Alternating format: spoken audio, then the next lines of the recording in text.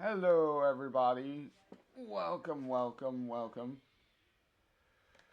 Here we go. Uh, Again, hello, everybody. Welcome, welcome in.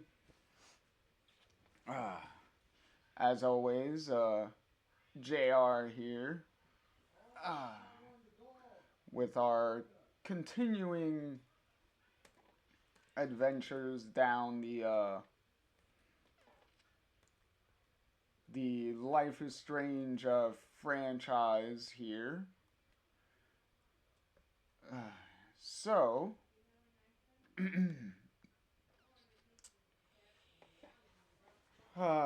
we got today the conclusion of the Partners in Time comic run. So today we will be finishing up this run. Oh boy.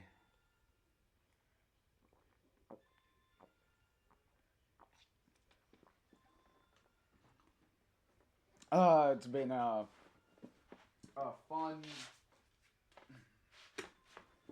fun journey here, but we are here.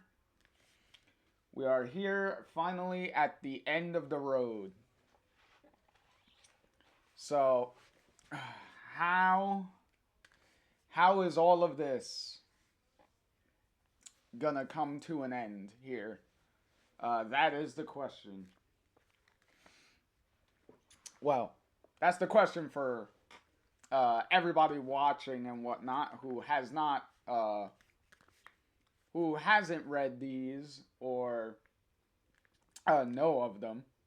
So, but for me, I already do. Like I know exactly how all of this is gonna end. But but always got the comics here, got the physical comic here just in case I need a more up close visual as we read through this here. But do we have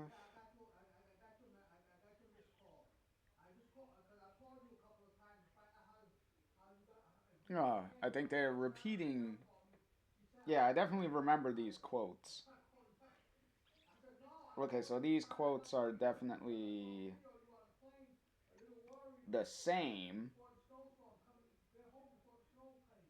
Yeah, this is definitely the same quotes.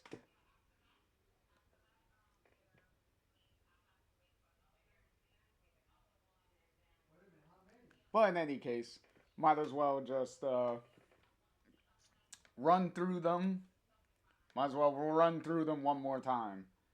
So, right on the front, right on the front cover, we have what was it? Bleeding Cool again, saying uh, this comic will leave you desperate for more.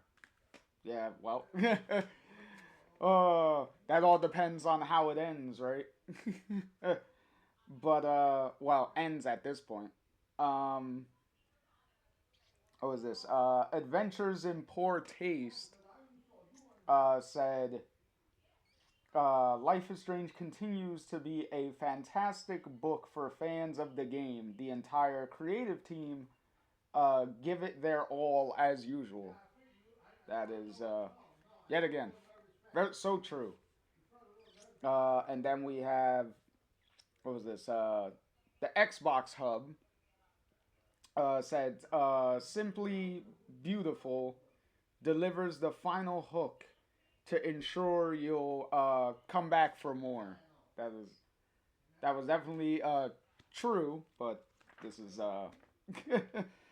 this is the end here, the end of the road. As the final book cover does say, this is settling dust. So the dust is finally gonna settle on this story here. So boom, jump on over here. Hey, Bo, how's it going, Bo? How you doing? How you doing? How you doing?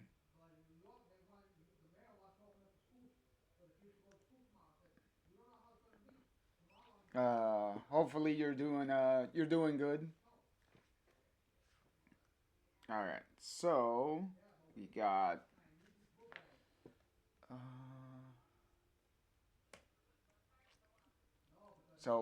uh, the front cover here, which is done by who did the front cover? The front cover was done by Gabriel uh, Pisolo. Gabriel Pisolo. Hopefully I'm saying that correctly, but they did the cover. This cover here. Really good job. Nice job. I like the what is it? I do like Max's design here. As she's on somebody's shoulders. Surprisingly, not on Chloe's shoulders. Like that would have been a fun little visual of Chloe giving Max a piggyback ride. That would have been fun. But you see Chloe right next to her over here. Uh so yeah, everyone's at the High Seas concert here because you see the High Seas banner name on the stage over here, and the lightning and everything to represent the storm. So there is that. Let me see.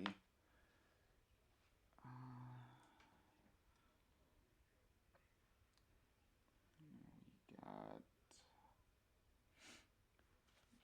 Uh,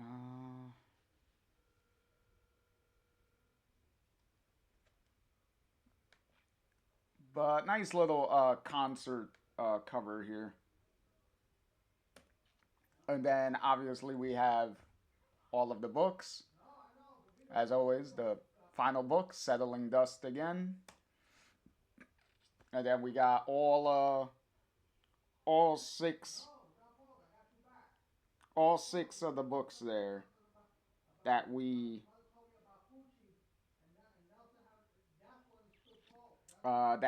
have gone over before. So, book one, Dust, two, Waves, three, Strings, four, Tracks, and five was Coming Home. And then book six, Settling Dust. So, uh,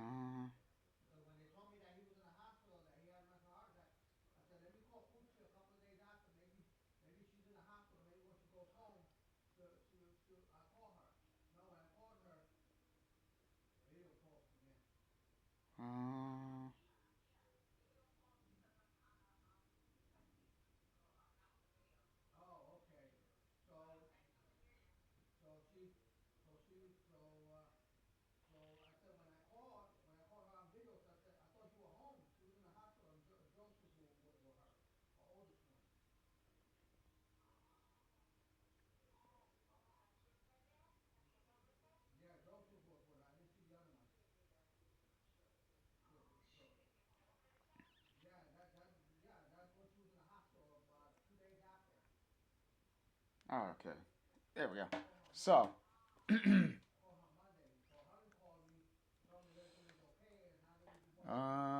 and we got our little Polaroid here. And then, as always, the credits to the entire Titan Comics team, and then specifically the creative team behind this comic themselves. As always, uh, writing by Emma Vicelli, and the main artwork by Claudia Leonardi. And then we have Andrea Izio with all the colors. So all the praise to all how the colors were handled and all of that definitely goes to her. And as always, we always have to have the original story and characters credit, as always, by Raoul Barnett, Jean Luc Cano, and Michael Kosh as with the original creators of Life is Strange itself. So always got to give credit to the always got to give credit to the people that created the franchise. So especially when we're blatantly using their characters. And then we have our previously on. Let me bring this up so I can read through it. Alright, so here we go. One last time. One last time here for the comics here. Previously on Life is Strange, Partners in Time. Mysteriously gifted with the power to rewind time, photography student Max Caulfield never anticipated that her strange temporal abilities would put her at the center of the dark secrets of Arcadia Bay. In a bid to save her oldest friend, Chloe Price, from being murdered and to find justice for the death of Rachel Amber, Chloe's closest confidant, Max's powers caused a hurricane which threatened to destroy Arcadia Bay. Max chose to sacrifice the town rather than lose Chloe once again. Afterwards, Max and Chloe moved to Seattle, but a year later, Max's abilities threatened to tear her apart. To stabilize her powers and her reality, Max jumped to another timeline where Rachel was still alive. Though 2 years have passed, Max never forgot where she came from. And now, with the help of Tristan, a boy with the power to phase out of reality, she's ready to push her powers to their limit if it means to finally get back home. And then we have, what was it? The little picture of Chloe there getting into the camper van Gladys, and as always, the nice little Rachel poking her head out of the window there. Um,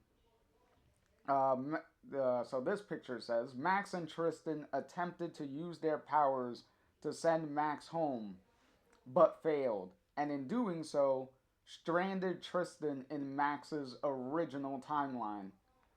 Across the realities, Max, Chloe, and Rachel and their friends, the band The High Seas, embarked on a road trip from Los Angeles to Florida.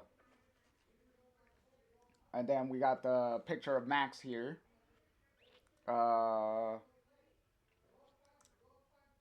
this picture says, while on the road, stormy weather fell a tree directly into the path of the High Seas tour van, who, in one reality, overturned to avoid collision. Without assessing the damage, Max rewound the accident, but in doing so, she also forced Tristan, who had just jumped across, back into the original timeline. And then we got a picture of Pixie here. This picture says, this incident cemented something that Pixie in both timelines had suspected about herself for a long time. long while. Uh, in a limited fashion, Pixie can see potential futures and change outcomes to avoid them. With this ability, Pixie helped Tristan reunite with Max. And then we have the picture of Pixie and Max with the spilled coffee here. Um, so this picture says, with Tristan now able to travel the timelines freely, Pixie helped Max train and push her powers further. Max discovered that she could rewind time only for specific objects or events rather than affecting everywhere all at once. A revelation she called pocket time. And then we have the picture of Pixie and Chloe here. And this one says, across the timelines, a plan was laid out to finally reunite Max and Chloe at the Florida Festival, where the High Seas was performing. More than a few surprises were in store. However, when a familiar face from Blackwell Academy appeared as part of the festival crew, and then we got the picture of Chloe here at the bottom. However, the biggest surprise came in the form of an unexpected storm, one that threatened to not only cancel the festival, but blow it away completely. But Max won't let another storm stop her. In fact, it may even be the key to returning home. Okay. Alrighty. So, we got that. Uh, got a nice little road map and stuff, and little coffee cup stains of where it was placed. And then, as always, we got the nice little cast of characters bio here.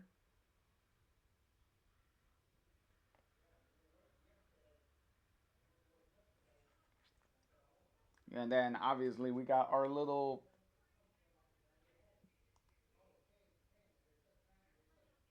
uh, little little brief descriptors of some of the characters.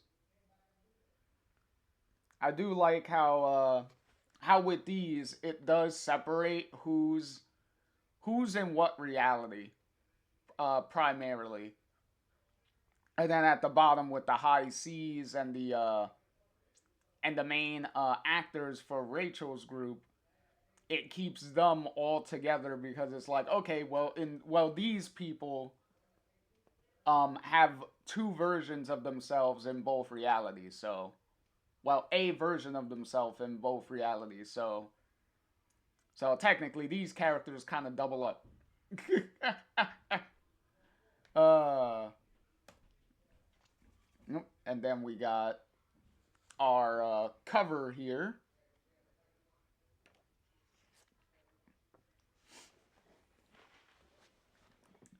So we got our cover, and then what do we?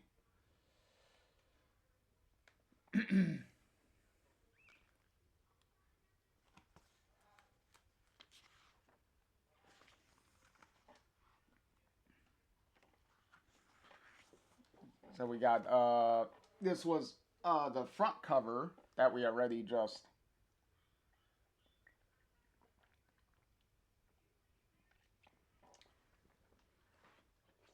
already talked about. Okay. And then we got our video game variant cover, which this one is the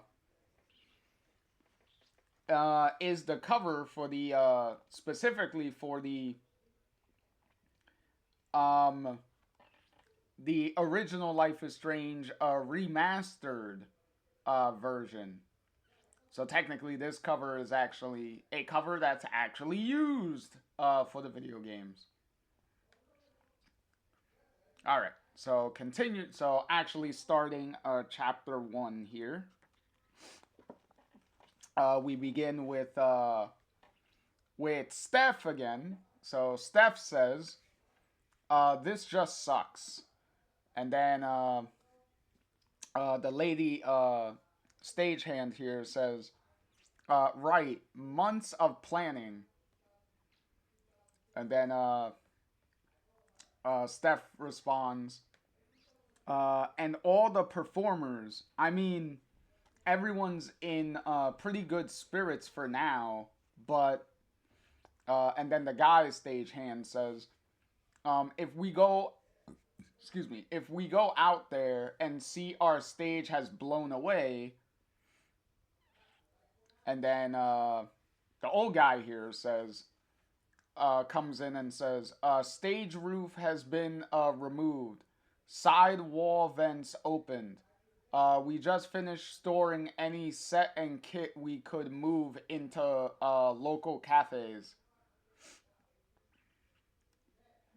And then the old guy continues to say, "So hand out provisions and rest. It may not make landfall. And if it does, nothing we can do about it." As he puts a comforting hand on Steph's shoulder here. Okay, so Steph says, "Not like we can tell a storm to please go away, I guess." Oh, and then we got Rachel, Max, and Chloe in the corner here by the underground parking lot pillar here. And then Max says, "It's all about heat and air pressure. I think if I can just rewind those elements, then it'll be like picking strings. Uh, no, stitches. Without affecting anything around it." And then Rachel Chloe says, "This is straight up crazy, but in the cool way." And then Rachel says, "Well, the selfish part of me is grateful you might save my Shakespearean debut." And then Rachel continues, sadly, the other selfish part of me keeps thinking. And then Rachel Chloe sadly continues that this really might be the one. Uh, and then Rachel Chloe continues, the actual goodbye. And then Max says, I wish there was a." And then Rachel Chloe cuts her off. Um, Max, stop. We coped for years without a Max Caulfield in our lives. And then Rachel Chloe continues, "We can cope again. It's not all about you after all." And then Max says, "Right." And then Rachel Chloe here grabbing Max's wrists here, well, wrist and hand, says, difference is, now we have amazing memories of a life with you in it. And I wouldn't change that for the world." Oh, and then they get and then Rachel, Chloe, and Max get a big hug. And hey, somebody is left out of this hug. Like, yes, Rachel is smiling and watching, but hey, you need to get her in there. Exactly. And then Max and Max and Chloe says, "Get in here," and then they pull Rachel into the hug. And then Max says, thank you for everything. And then we get a nice little full page hug with all three of them. Yay! I do like how Max has a arm, has both her arms around both of them. There, that's all right. So as we keep going here, so Rachel Chloe says, "You know I'm coming out there with you, right?" And then Max says, "I think you kind of have to be there for it to work, honestly." That is true. And then Rachel Chloe says, "Oh yeah, I almost forgot how important I am for a minute." And then Rachel sarcastically tells Max, "I'm stuck with this, Max." And then Max responds, "You love it, really." Jokes. We got jokes at the end here. And then Rachel says, "And hey, this next bit is all you two. So I'll be here. So I'll be waiting here." And then Max says, you're sure?" And then Rachel says, "This isn't my story. It's yours." And then Rachel, grabbing both of their hands, says, "So you gotta finish it." Fucking hell. Oh, and then Rachel Pixie coming over to join the three of them. So, in the background here, we have, I think the first, I believe that's Rachel Zach. So Rachel Zach says, "I'm thirsty." And then Rachel Lauren says, "I said you can have some of my." And then, hey, the random black haired character is back again, who did not have a name despite the speaking lines that they had several times. Says, "The crew are literally handing out bottles over on the side of the shelter, Zach." Yeah, exactly. Get your ass up and go get it. Um, so Rachel Zach says, "Lawrence, go get me one." And then Rachel Lawrence says, "I mean, I could."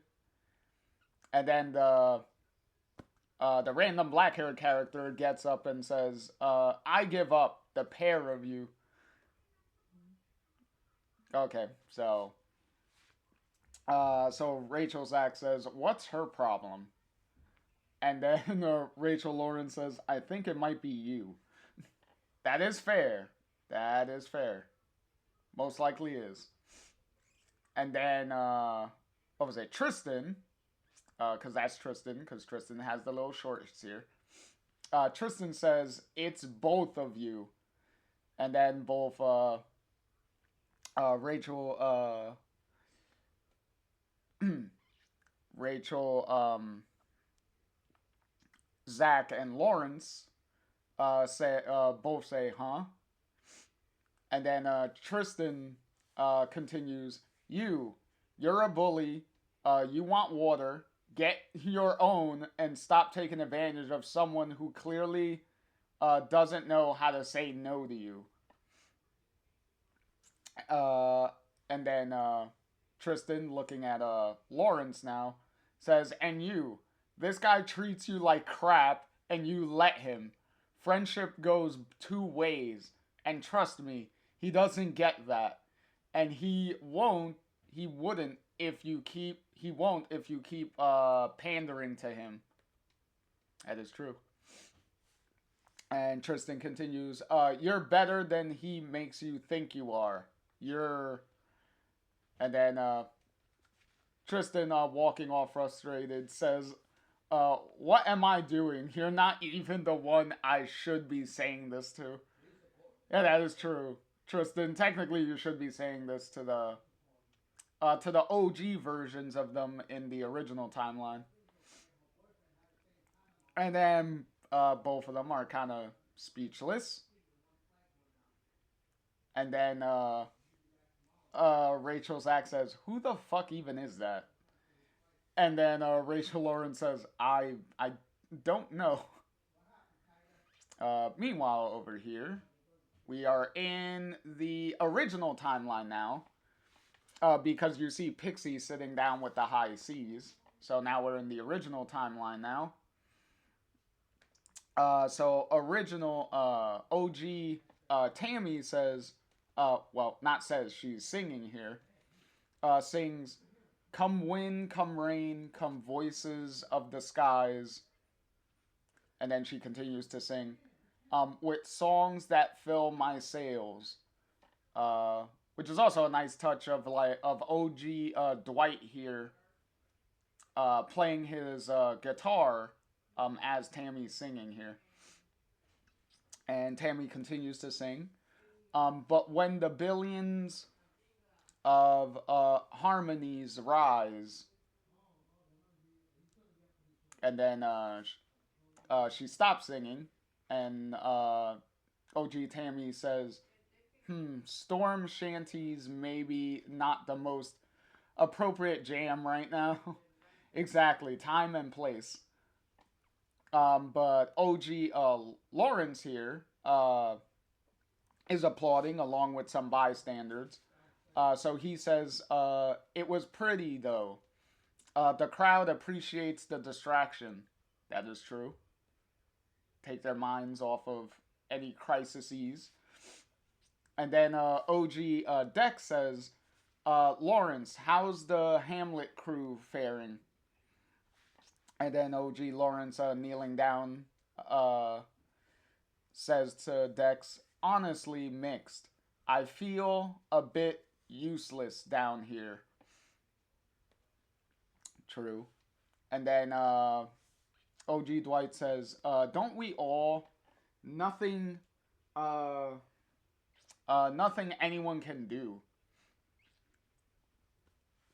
And then OG Lauren says, "I've been messaging Tristan, but no reply. I'm worried he's out there." That's true. That's understandable. Well, not true, because we know he's in the other timeline, but uh, OG Dex says, "Honestly, we thought the same. Not seen him since, since setup." And then OG Pixie says to Lawrence, "Like I said, this isn't the only shelter, right?" And then OG Lawrence responds, "True. Maybe he was closer to one of the other." And then OG Chloe cuts him off and says, "He's all good." And then OG Lawrence, waving at Chloe, says, "Ah, Chloe, hello." And then OG Chloe continues, "He messaged, he's in a shelter. His phone battery was about to die." Nice excuses, as Chloe brings some water for everybody. OG Lawrence says, "Oh, he messaged you." And then OG Chloe says, "Said to tell everyone not to worry, especially Lawrence." And then OG Lawrence, pointing at himself, says, "Especially me? He mentioned me?" Ooh, somebody's happy. And somebody just realizing how excited they are is a little embarrassed. So OG Lawrence embarrassingly gets up and says, "I mean, good. That's good. I'm glad he's safe, and that's good." And then OG Lawrence continues, "I should check back with, with the rest of the acting crew." Yes. So OG Tammy says, "Sure thing, man. You do you." And then as everyone is sitting back down here, OG Dex says, "Aw." And then OG Dwight says ditto. And then OG Pixie, putting her hand on Chloe's shoulder, says, how's your friend, Chloe? And then OG Chloe responds, not great. You don't go through what she did and not hate this.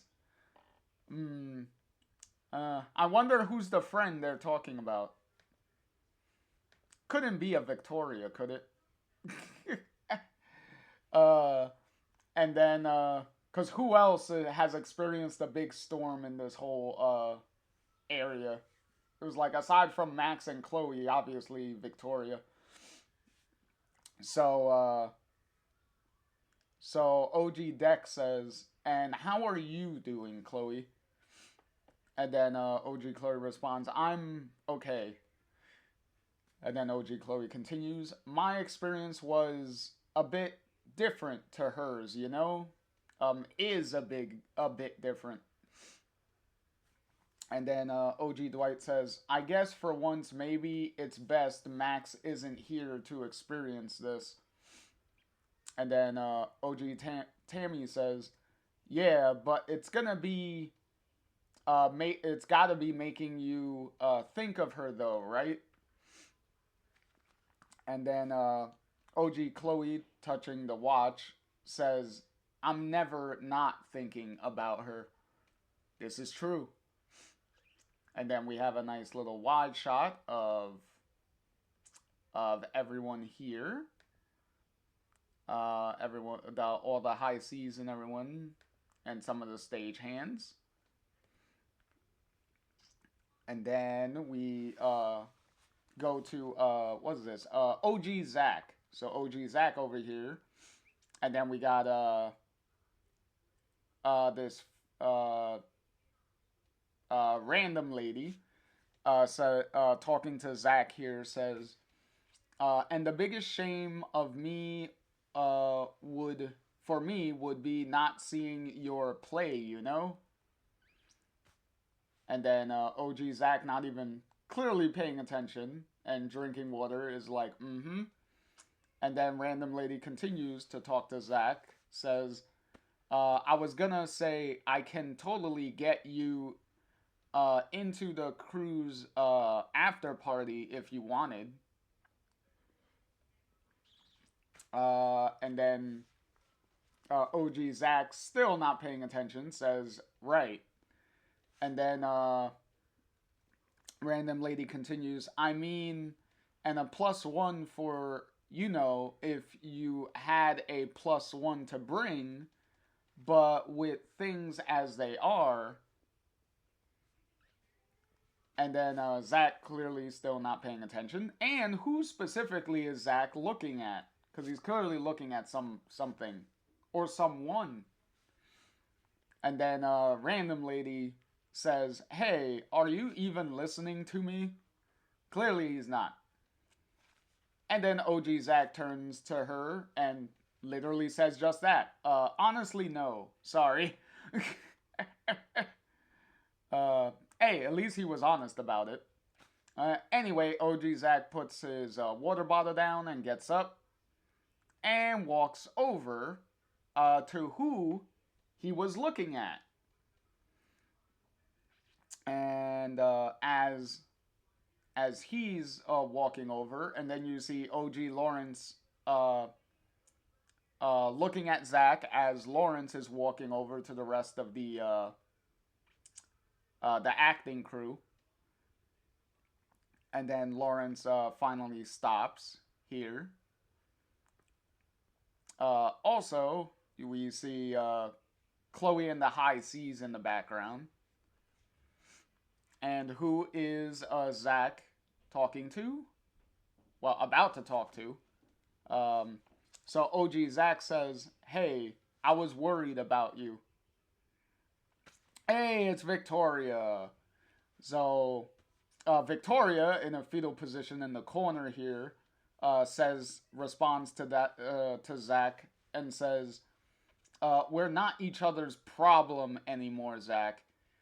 You're not my boyfriend, remember? And then OG Zach starting to sit next to Victoria, says, can't I worry about you as a friend? And then Victoria just silently here thinking. So OG Zach says, I'll leave if that's what you want, but I know you, Victoria. And OG Zach continues to say, I know what you've been through. So even if all I can do is sit here and be with you, I'll do it. And then OG Zach continues to say, but if you need to be alone, then. And then Victoria just grabbing him in a big hug here. Victoria says, stay. I don't want to be alone through this again. And then, obviously, Zach was a little surprised there. So OG Zach, grabbing Victoria too, says, I'm not going anywhere, okay? And then OG Zach says, continues to say, we're all gonna be just fine. Ooh, and then Tristan poofs in, conveniently behind the pickup truck, so that way no one sees him. So convenient.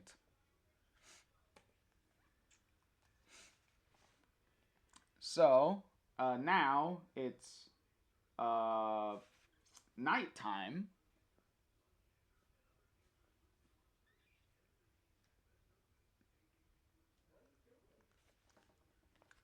And the lights are off, and we got some little lantern lights to brighten the area.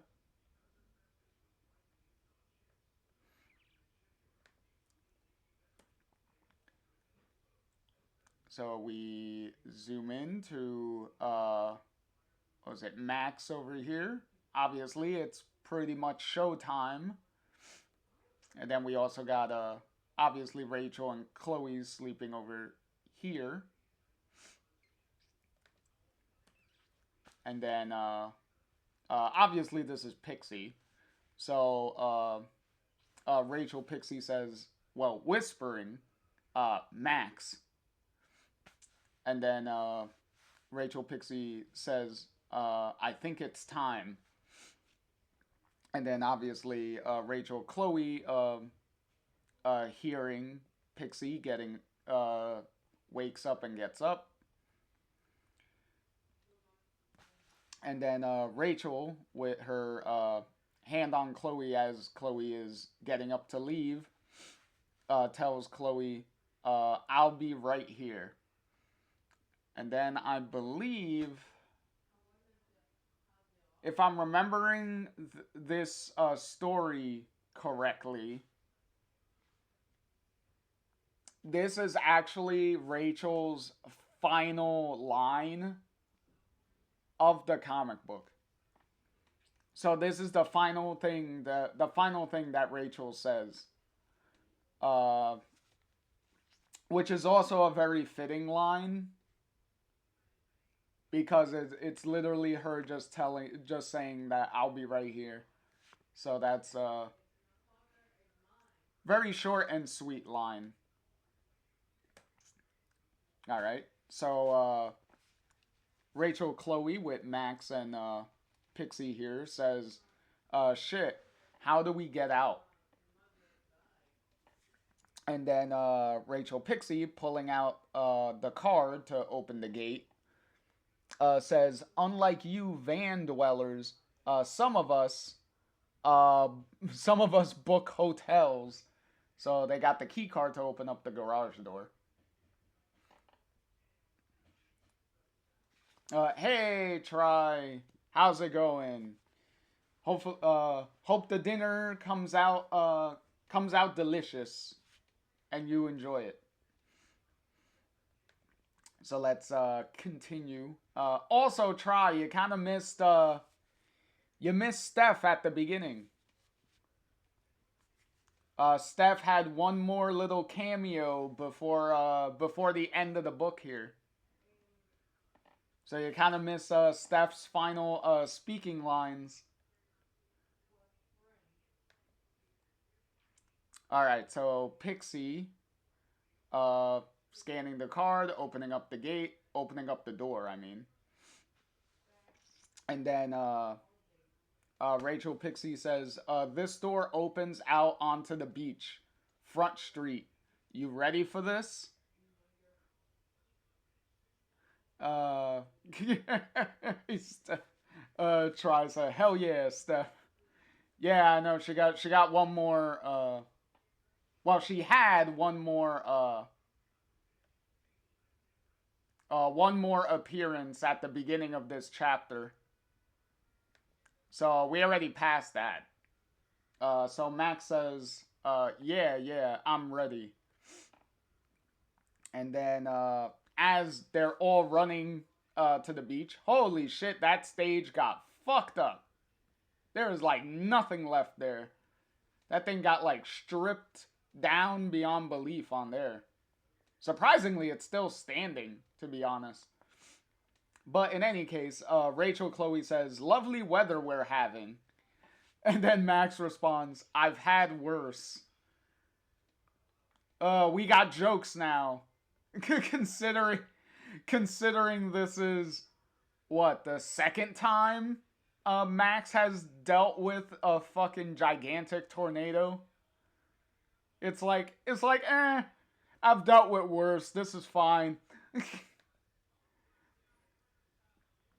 And then Max, avoiding a trash can lid about to hit her, with Rachel Pixie pulling Max out of the way from getting hit, says, you can thank me later for the teeth I just helped you keep. Oh, wow. Max almost became Evan. If anyone remembers the final episode of the original game, Evan could die in the original game by getting hit in the face, getting hit in the head with with something. He gets hit by some debris and ends up getting killed that way. So, and Max can literally do what Pixie just did and just rewind and pull and get Evan out of the way from getting hit. So a nice little callback where Max was about to be on the receiving end of getting hit by debris, but Pixie being the one to save her from getting hit. So that's nice. And then Rachel Pixie says, actually, you may be a little busy. And then Rachel Chloe says, holy fuck, you really think you can manipulate that thing? Yeah, I know, you see the huge ass tornado in the background. Deja vu all over again, indeed. So Max says, yeah, I know I can. So Max is very confident here. So Max continues to say, but where's Tristan? I need his door to be able to affect the other side. And then I believe that is Tristan, right on cue, says, "Aw, shit." And then Tristan continues to say, the ground is a little higher that side. He fell on his ass when he poofed in a little bit. That's funny, actually. Funny little joke there. All right. So we get a nice little shot of the big-ass tornado here. And then now we're back in the original timeline. So obviously, like they said, this tornado is affecting both realities. So both realities are experiencing a tornado at the same exact time and place.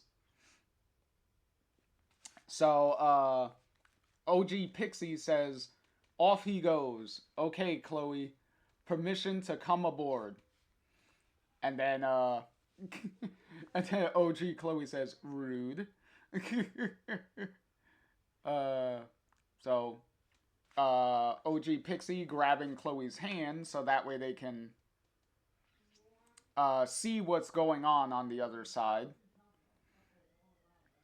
And then OG Pixie says, whoa. And then OG Chloe says, something happened. I can't see anything, Pix. And then OG Pixie responds, we'll know for sure in a second.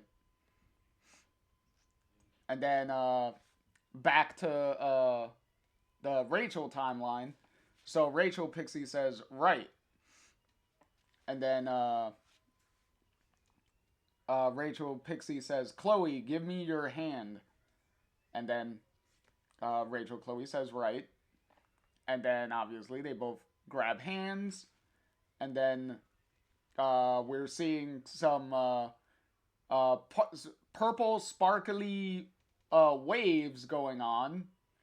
So I'm assuming so obviously a visual representation that something is happening with across both timelines here. So Tristan says, whoa, you guys feel that? And then Max says, yeah. And then Rachel Chloe asks, it's working? And then as Tristan and Max get up on the stage, Tristan says, Max? And then Tristan continues, Max, what if I disengage, run away? And then Max responds to Tristan and says, you're not that person anymore. You have things to fight for, right? And then Tristan, with a smile, says, yeah, you've got this. And then Tristan continues, we've got this. See you on the other side. And I mean it this time. And then as I do like how they both go back to back with that. Max and Tristan back to back as they get ready to do what they gotta do.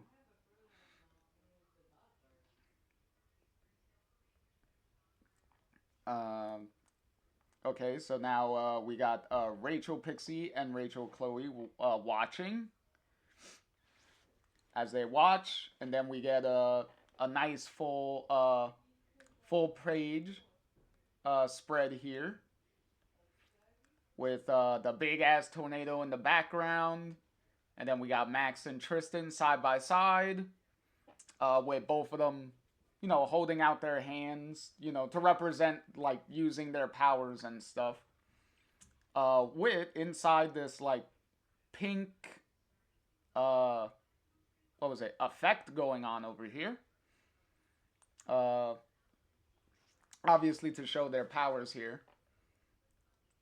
And then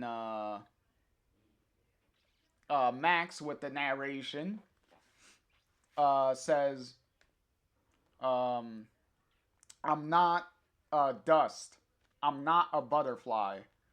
And then in the OG timeline, OG Pixie says, whoa.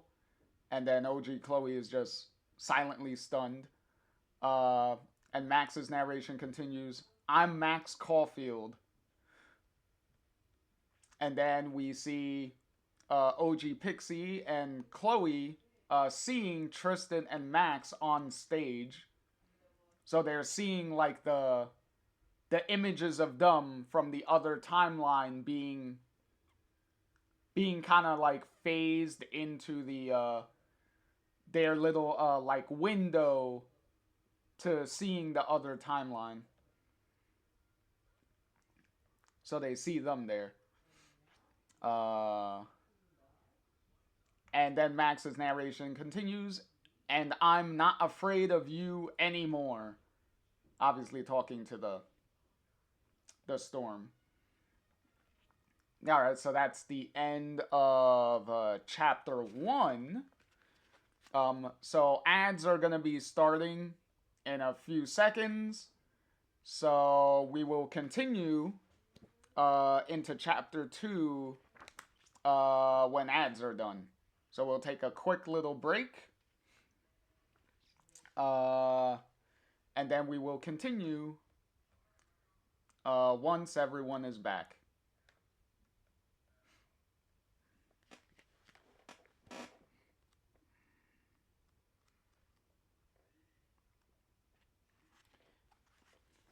Oh boy. Ooh, that actually went that chapter actually went by a lot quicker than I thought it was gonna be.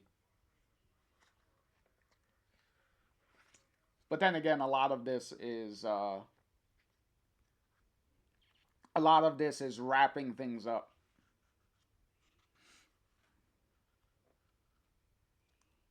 Because this is giving all of the characters their last little scenes, their last little moments as we wrap up the story here. Because the next chapter is technically the end. The final 2 chapters in this book, you can kind of treat it like an epilogue, pretty much. So just to show how everyone is kind of like after the actual like end of the story. So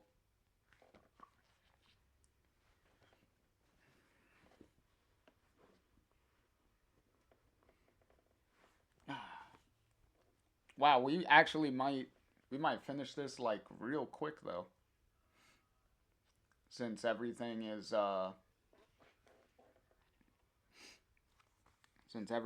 almost done.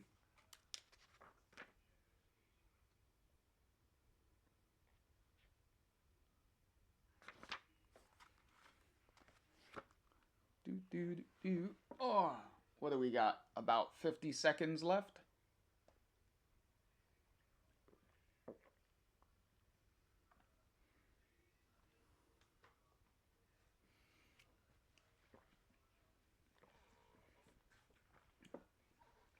Ah. Mm-mm-mm.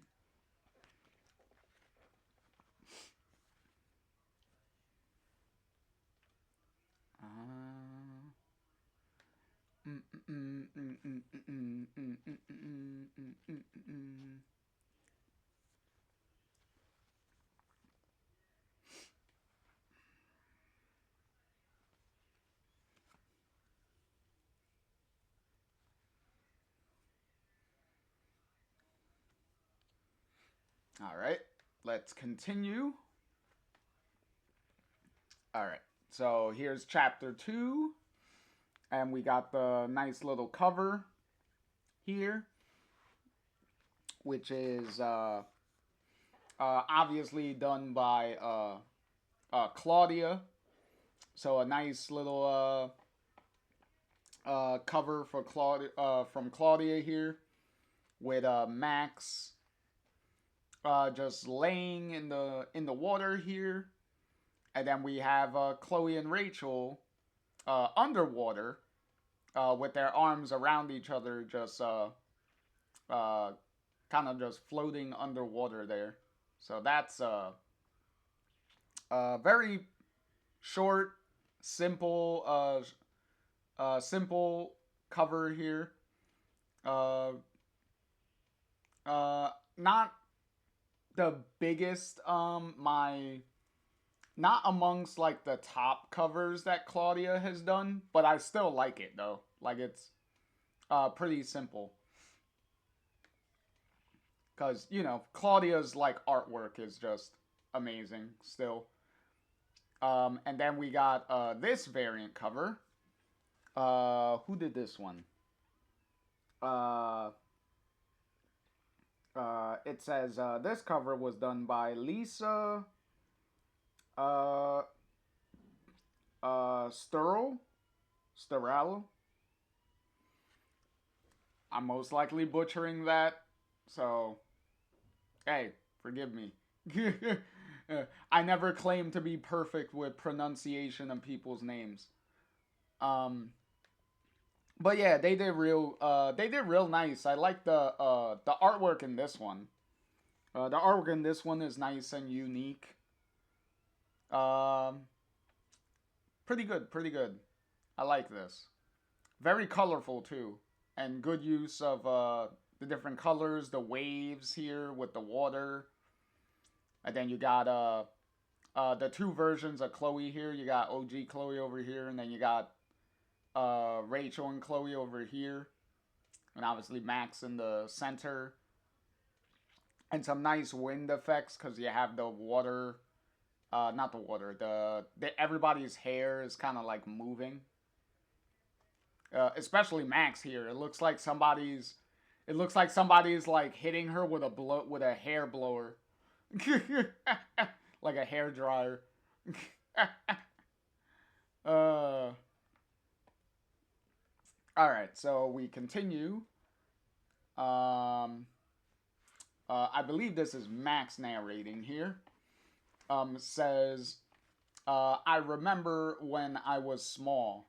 My mom had a bag of wool.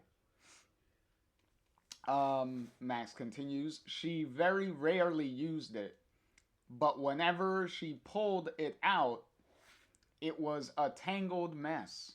Well, technically, a ball of yarn is that way. Um, and then can get that way. I should say a ball of yarn can get kind of tangled up if you're not careful.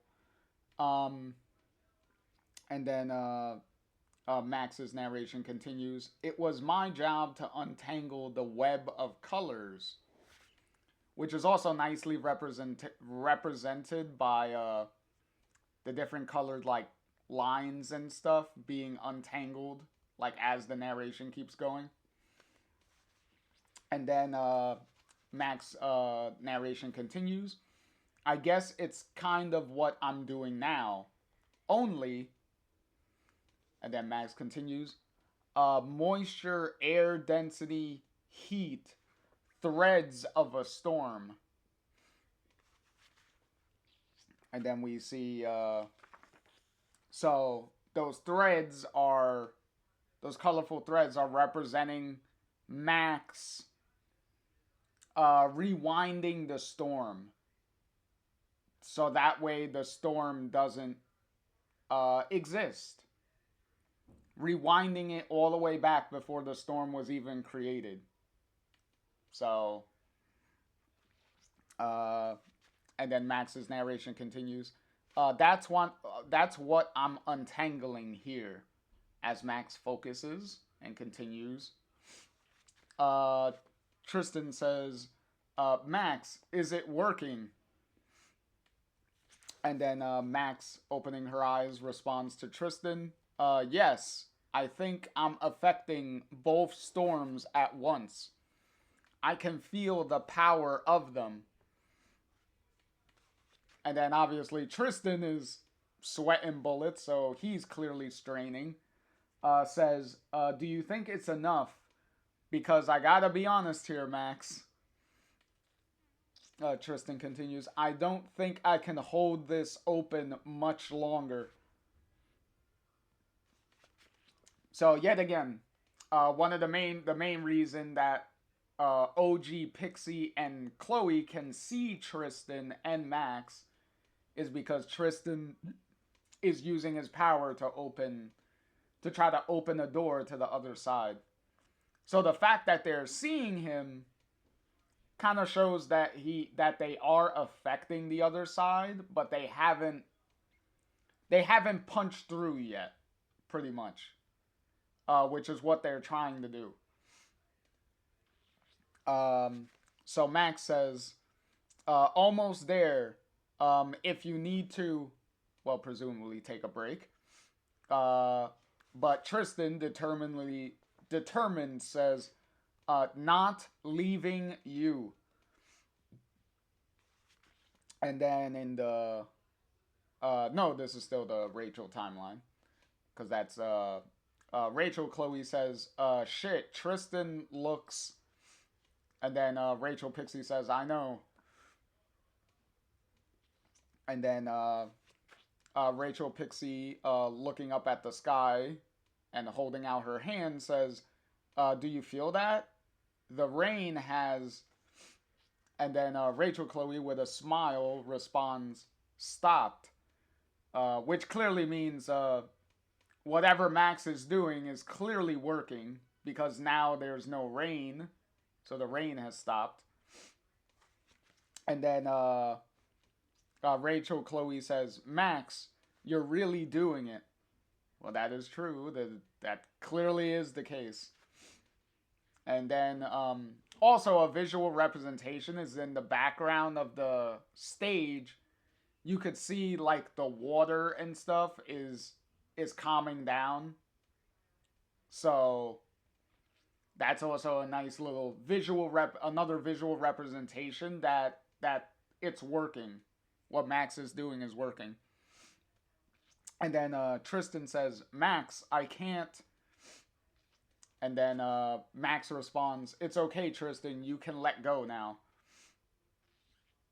And then as Rachel, Pixie, and Chloe watch, and then Max saying to, well, specifically to Rachel, Chloe, says, don't you forget about me. No, don't you forget me, I mean.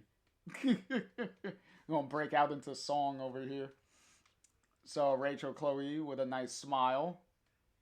And then we see the clouds parting. And we see some clear skies.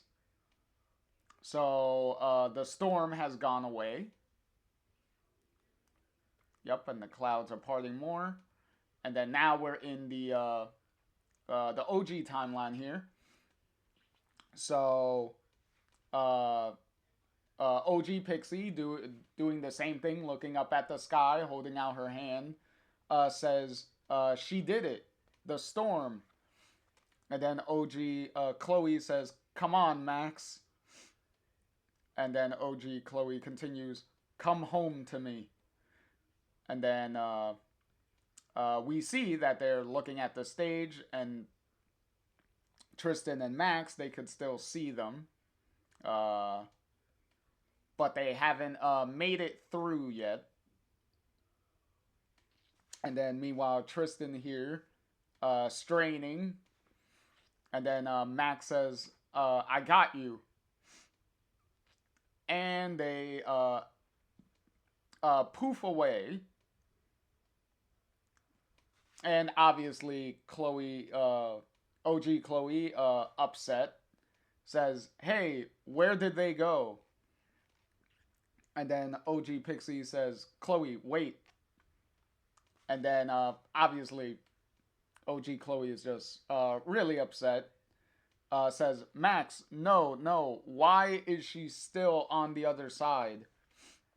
And then, obviously, OG Pixie still trying to get Chloe's attention and keeping a hold of her hand as OG Chloe yells, Max. And then OG Pixie says, Chloe, don't let go. She's not on the other side either. Yeah, well, that means her and Max and Tristan can only be in one place. And then OG Pixie says, I think she's somewhere in between. Exactly, the transect. So Tristan, obviously looking very exhausted, on his knees here. And then he opens up his eyes.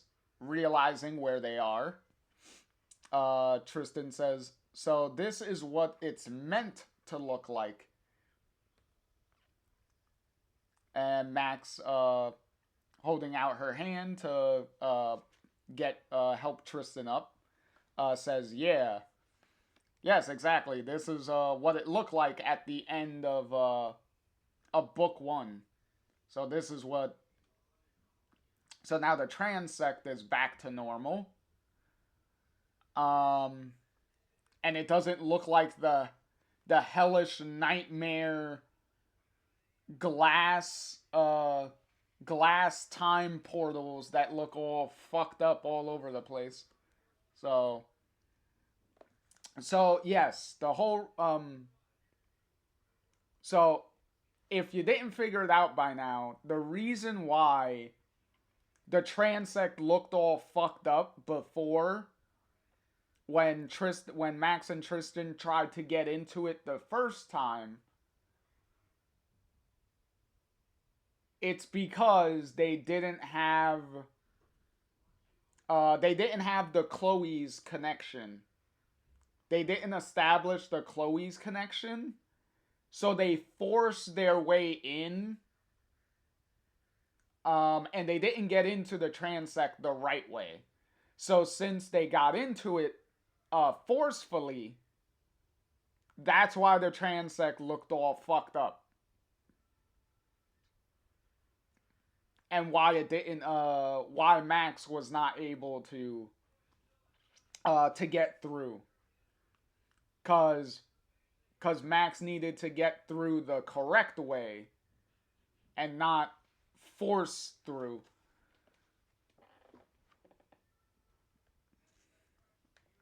So now everything's back to normal.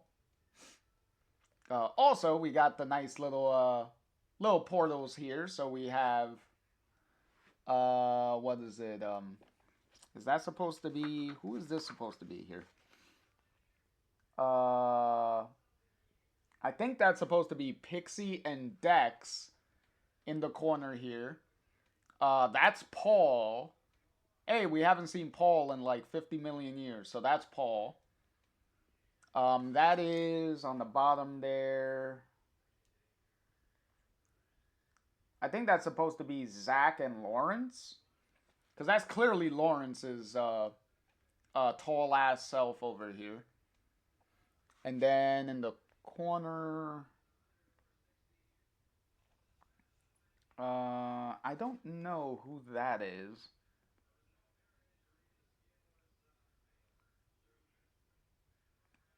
I don't know. Could be anybody. I just know that they're looking at a book or something, but I don't know. I don't know. Take your guesses on who that might be.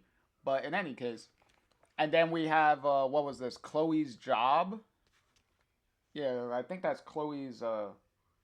Rachel Chloe's job. What was it? Yeah, Perry's Motors. I believe. Max's legs are kind of blocking the other name, but I'm pretty sure that's Rachel Chloe's job. So anyway, as Max helps Tristan up, Max says, "Are you okay?" And then Tristan says, "I'm fine. I'm surprisingly fine, actually." After being that exhausted and that strained, Tristan says, "This must be how it feels to fly first class. Normally, I just sort of fall into the other side." Well, that's one way of putting it, Tristan. As Max kind of smirking there.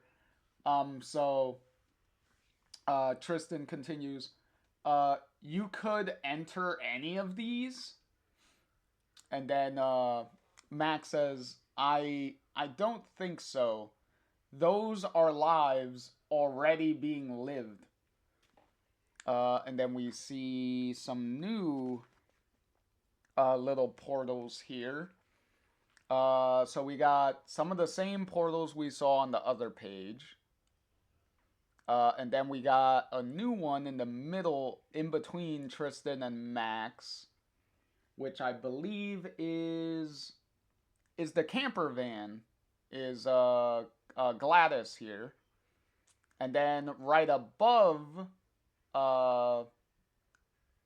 above them, in between, still in between Tristan and Max here, is a scene of them at the Grand Canyon with Max, Chloe, and Rachel at the Grand Canyon in, what was that, book 3, 4? I think it, no, 4. It was book 4. Because book 3 ended with them about leaving on their road trip. So, okay. So, Max pointing says, you're sure about this? If your power's spent, you'll be. And then Tristan interrupts and says, I'm sure. It may not be where I started. What Max is bringing up here is pretty much telling Tristan that, like, if your power is spent after we make the jump, you're probably not going to be able to go back. Like, that's... Like, you'll be stuck in the original timeline is pretty much what she's getting at. And Tristan continues, but I think it's where I'm meant to be. That's fair. And then back in the original timeline, so OG Pixie says Chloe, and then Chloe over here with her head down and eyes closed. OG Pixie says, Chloe, look. And then Chloe opening her eyes, raising her head. And then Chloe starting to move.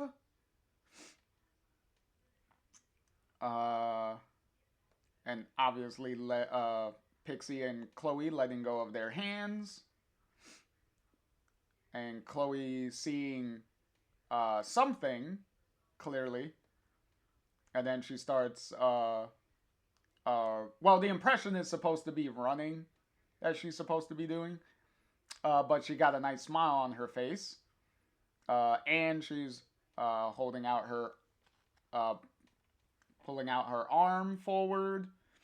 And she's starting to have tears running down her face. Which is very clearly very obviously what's happening here. And then as Chloe is lunging forward with tears in her eyes, and continues, and boom, a nice little big old, this is technically a 2-page spread, because in the comic book it's literally 2 pages. So this is a big 2-page spread across here of Max finally jumping through and coming right back. And very appropriate that as she's coming through, Chloe is there to grab her with her, like, open arms, like, to grab her. And then, boom, there you go. Right through the portal. And right into Chloe's arms with tears in her... Well, both of them technically having tears in their eyes.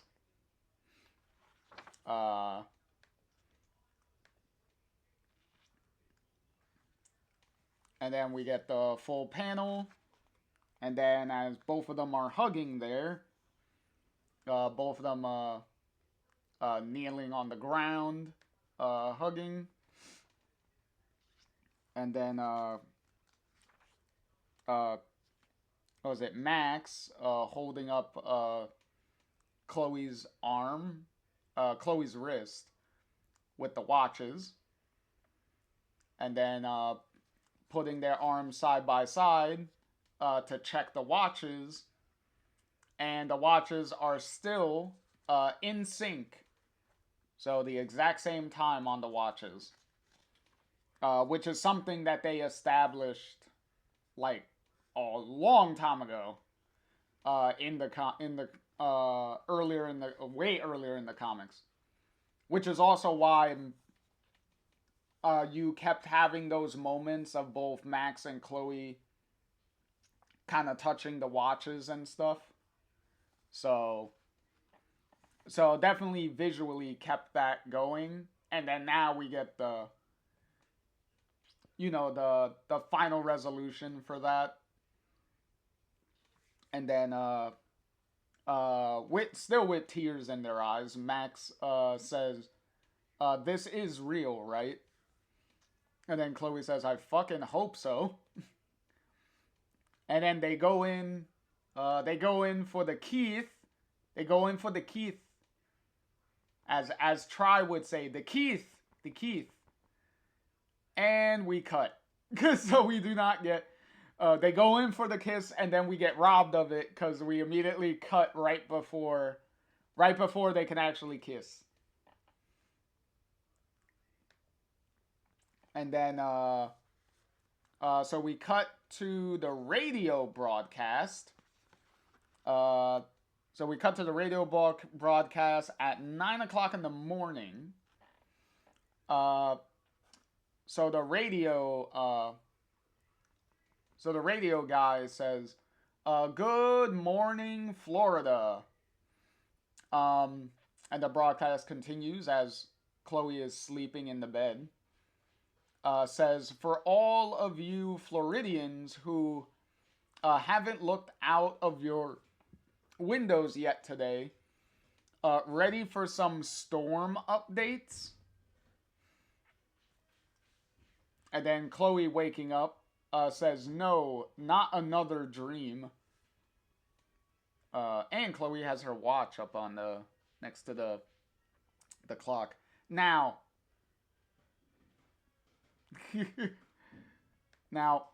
let's keep going. And then Chloe about to turn off the radio here by slamming it with her fist. The broadcast continues. The headline is, "What storm, folks? If you're confused today, you're not alone." And the broadcast continues as Chloe realizes what the radio broadcast is saying.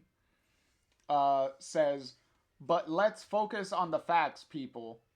What was expected to be a disruptive, dangerous weather event turned out to be a meteorological kitten." And as Chloe is stunned at what she's hearing, the broadcast continues. "It's especially good news for the annual Art of the Sea Festival. Woohoo! Promises to be a feast for a feast for the senses, according to its organizers." And as Chloe is about to look over on the other side of the bed, the broadcast continues. "So guess what? No refunds on those tickets now, because the big bad storm is gone, and the show will go on."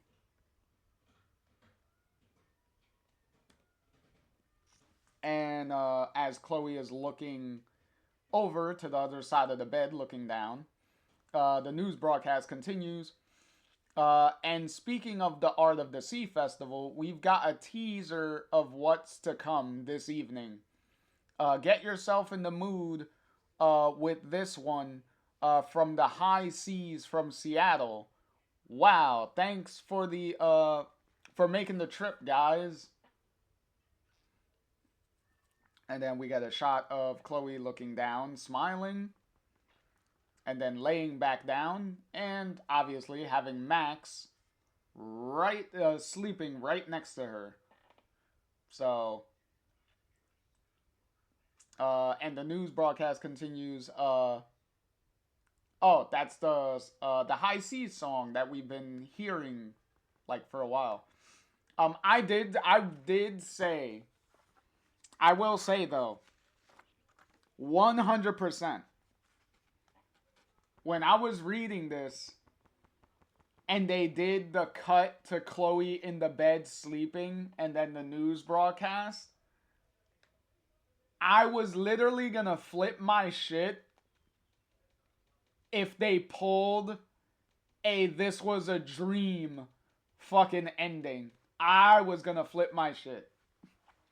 But thankfully, Emma is a lot better of a writer there. So her doing a cheeky fake out there was well played, but also potentially gonna give people heart attacks because "this was a dream" ending would have been one of the worst ways to end this, especially after so long of the comics running. After several years of following the comics, that's the last thing anyone would want. "This was a dream" ending. So the High Seas song says on the radio, as usual, they say forever is a long time, but I don't hear a word they say. They say forever is a long time, but I guess I must have found a way. And as Chloe here puts her hand on Max's face as Max is still sleeping, and Max wakes up, and both Max and Chloe say "hey" to each other. And then the song continues, to bend the rules and surf the tides of time.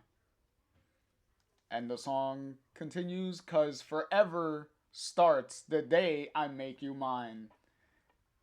And then finally we get the kiss that was robbed when they did the cutaway right before they were able to finish to actually do the kiss. Yay! And then we get a nice little pan out, the full page there. Well, the full half of the page, because it's about half of the page that the kiss takes up.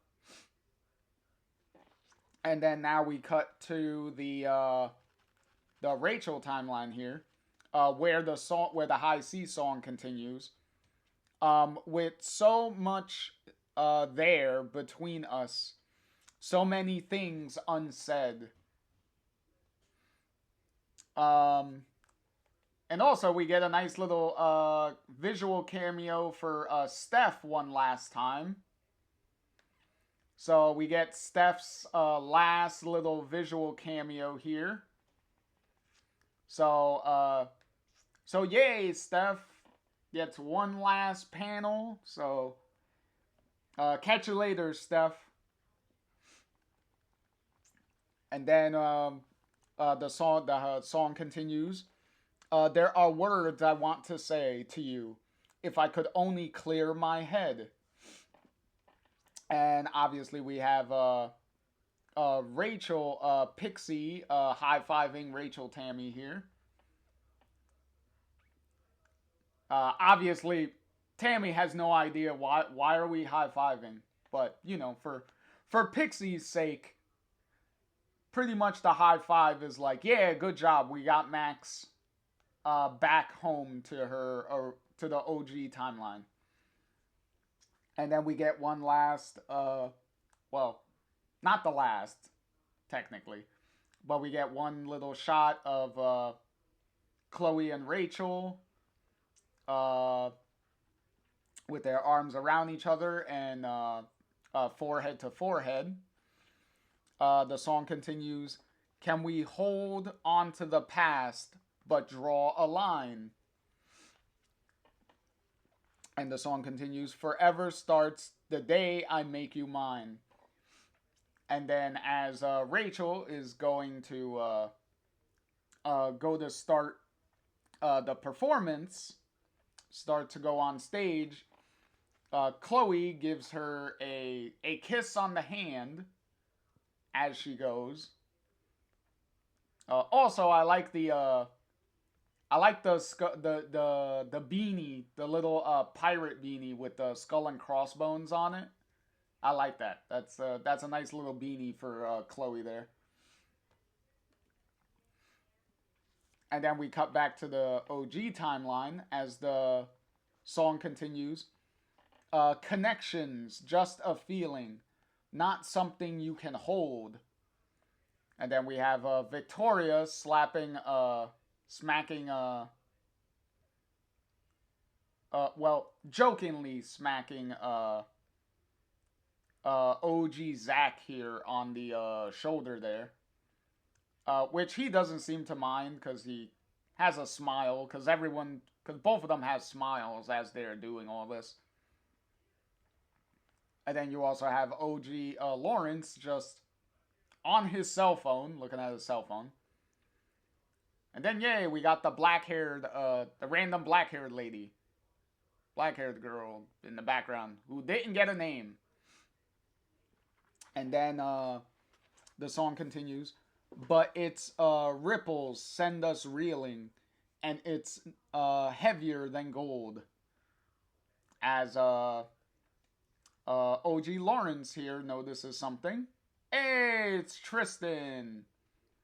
So Tristan made it, and he's meeting up with Lawrence here. And the song continues, and when you find it, bind it fast, entwine. And the song continues, forever starts the day I make you mine.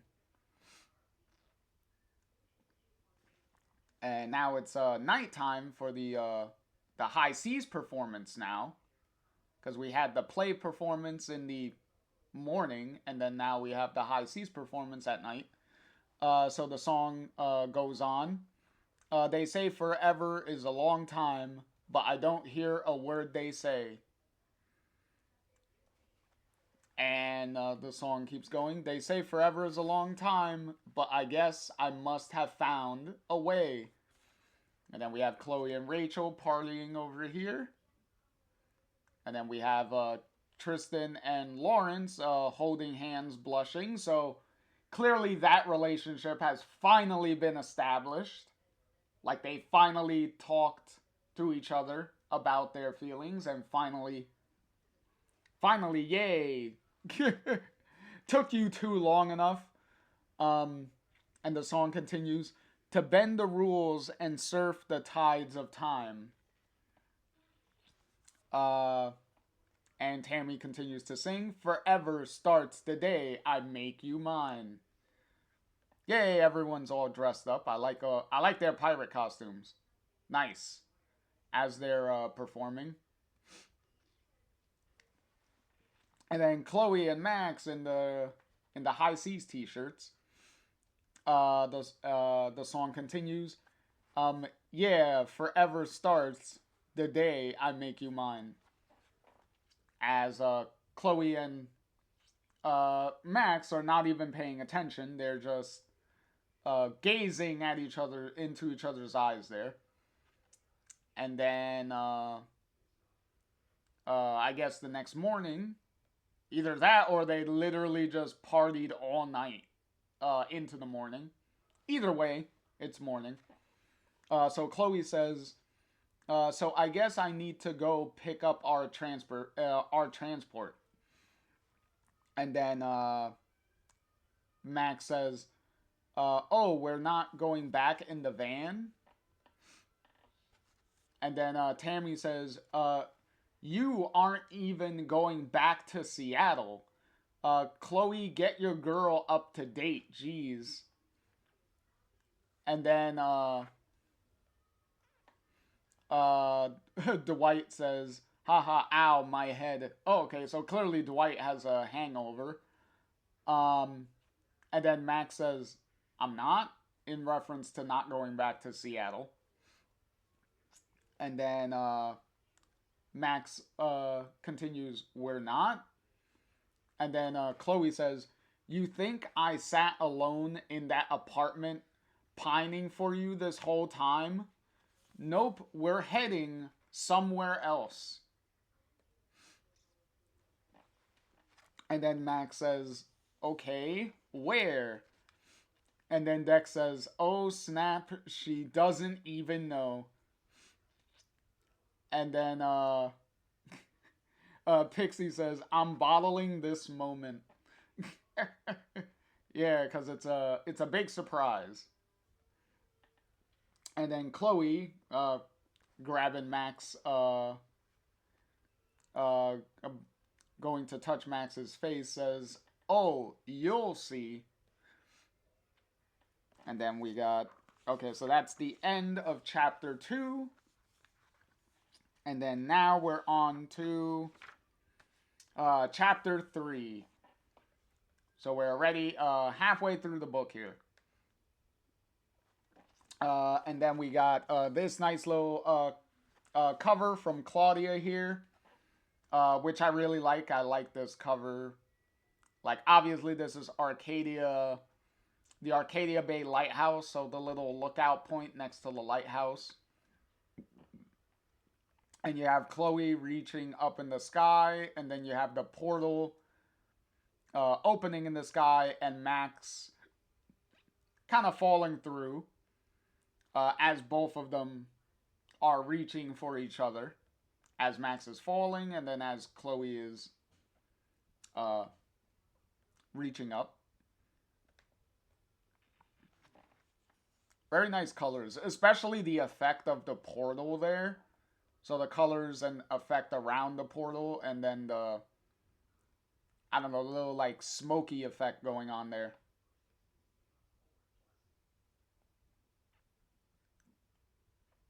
Uh, hey, Jaquette. Just stopping in, saying hello. Jaquette said that image is really pretty. Yeah, it is. It is. Claudia does amazing work throughout this whole thing. Her covers are really good. And then we got another variant cover with who did this variant cover? Oh God, an easy name to say. Jess Taylor or Tyler, however, whichever way you want to pronounce it. That's a finally an easier name that I'm not like stumbling over my words so much. Um, but yeah, so we got what was it? Chloe obviously reaching out her hand to Max as she's getting, what was it, sucked into the portal here with a bunch of Polaroid pictures all around as Max is kind of screaming here. And we get a couple of blue butterflies around. So that's sweet. And then we got, here we go. Chapter 3. How many minutes we got left? Oh, we got like 16. We could definitely get through a bunch more before the next ad break. Okay, so Max says, because this is Max saying, talking here, says, "I know you said we weren't going back to Seattle, but," and Max continues, "I don't think I expected," because clearly they're not in Chloe's truck here. What, expected to be back in Arcadia Bay? Why not?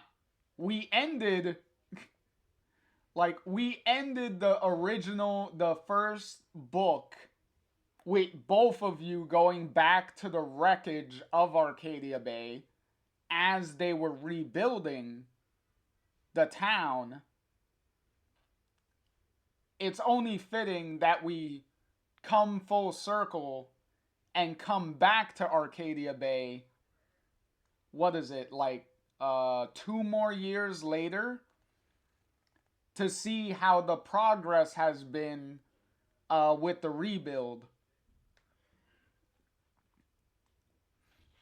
And then Max continues, I can't believe I'm really here in our Arcadia Bay.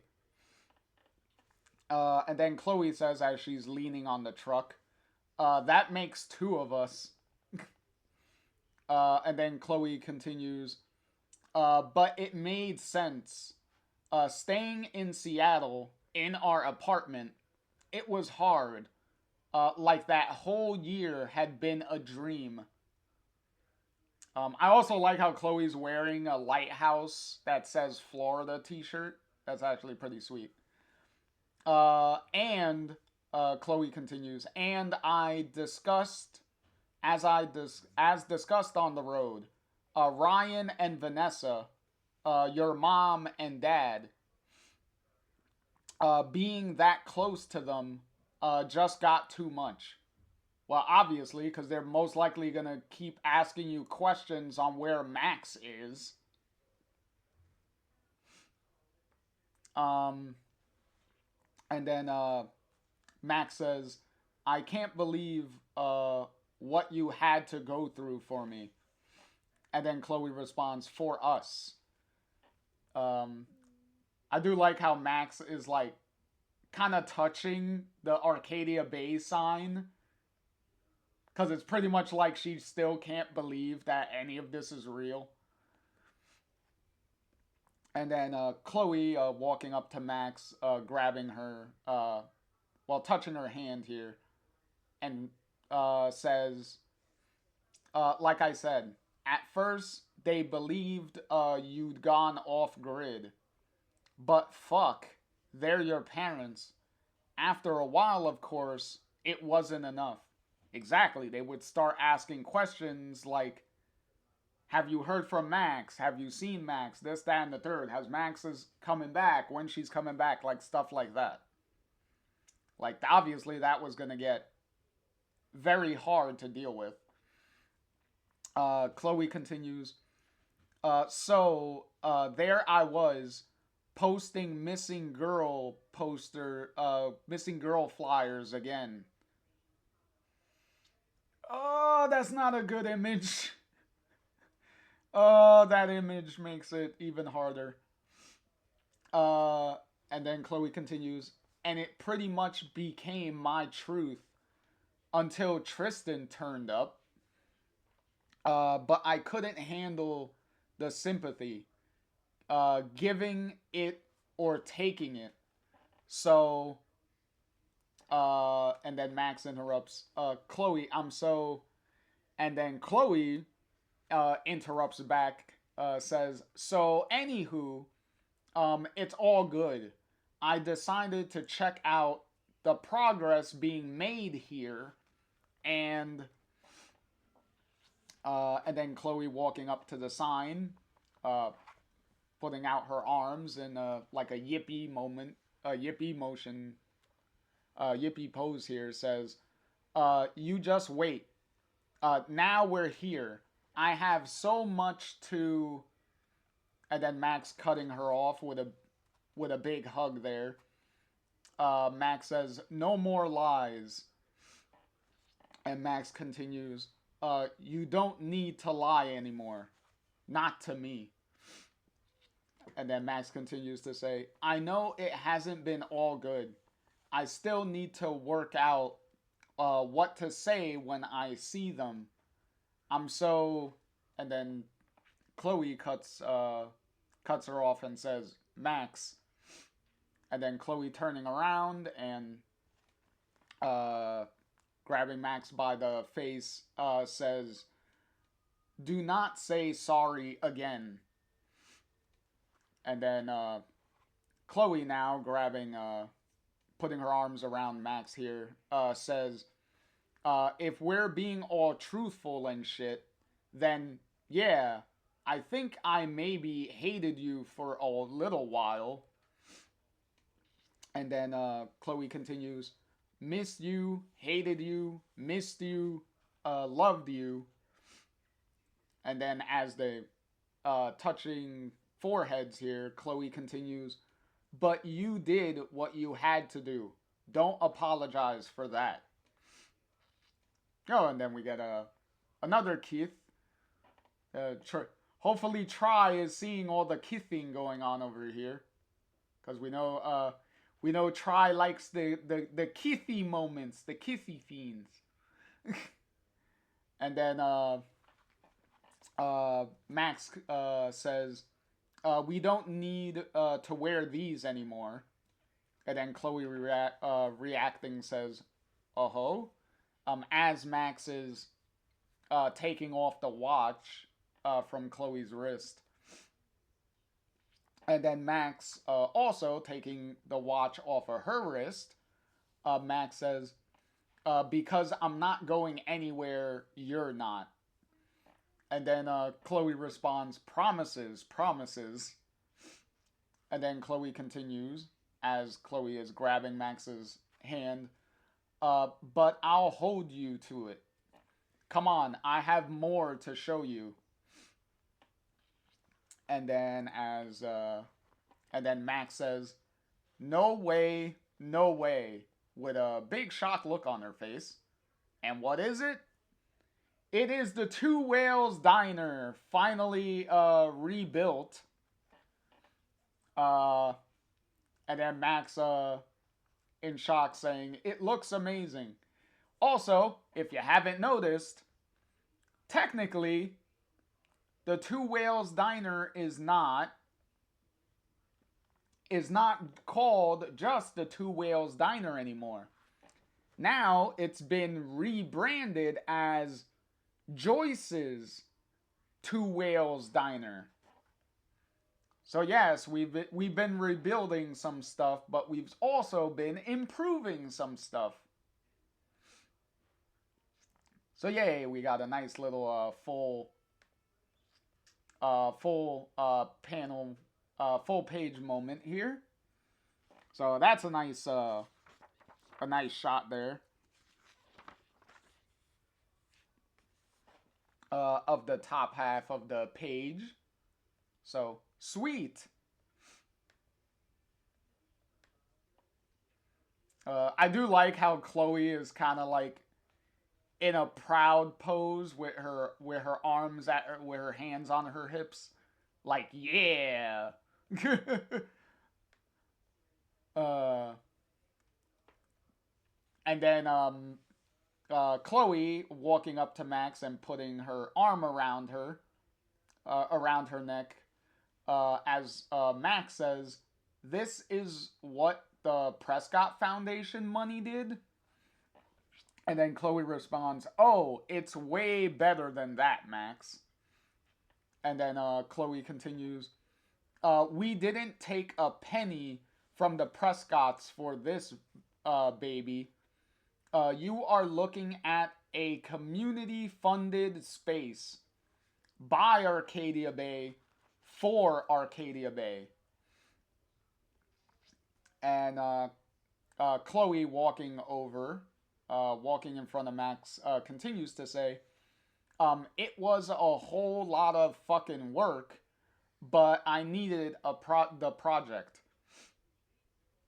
And as Max and Chloe are walking, Max says, "You made this happen?"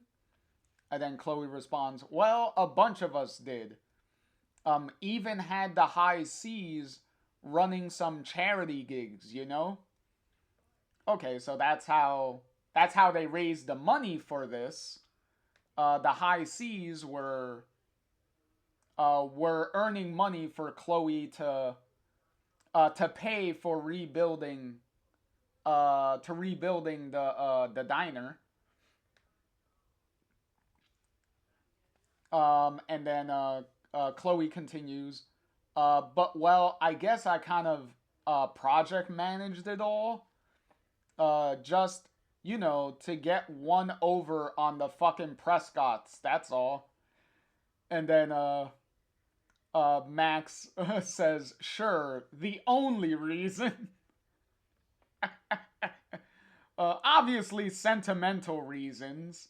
like obviously Chloe would want to rebuild the diner because, you know, it's heavily connected to Joyce. So why wouldn't Chloe want to rebuild the diner herself and not have it be connected to the Prescotts because we were using Prescott money to rebuild it. So that all checks out. And then Chloe continues. A few of us take shifts in the diner, but I guess I'm sort of like a boss now. And then Max says, "Of the diner?"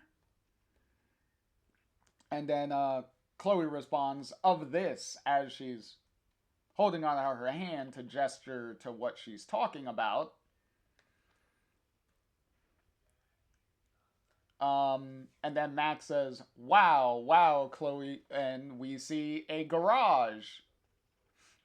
So clearly, the diner not only got rebuilt, it also had a couple of additions to it.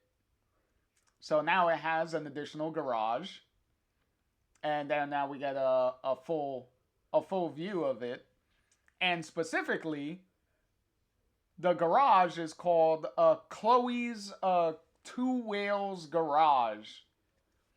So now you not only have a diner, you also have it connected to a garage repair shop, which makes sense because Chloe has a knack for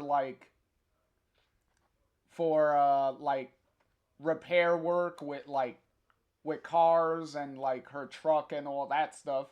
Plus, we also saw in the Rachel timeline, Chloe was also using those skills to work at a repair shop. So now here in the original timeline, Chloe just said, "Fuck it. I'm gonna start my own business." So now Chloe runs her own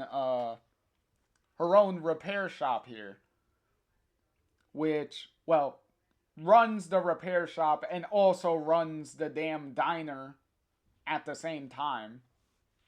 So it's like she's running two businesses, which the diner being named after Joyce now, and then the garage having Chloe's name on it. It's almost like you still have mother and daughter connected, since both the diner and the garage are connected to each other. So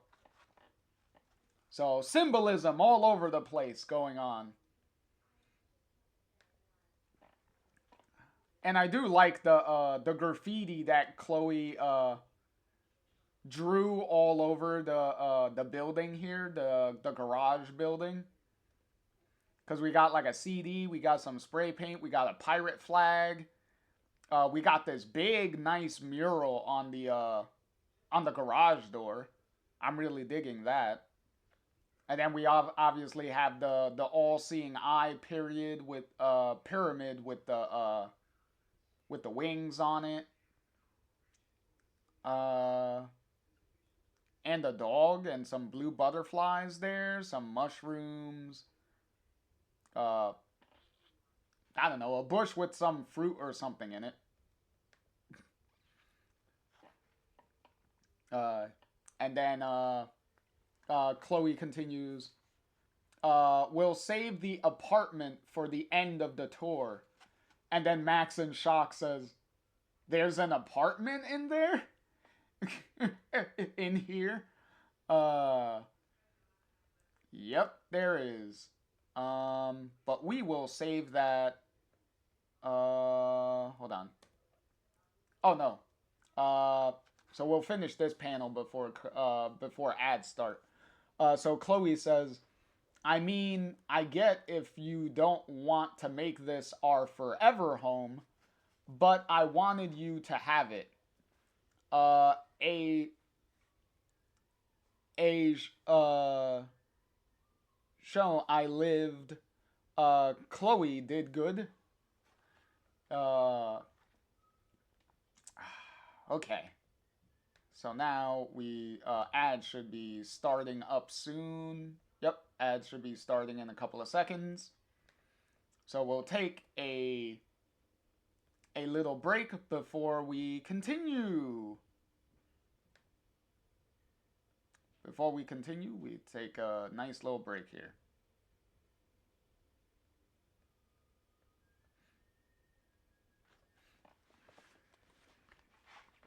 As the ads get ready.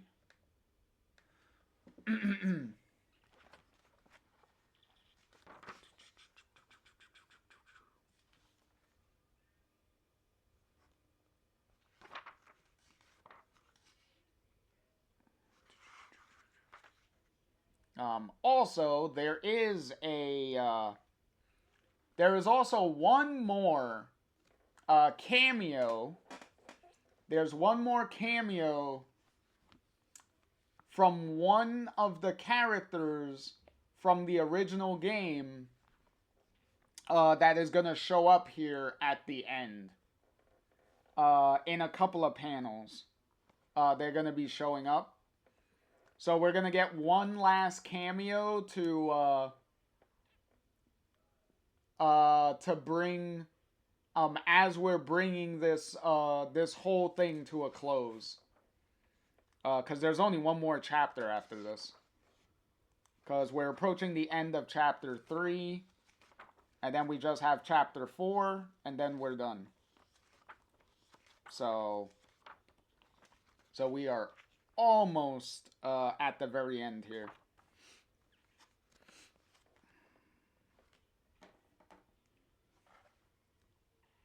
So we got, what, about a minute and 40 seconds of ads left.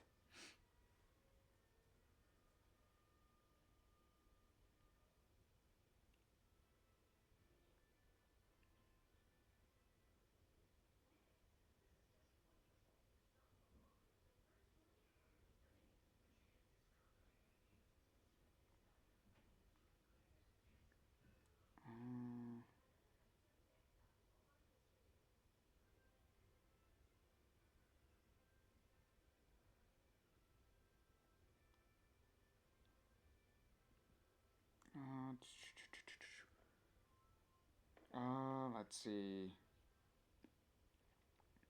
So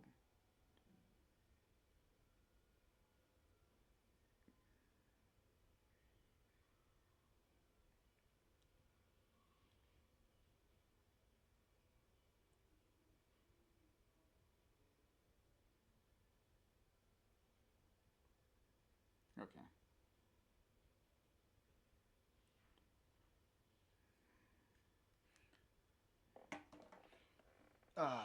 All right, we got like 30 seconds left.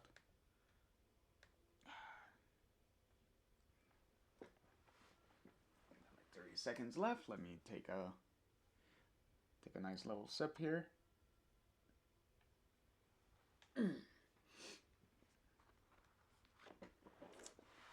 Alrighty.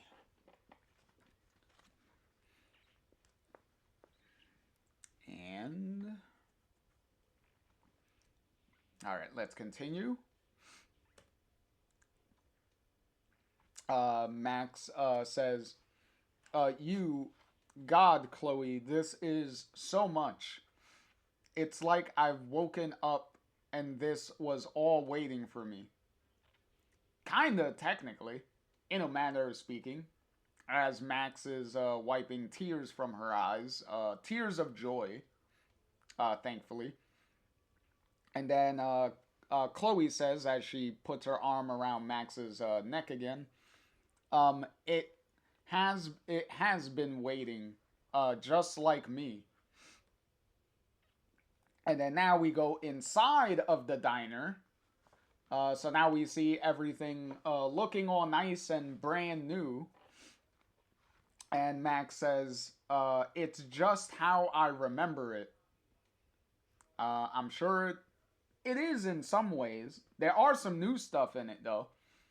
So Chloe, walking past Max, says, "You seriously didn't check out the bay in your adventures in space and time?"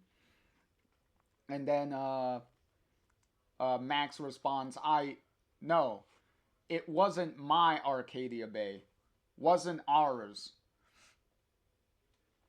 And then as Max walks forward a little bit, continues to say, "The last time I saw this place was," and then Chloe, looking at Max, interrupts and says, "In that flicker, right? I remember our little peekaboo. Yeah, that was the flicker where they were talking to Dana. So that's the part that Max is referring to, that Max and Chloe are talking about. Yet again, all the way back in the first book, all the way at the beginning of this story. And then uh, Max says, "But," and looking at something new, Max says, "This obviously wasn't here." Oh, look, they added a memorial wall. So they have a memorial wall because it says Arcadia Bay Remembers uh, written on the little banner here. And yet again, a nice little lighthouse in the corner here of the wall with some clouds and stuff. And here we go. We have a nice little, a bigger image of the wall with a bunch of pictures on it. Obviously, a bunch of pictures of people who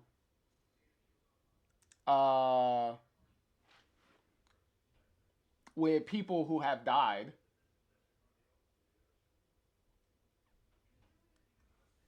Hey, LiS, how's it going? We are welcome in, welcome in, welcome, welcome, welcome.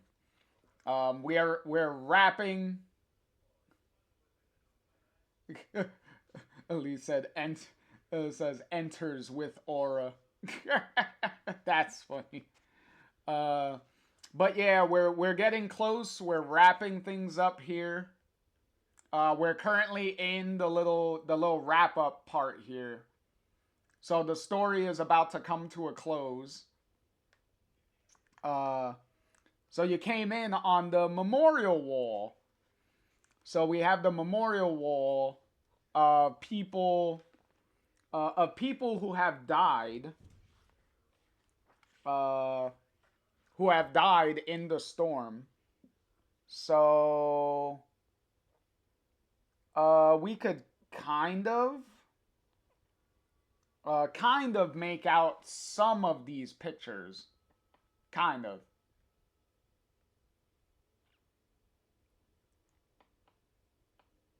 I don't know. We'll see. We'll see.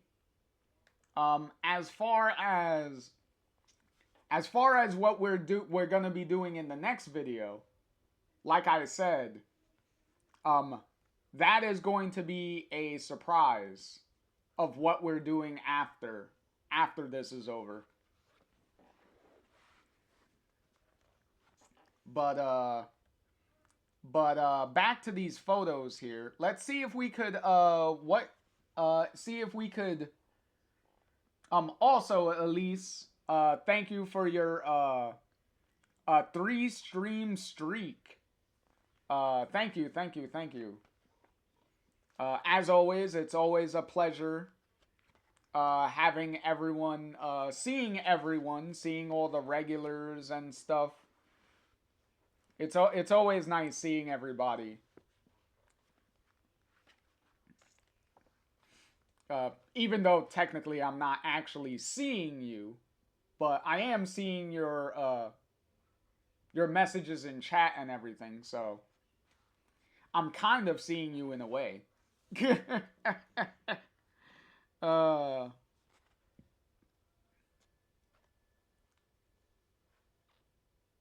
um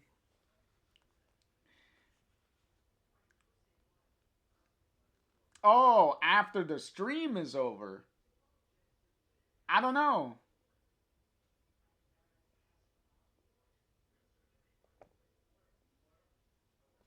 Um, After the stream is over, I don't know. But we're still gonna be oh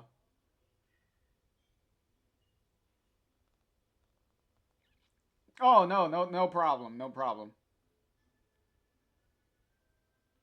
Oh, what am I gonna do on stream after the comic is over? Well, we are gonna like we're gonna reflect on the comic and stuff, so we're gonna do like a little bit of a we're gonna discuss like how the comic how everyone enjoyed the comic, what was like my favorite moments and stuff through the comic and stuff. If anyone wants to share like their favorite moments and things like that, like their opinions on how they enjoyed it, things like that. Uh what you liked, what you didn't like all that stuff.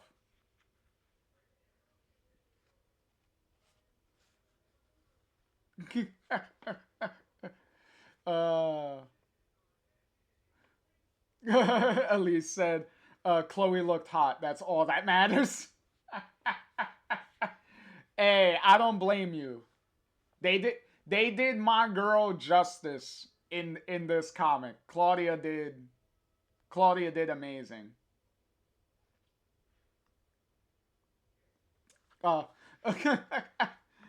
Elise said I hated how they put Bitchtoria in there. Obviously, Elise is referring to Victoria if nobody gets the joke, but Victoria served a purpose. She served a purpose. Also, Victoria is gonna show up in a little bit too. So so you haven't seen the last of Victoria. She is gonna show up in a few. But as far as these pictures go, let's see if we can notice some like see if we could see anybody that we notice in these pictures. Obviously Joyce. Like there's a picture of Joyce here. There's a picture of Chloe and Rachel. There's a picture of Chloe and Rachel here. You see Joyce over here. So Joyce is right here. You see Chloe and Rachel down here. And then we have a picture of Kate. So there's a solo picture of Kate here. And then right next to it, we have a picture of Brooke, Alyssa, and Kate.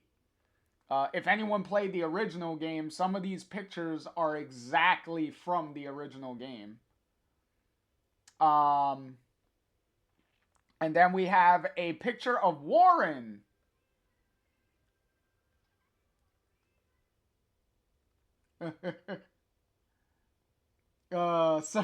Psych says, Victoria mentioned and a Ness appears. I'm lurking for my bitch. That's fun. Welcome in, Psych. Welcome in. That's cool. Welcome in. Uh, and then we have a picture of Warren. And if anyone remembers this Warren picture, it's kind of hard to see. But the Warren picture that's here is the same Warren picture that is the collectible that Max takes when you help Warren with the science experiment. So when you help Warren with the science experiment, when you actually succeed, remember the picture that Max can take as a collectible? It's that exact photo that is up here on the wall. So that is a deep cut.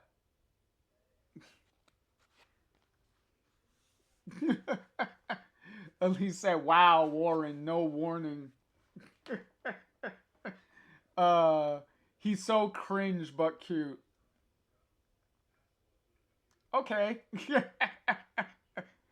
Well, Warren is Warren's alright. Warren's alright. I wouldn't have him together with Max though. Like if Warren was gonna be with anyone, I would just have Warren be with Brooke. Because Brooke clearly wants to be with Warren, so I would mostly push Warren towards Brooke and call it a day.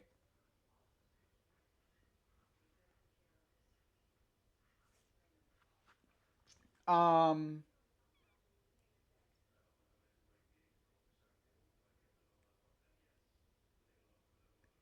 uh okay, Elise, I'm listening. Because Elise says, hear me out on double exposure max. Elise said, Brooke plus bitch equals britch. Oh, that's pretty clever. As far as your other question, Elise, because Elise said, when is my next stream?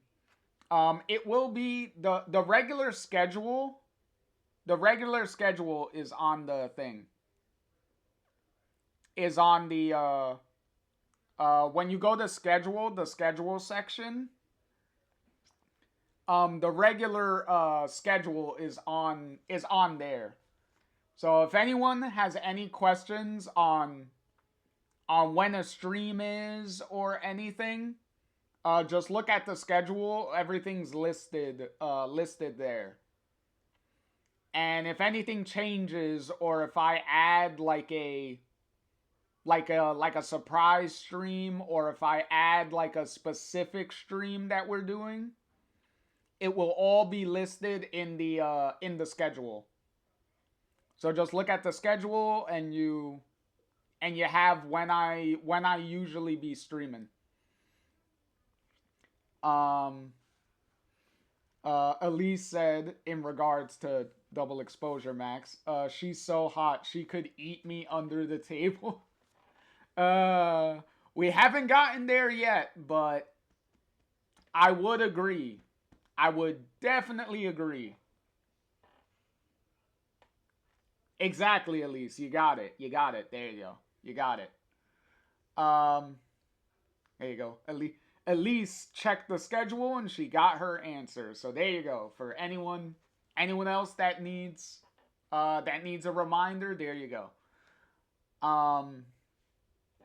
So yeah, you got some nice pictures here. Elise said no, that's my girl, back off. Hey.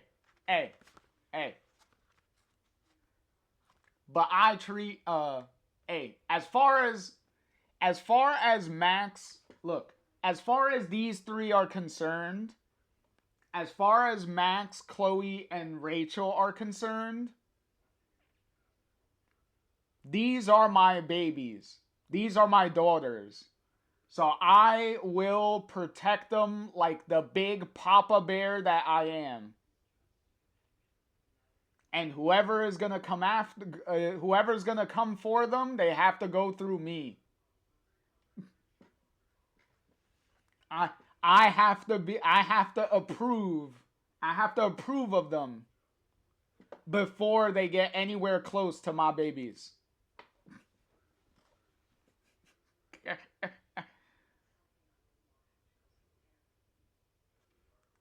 Oh no, Jefferson is gonna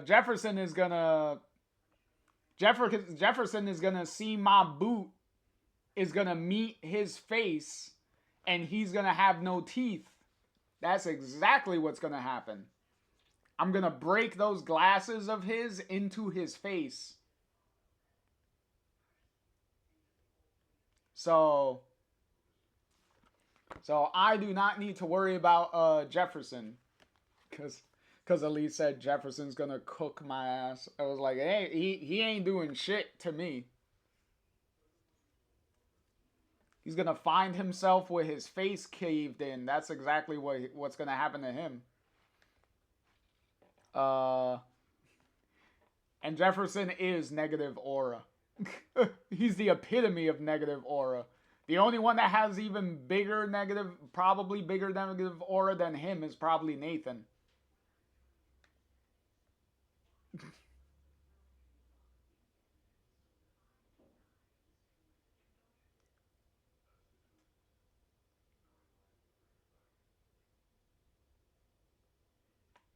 Oh, LiS said gonna sleep like a queen tonight for sure. I bet. Definitely pleasant dreams for you when you get to sleep.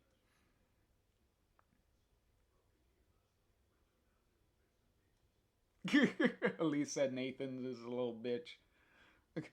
Conveniently, there's also no Nathan photos up here. At least I don't think there is. Is there any Nathan photos up here? I don't think there is. Mm,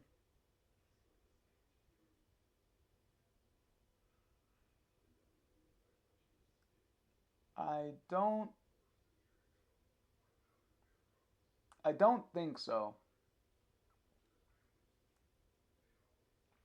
But it does obviously make sense that they're not gonna.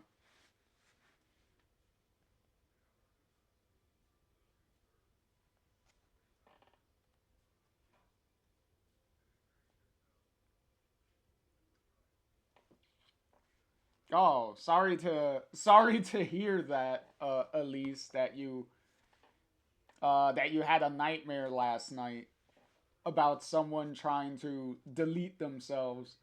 Well, hopefully you get some pleasant dreams. I'm sending you all of it, all of the pleasant dreams, for you to have when you get to sleep.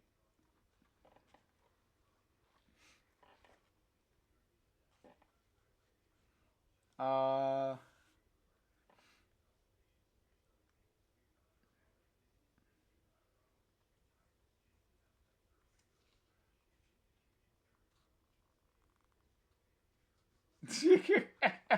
That's- At least say good. Got a dream about Chloe coming to my house.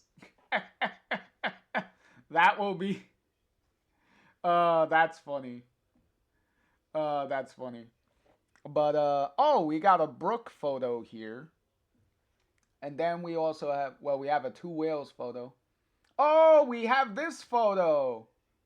I see this photo. It's young Chloe and William and Joyce. I remember that photo. That's another photo from the actual game. I remember that. Sweet.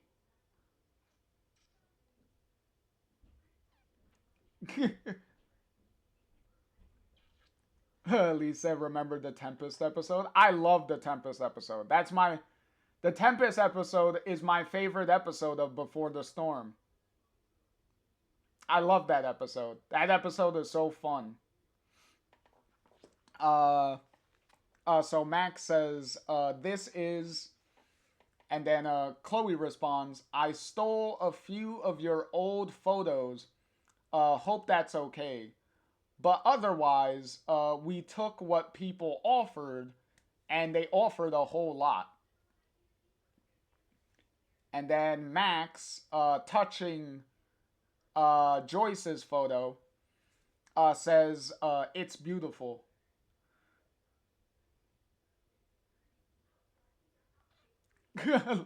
Elise said, "If Rachel wasn't dead, she'd eat that up in this timeline. I'm pretty sure." Elise said, "Touching Joyce." No, she's touching Joyce's photo because it's a photo of Joyce that Max is touching with her fingers. And then Max, pulling away, starting to cry, says, "After all this time, I feel like." Elise said, "Touching her." Well, it's hard to touch Joyce when Joyce is dead. Elise said, "Touching with her fingers." Elise got jokes.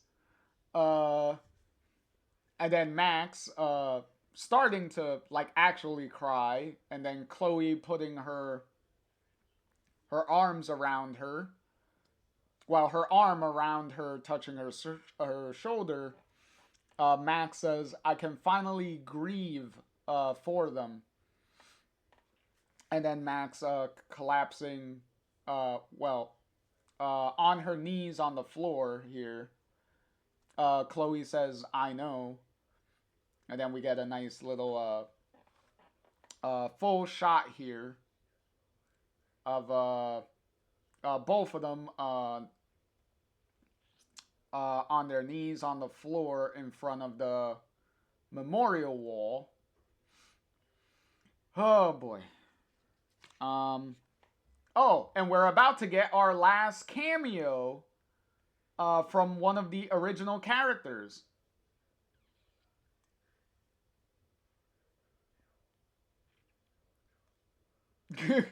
Elise said, "Why does it look like a Smurf pooped on Chloe's head?"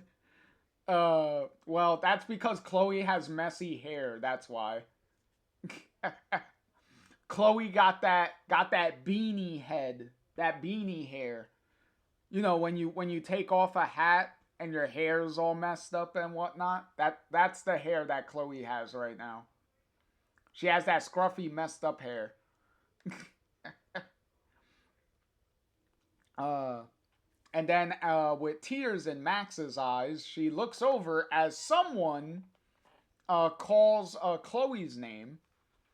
So this person says, "Oh, Chloe, are we open already? I."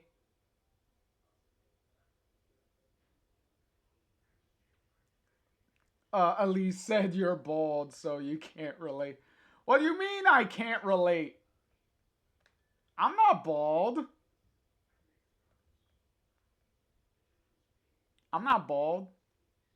Look, I got a big ass head of hair. Like, I got a lot of hair on this head. If I take this see when I take the beanie off, my hair is all messed up. And then now I have to fix it. I have to fix my hair here. And then now I can pull, there we go. And then now I'll put the beanie right back on. There you go. Fix my hair. See, I ain't bald. I have a very big head of hair. When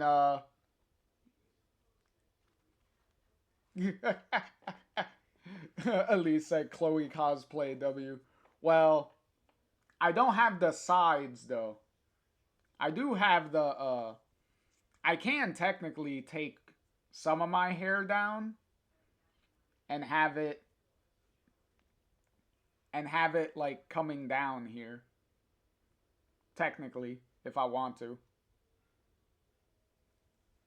But then it makes my forehead itch, cuz then my hair is like rubbing against my forehead, and then it makes me fucking itchy.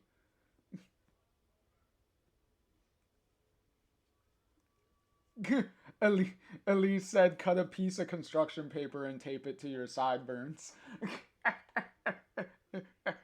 That would be funny, actually. That would be funny. Um,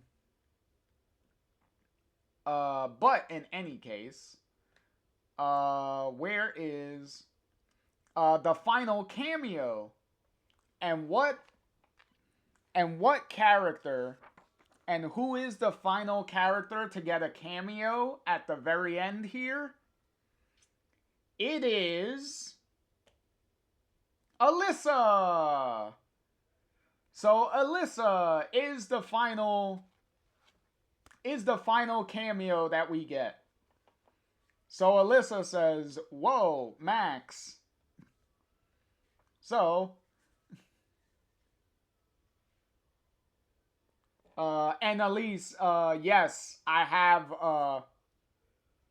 have seen Arcane. I've seen all of Arcane. I love Arcane. Just like you said, it is peak. So I love the artwork and everything in Arcane. The animation is amazing. And then Alyssa and Elise says, "Alyssa, my baby." Yep. And then Psych over here is like, "Alyssa." So yes, we have confirmation. Cause Psych said, "I hope she falls off a roof." Hey, no. Well, that leads into my point that I was about to get to. This also confirms that Alyssa survived the end of the original game, and Max was successful in helping Alyssa off of uh off of the building, off of the wrecked building and stuff. So Max was successful in helping her off, and Alyssa did survive the tornado. So yay.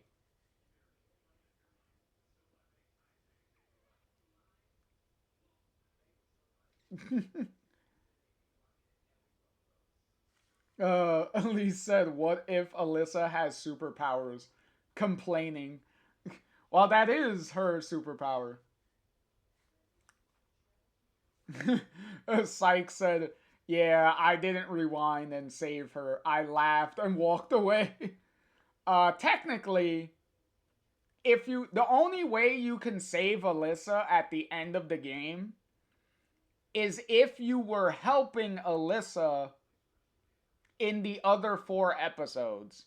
So if you were helping Alyssa throughout the other 4 episodes, then you can help save her.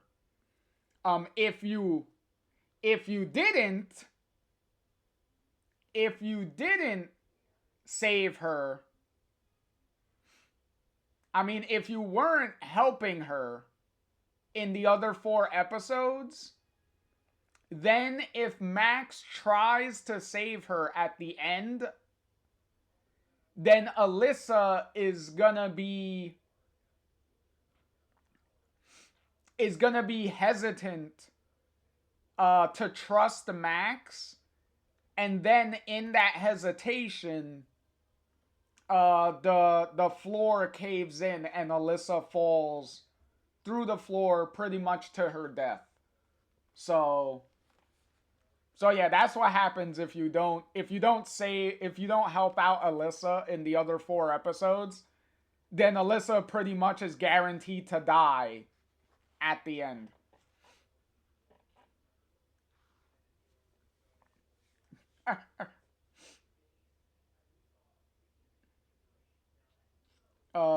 Yeah, Elise, it's an all or nothing kind of thing.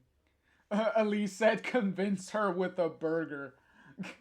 I don't think Max is gonna have a burger after leaving the dark room. After leaving the dark room, I don't think she got an opportunity to stop over by a McDonald's or a Wendy's or something, or a White Castle, and pick up and pick up a burger to convince Alyssa to come all to get out of the building that's about to give away.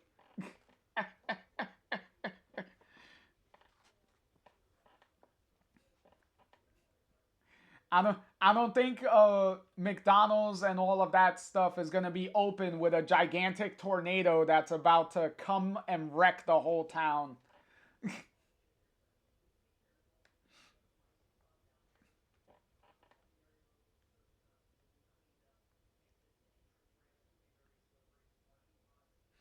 Uh, Syke said you got to save her to get built up to that big fall. uh, that is that is something, you two. That is something. So anyway, oh, also Alyssa has a Joyce's Two Whales Diner shirt on. Sweet.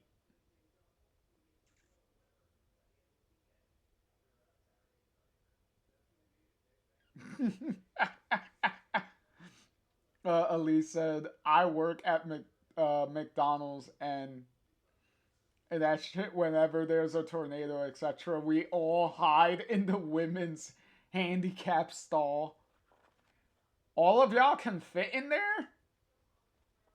How can? Kudos to all of y'all to be able to fit in one stall. That is crazy." Because depending on how big your McDonald's is, that's a lot of workers. Oh, Elise said there's only 10 of us. Well, depending on how big you all are, or the bathroom as a whole. Oh, okay. So you just take up the whole bathroom. That kind of works out too.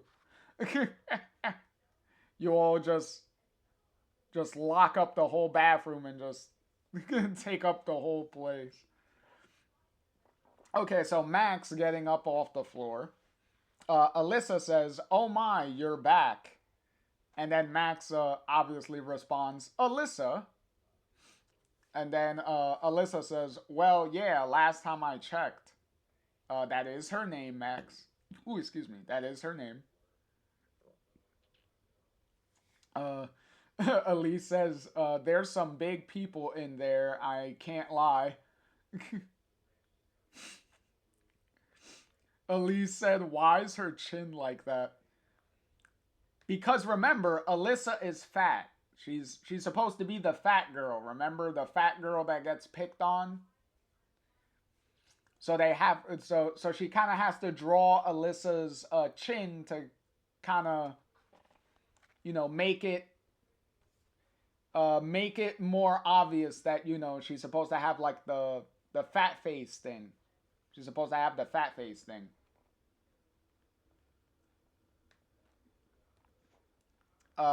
So Max says, "You work here too?" And then Alyssa says, "I volunteer, yeah. When I heard about the project, I signed right up." And then Alyssa continues, um, "I was sorry not to see you here, of course. You're kind of the reason I'm here at all. Not everyone was as lucky as me that day." Elise says, "I see myself in her. That's why I save her every time." Uh, I don't care what kind of playthrough I do. That's fair. That's fair. That's fair. Hey, we see a lot of a lot of people see a lot of themselves in a lot of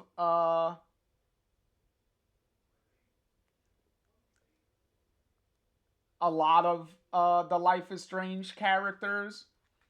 Like, yeah, I'm not like obviously I'm not a girl. Like I'm not a girl and I'm also like straight and all that stuff. But I do see a lot of myself in like Max. There's a lot of things about Max that I definitely can relate to. And there's a lot of things about Chloe that I also relate to. There's different aspects of her that I relate to. Like even Rachel, there's some stuff about Rachel that I can definitely relate to also. So there's a lot of different characters in this that I personally have some like things that I can relate to as far as their characters go. So I definitely feel that. Um, Elise said, "Life is strange. No, life is traumatic." that is technically, you're not wrong with that title there. Um,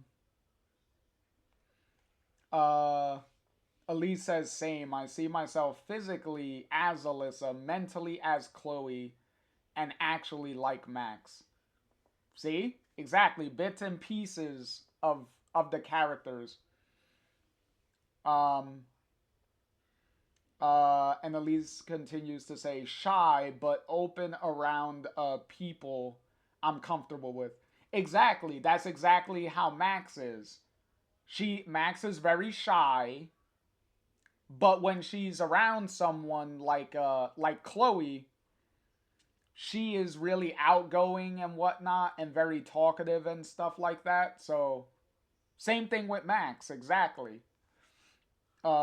Psych also says same. I see myself in the characters at times. That is true. And then Elise with a classic Chloe line: "Shake that bony white ass." Exactly, Elise. You said it. I said it right after you put it right in chat immediately. That's what Chloe said to Max. Exactly. Exactly. Um, so Alyssa continues. You really were my guardian angel, Mystic Max. I don't know if I ever really said thank you. And then Max and Alyssa giving each other a hug. Max says, "Back at you." So that's a nice little moment of resolution of both of them between Alyssa and Max there. So that's a nice little closure moment. And then Alyssa continues. So how was your self-discovery world tour? I hope you found what you were looking for, Max. And then Max responds, "Yeah, I'm pretty sure I did." Uh, as Max is clearly looking at Chloe, as Chloe is also looking at Max, and Max and Chloe are holding hands there. So, um,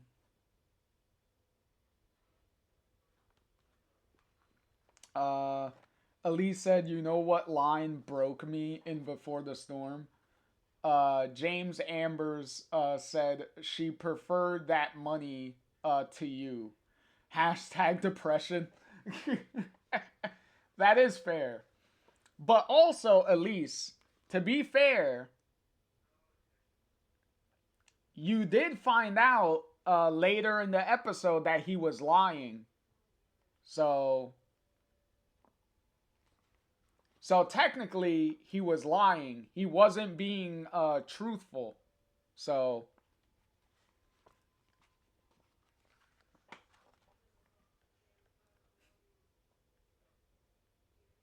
but obviously, in the moment when when you're first playing through it, you actually think he's actually telling the truth because he sounds very convincing and very sincere.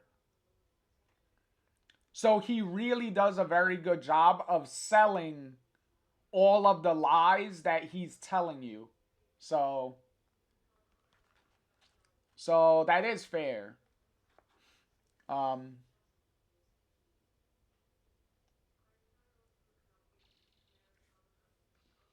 uh Elise said, or when Chloe is crashing out after finding out that Rachel and Frank are banging. She is so valid. Yeah, like yes, I she is valid at being mad. At being mad. Where I disagree with Chloe in that moment is when she's taking out her anger on Max. That's kind of where I draw the line. Like I'm like, I get you, why you're mad, Chloe. You have every right to be mad, but you don't need to be taking it out on Max. Granted, like I said before, Max is wearing Rachel's clothes. Max is wearing Rachel's clothes. So I do get, in a sense, Chloe is technically projecting her anger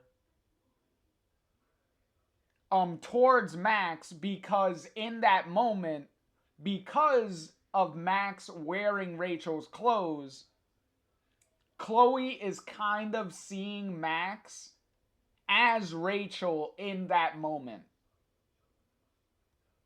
So that's kind of why she's kind of lashing out at Max in a way. That's how I read. That's how I read the situation. Is in Chloe's mind. That's how she's projecting everything. Um. Elise said, yeah, like Chloe's acting like everything is Max's fault.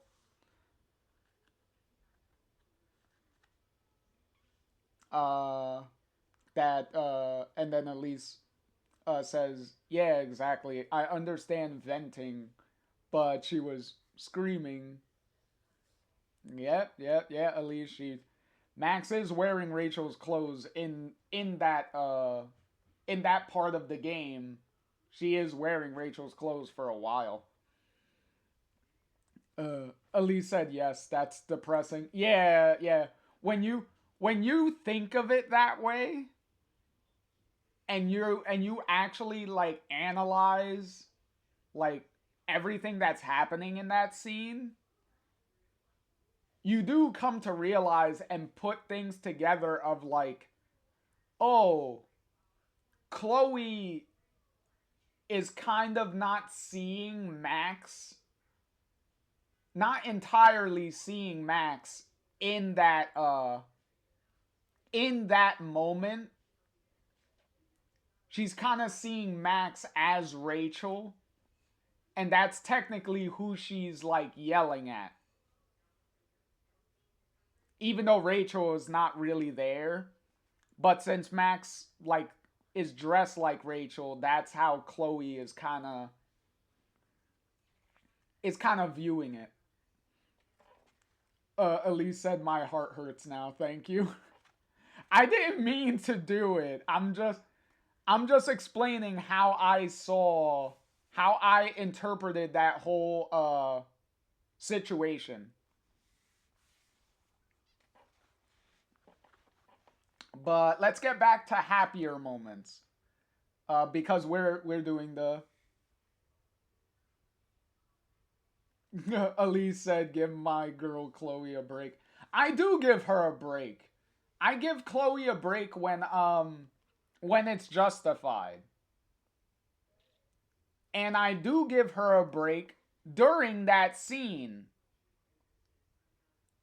I do give her a break during that scene, during certain moments in that scene. Because Chloe is justified within certain moments of that scene, and then there's certain parts of that scene where Chloe is kind of going like over the line a little bit, and then Max has to kind of like metaphorically like slap her down and be like, okay, now you're going too far, like now you're taking things a little too far, type of thing. So so so it is definitely a combination of both certain things being justified and then certain things being like, okay, you're taking things a little too far. So, but yeah.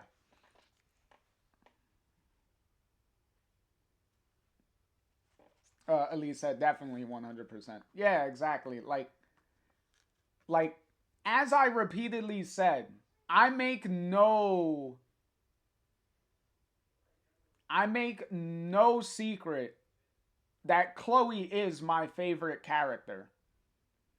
But just because Chloe is my favorite character does not mean that I am blind to her problems and her issues.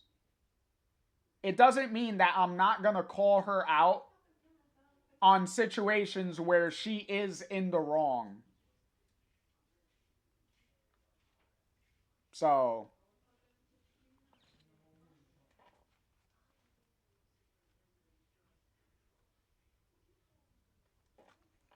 Elise said, imagine having a girlfriend and she died however long after that.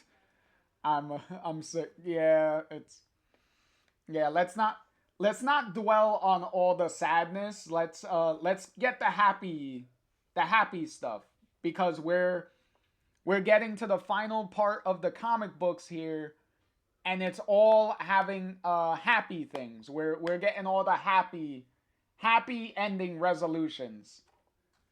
Because we're getting the happy resolutions here. So let's concentrate on the happy stuff. Elise said, okay, bet.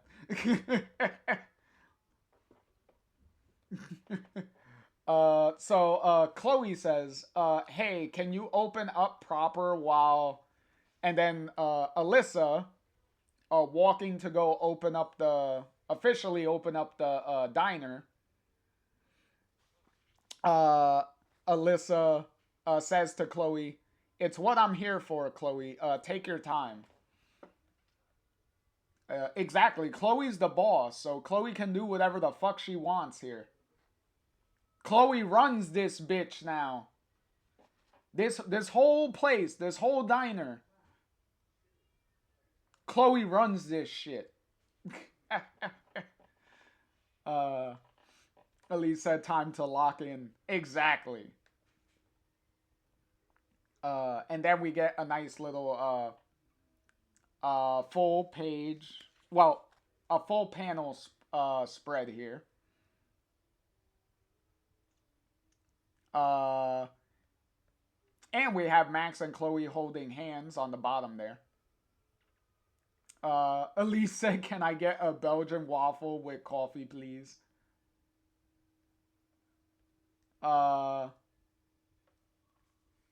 Milk. And Elise adds milk and sugar in that hoe.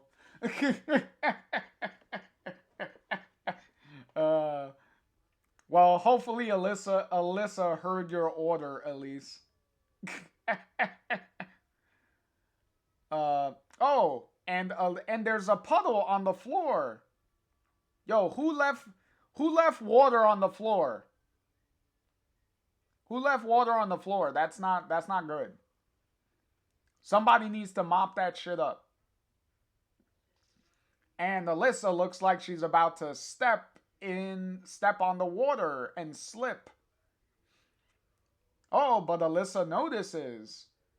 And Alyssa says, oops, nearly. There you go. So she saves herself from slipping on the floor. Elise said, hey, Alyssa, get me, let me get a bowl of cereal. Well, I think it is breakfast time, so she probably can get you a bowl of cereal. So, you're not wrong. The good thing is, Alyssa didn't need Max to rewind time to save her from slipping on the water here. So Alyssa is finally being self-aware of her surroundings and making sure she doesn't hurt herself or get hurt on stuff. Elise said Alyssa looks cute there. Well, you could thank Claudia for the artwork there, because it's all Claudia's amazing artwork.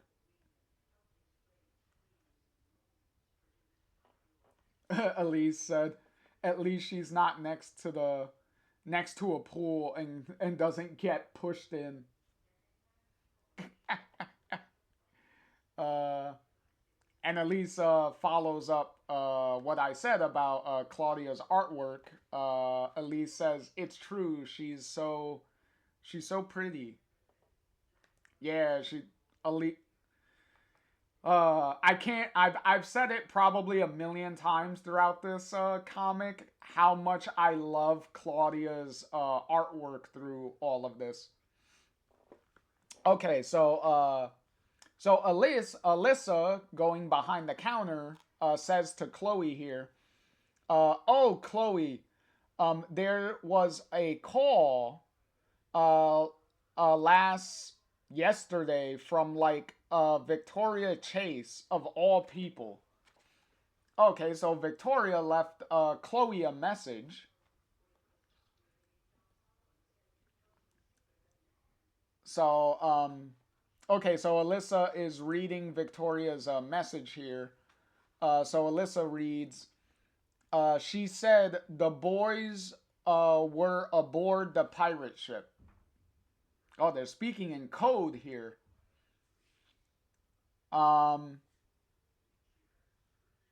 And Alyssa continues reading, an answer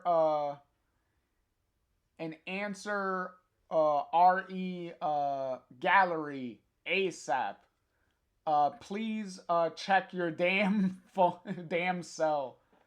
And then Chloe responds, aha, I'm on it, Alyssa, thanks. And then Max, obviously questioning Victoria. Exactly. And I'm pretty sure Elise was sighing there because Victoria was mentioned. So now Chloe and Max leaving the diner. Max says, is everything okay? Are you and her friends now? I have so many questions, Chloe.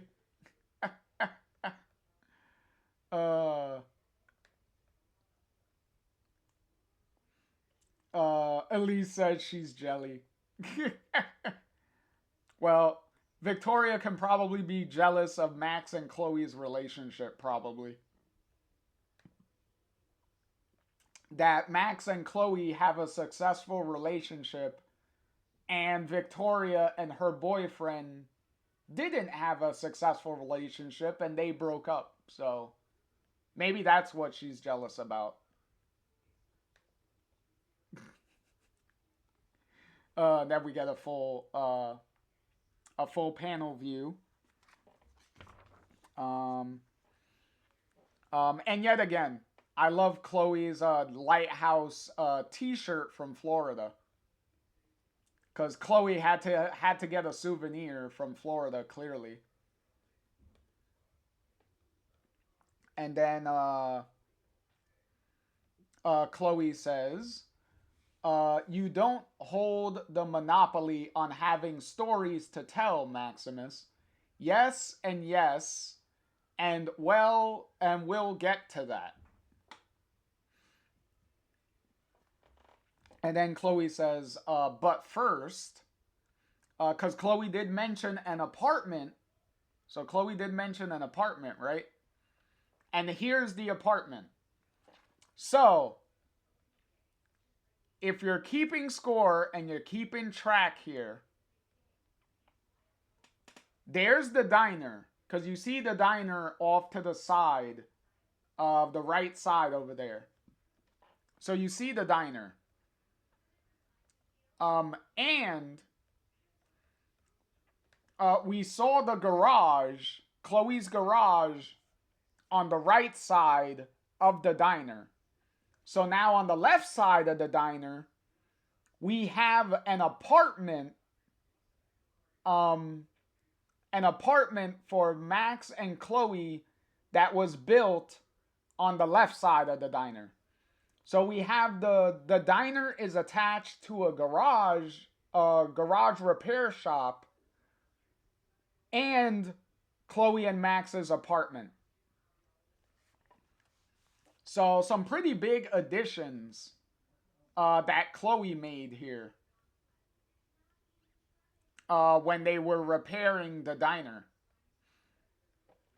And with that, we will take a little break because the ads are going to be playing soon. So we'll take a quick little break before we continue. Elise said, low key, I feel like Chloe would be a problematic friend to have. Victoria's overstimulating, Alyssa's anxious, Max is quiet. We're all fucked. Oh, that's funny. Okay, so we got about 2 minutes 2 minutes and 40 seconds of ads left.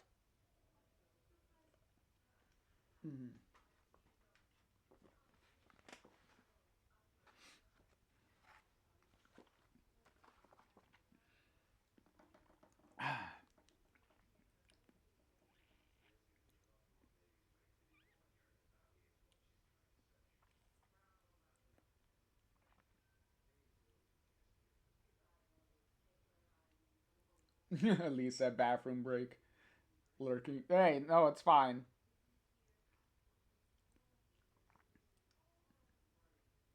Because we're in the middle of ads, so ad break. So if anyone needs to grab a drink, go to the bathroom or anything, now's the time.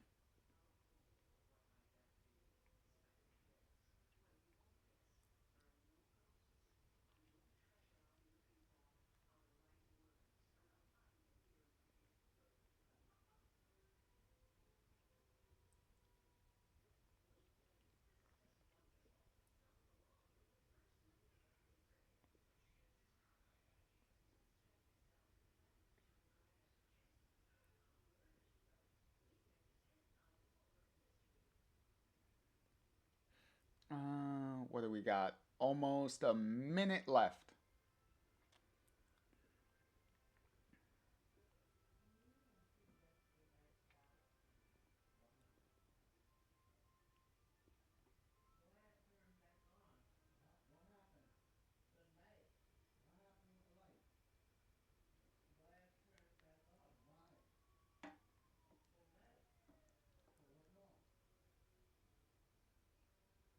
Okay, so we got about 40 seconds left.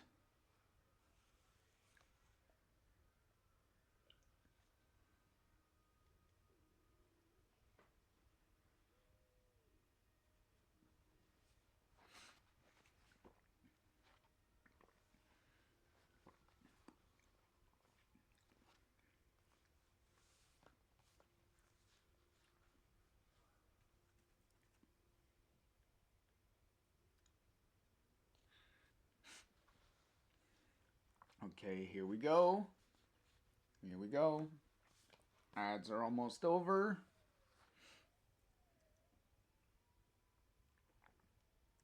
And let's continue.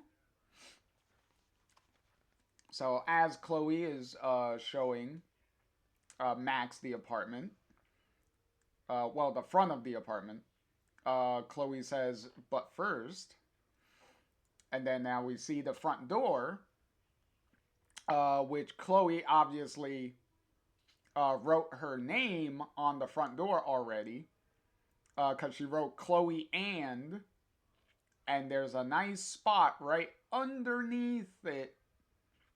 So obviously Max can write her name on the door. Which is really nice that Chloe left this spot for Max to write her name. Like, that's really sweet. That she made sure, she was like, I'm not gonna write it. Max is gonna write her own name when she gets here. Like, that's how much confidence and stuff that she was like, Like, Max is gonna get here. Max is gonna come. Max is gonna come back. So Chloe here handing Max the marker so she could write her name. Chloe says, "You can, of course, take a look behind the door before you sign your name, but..." And then Max grabbing Chloe's hand to grab the pen also. Max says, "Chloe, I have to ask you this, or I'll always wonder." And then Max continues, "If I could turn it all back, make it like I never left, if I could take away our time apart." And then Chloe, immediately cutting Max off, says, "No." And then Chloe continues, "The answer is no, Max." And Chloe continues to say, "I want to keep all of it. Missing you, needing you." Chloe continues, "How it felt having you come home to me. I want to keep all of it." Yay! And then with tears, was she starting? Yep, she was starting to cry before that. And then with tears in her eyes again, Max, while grabbing the marker also, pulls Chloe in for another kiss, for another kissy. And then Max writes her name on the door. So sweet. So Max writes her name on the door. And then we get a nice shot of the door finally with the writing Max and Chloe on it. And then obviously we time skip a little bit because obviously Chloe and Max have drawn around their names. So obviously they drawn some clouds around, some blue butterflies around it, and they also drew two whales.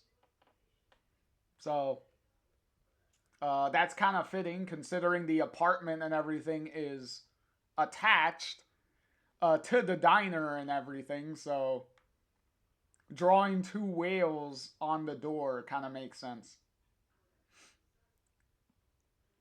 And then we have Chloe coming out of the apartment.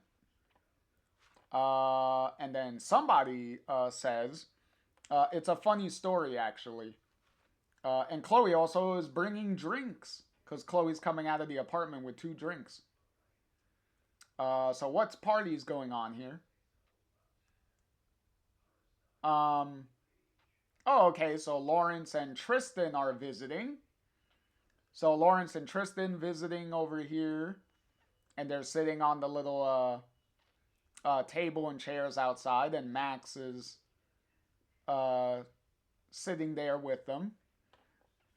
And then Lawrence says, "I was this sad, lame European sat out of the fun with his leg up in, what was the town called, Trist?" Tristan says, "Old Tombstone." And then we get the nice little pullback here.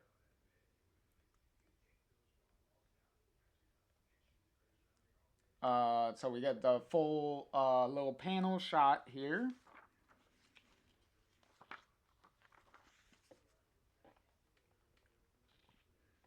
And then Tristan, no, not Tristan, Lawrence continues to say, "Yes, that's it.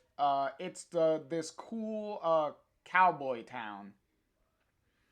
And then Chloe's sitting down, putting down the drinks. Max says, "I know it, actually. Wait, you were injured?" And then Lawrence says, "Oh, it was no big deal. I fell from some rocks during a walk. And then Tristan says, no big deal, he says. He could barely walk. And then Max, kind of like thinking here. And then Lawrence continues, and thanks goodness I couldn't. Because it turns out this one here likes a wounded man. And then Lawrence giving Tristan a little kiss on the cheek. Uh, and then Tristan says, "Hey, I just felt sorry for you, sitting on that porch on your own." And then Lawrence teasing says, "Really, really sorry." And then Tristan putting his hand underneath Lawrence's chin and pushing him off. Tristan says, "Idiota." And then Lawrence says, "Your Polish gets better all the time." I don't think that's supposed to be, I don't know, idiota may be the same in multiple different languages. I don't know if Polish is one of them. But then again, Lawrence could be like joking. So, not really taking that too seriously. And then Max says, so your being hurt meant you guys got to meet. Exactly. Because in the Rachel timeline, Tristan and Lawrence never really met. And then, which Max says as she's about to take a sip of her drink here. And then Lawrence says, as he's putting his arm around Tristan's neck, says, what's the phrase you have? No pain, no gain?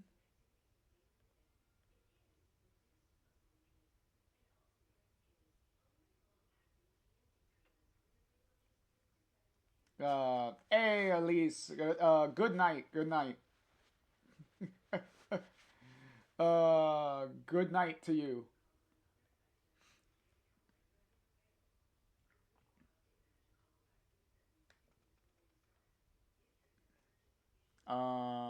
And then Max and Chloe here looking at each other. I don't know if you've noticed, if any of you have noticed how Max and Chloe look.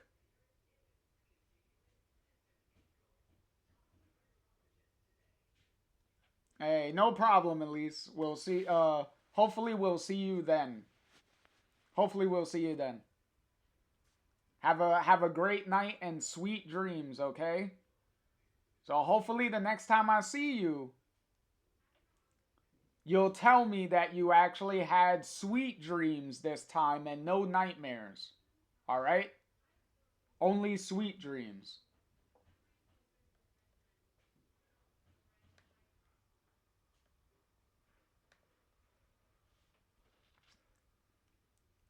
And then all of them cheers to each other. Cheers. No pain, no gain. Yay. So as Chloe and Lawrence stay sitting by the table, most likely just talking to each other, catching up, and Tristan and Max go over to the corner over here to talk. And Tristan and Max both say, so. And then Max says to Tristan, any regrets yet? And Tristan responds, none. You? And then Max says, well, other than thinking I shouldn't have rewound back his accident, nope. And then Tristan, laughing, says, two injured Lawrences would have been very confusing. As it is, it helped me see your point of view on Chloe. It was like he was two different people. Exactly. Now Tristan has some experience, um, and can see Max's point of view. So he has a little bit of knowing how Max feels, a little bit, how Max felt. And then Max says, formed by their experiences. And Tristan says, exactly. As I don't know, it looks like Lawrence is like making Chloe laugh over here. So it seems like they're having a fun conversation. So Max says, have you been tempted to check back in over there? And then Tristan says, no, I'm not even sure I could anymore. For the first time in my life, I feel like I've chosen something. And Tristan continues, and I'm happy with it. That is true. And then Max, presumably looking up at the stars, says, I'm glad. I've had to answer a lot of difficult questions about my absence.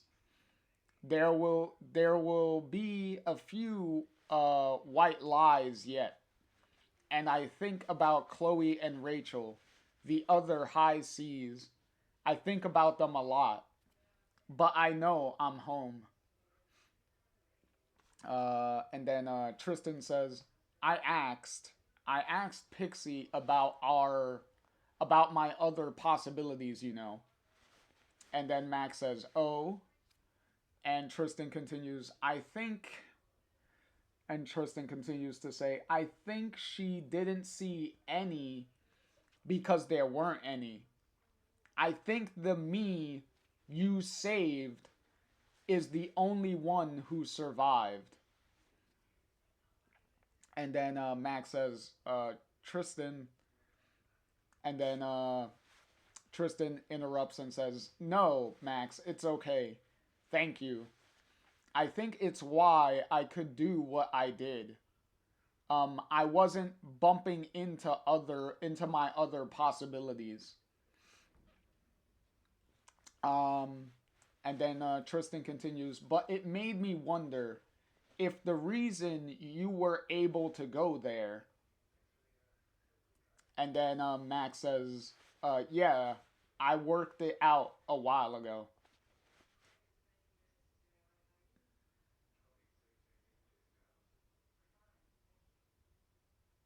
I do not like what that implies. Okay. So,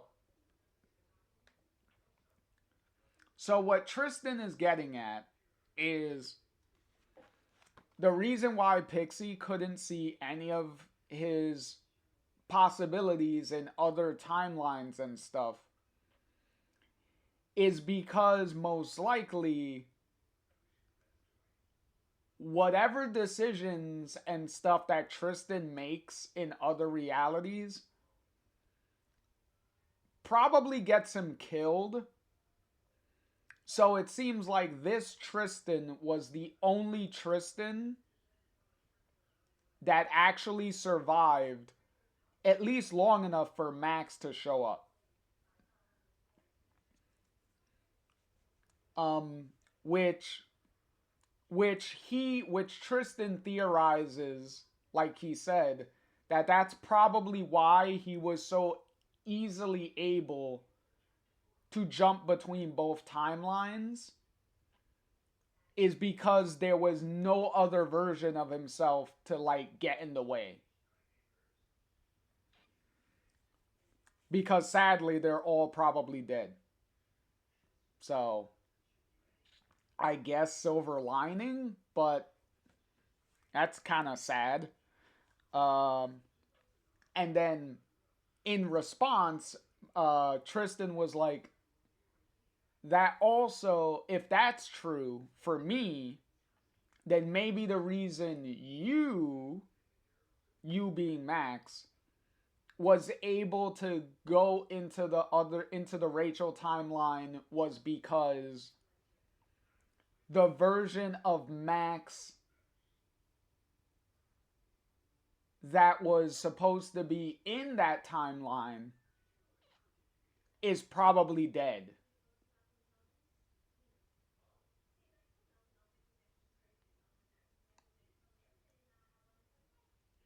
Which, if we're gonna go down this rabbit hole, then let's try to figure out how most likely Max died. Let's try to figure out how most likely Max died. Okay, so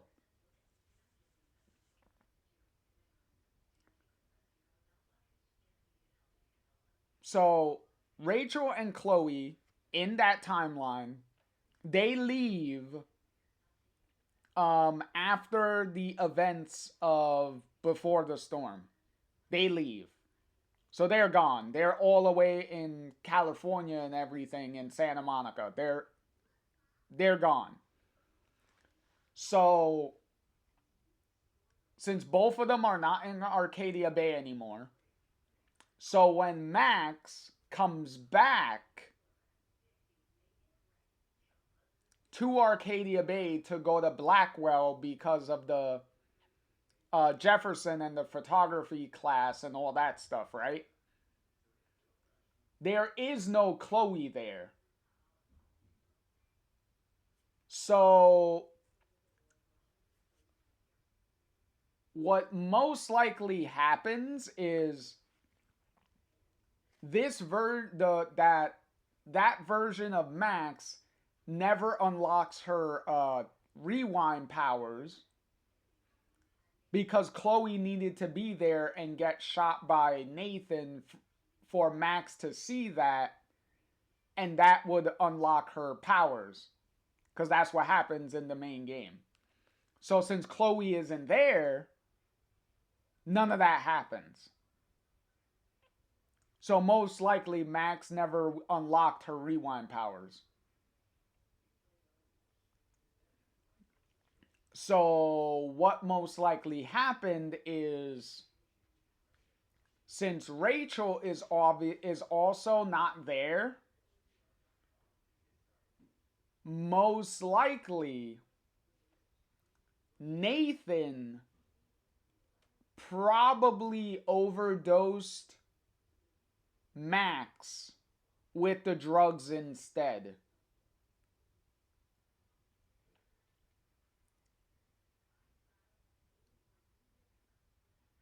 So that most likely happened.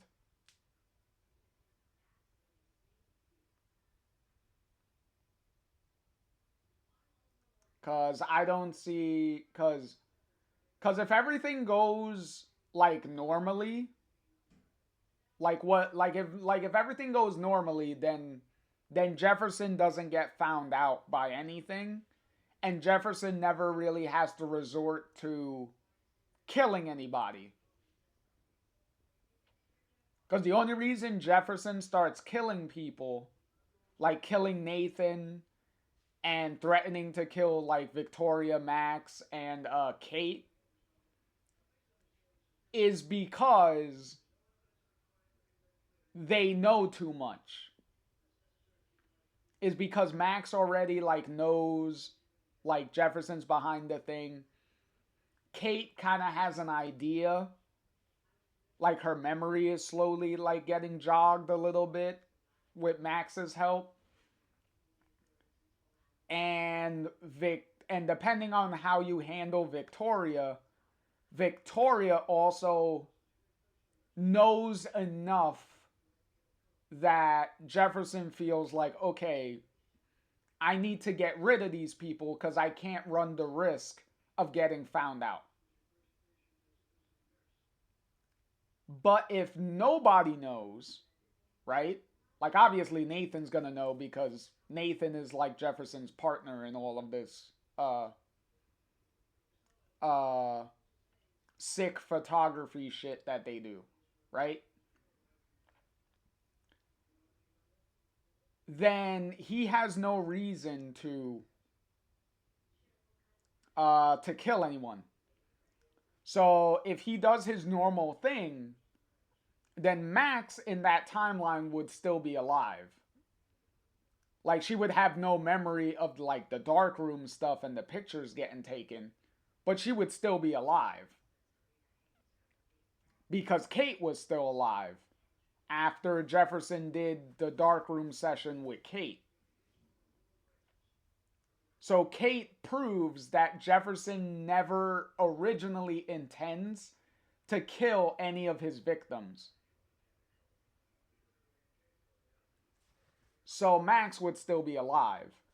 So the only way Max would be dead in the other timeline is she suffered if she suffered Rachel's fate. So if Max was the one that got overdosed by Nathan potentially instead of Rachel, since Chloe and Rachel are left Arcadia Bay years ago by that point, right? So that's most likely, for me, that's the most likely scenario that version of Max died from the drug overdose by Nathan, probably.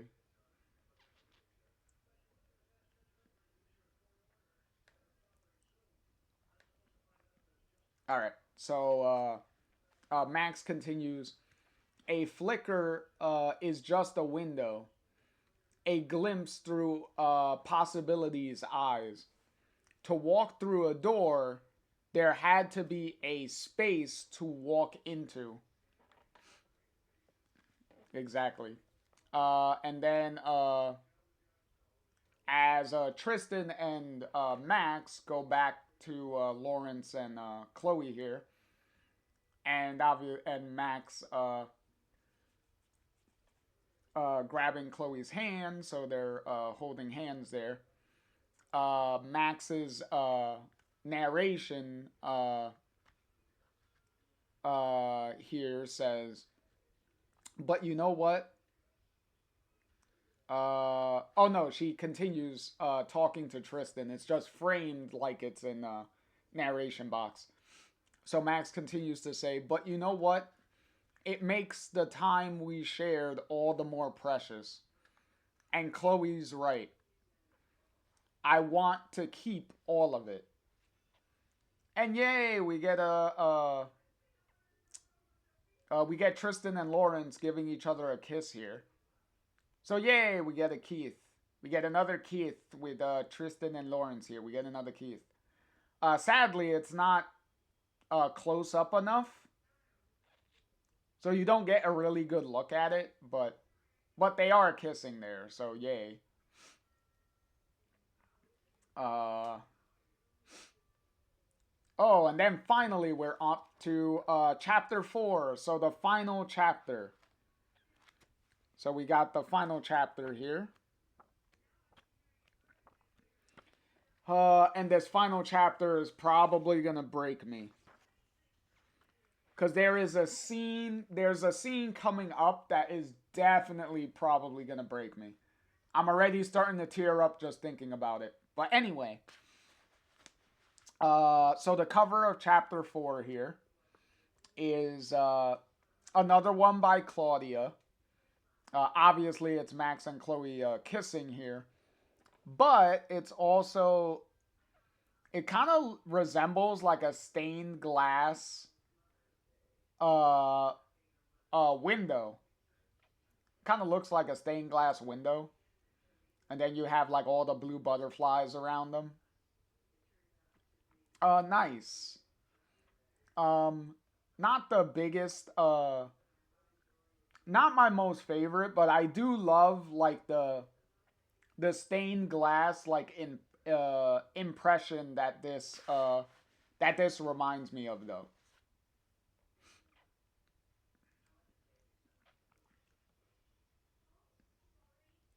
Oh, but this photo, This cover though, I love this cover, especially for the final,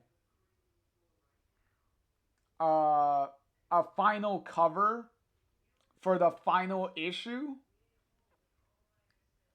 This is a very appropriate cover, and also, what makes it even more appropriate is um, a thing that I conveniently didn't mention was the writer Emma Vicelli. She is also an artist herself. So this final cover variant here for the final issue was actually drawn by Emma Vicelli herself. So she also does one of the final covers for the final issue, which is very fitting because she wrote the whole thing, so it's like if she's also an artist, it's only appropriate that she also draws one of the covers for the final issue. Because I believe she also drew one of the variants for the very first issue also. So if it's kind of a full circle moment. She drew one of the covers for the beginning of the run, and she draws one of the covers for the final issue of the run. And what a beautiful cover it is, with Chloe and Max here inside the transect, and they're going into their like walking into their timeline, holding hands here, and then you see the different portals in the transect being represented by all of the characters, the main characters that we've been following through the entire comic run. So we have all of the High Seas here in the corner. We have Lawrence and Tristan over here in the corner on the right side here. The High Seas on the top left side here. And then Lawrence and Tristan on the top right side. And then the bottom right side, we have Victoria and Zach here. And then right next to Max here, in the middle left here, on the left side, we have Rachel and Chloe. And then on the bottom left side, in the corner, we have Steph. So even Steph gets a little reference down here, even though she was only in like 2 issues, in like small little cameo roles, but it's still nice that Steph gets a little spot on the cover. But yeah, really, really awesome cover. Really love this cover. Would love if this cover was like a poster and I could hang it up on a wall, because I really love this. Because it's a big, gigantic representation of the entire comic run, all encompassed in one picture. I love it.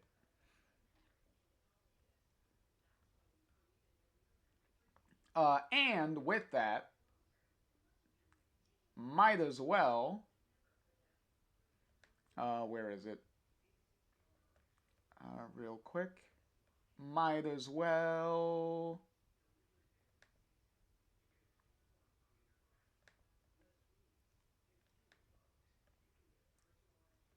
Boop. There you go.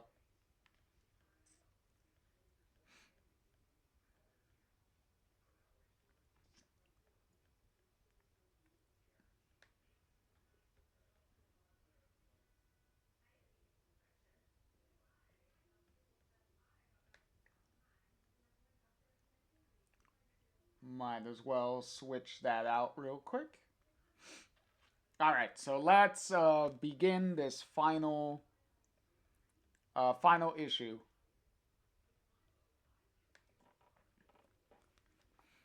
All right, so clearly we're in Seattle because we see the Seattle Space Needle here. So someone says, yes, I appreciate that. Oh, and then we're in the Chase Space Art Gallery. So clearly this is Victoria talking. So Victoria says, no, you enjoy an afternoon off. You've done more than your share the last few months. It's about time I stepped up. And then Victoria continues talking on the phone. You can afford it, and I think I need to do this. And Victoria getting off the wall and starting to walk. Continues to say, I have to go. Thanks again, Jessica. And if anyone remembers, the Jessica that Victoria is talking to is the same Jessica that Victoria mentions in her letter that she writes to David in Life is Strange 2. If you get the that variant to see that letter, because she mentions like a Jessica and stuff like that. So that's the Jessica that Victoria is mentioning. Because I believe she mentioned Jessica also earlier in the comic, but specifically I'm pointing it out here because Sykes said that dress though. Well, it's similar to kind of what she was wearing in the original game at certain points. Obviously she doesn't have like the leggings or anything on her legs. So Victoria saying, waving to Max and Chloe, says, Chloe, Max, I'll be right down. Sykes said, where is Armand? I don't know. He's off screen doing something. I don't know. And then Chloe says, yo, while waving back at Victoria. So Max says, this is surreal. And then Chloe responds, I know, but trust me, she's actually kind of not awful now. Chloe, I don't think Max was specifically talking about Victoria there. And Max responds, I mean, yeah, there's that, but Max continues, deja vu. This reminds me of a time that never was. And if you haven't figured it out, let's get a there we go, a bigger shot of the chase space. Sykes said the chase space legendary. Yeah, I know. If you haven't figured it out, this and then Psych responding to what Max said, bitch, she never been awful. To what Chloe said, I mean. That's funny. But let me finish my thought here. If you haven't figured it out, the gallery, the Chase Space gallery, if you look at the layout of it, it's very similar it's very similar to um, the ziggurat gallery that Max goes to in the other timeline when Max wins the Everyday Heroes contest and she goes to San Francisco because her winning photo is on display, right? This gallery is laid out similarly to that, which is why Max is saying like deja vu and stuff, because this is literally supposed to be similar to that gallery in how it's laid out.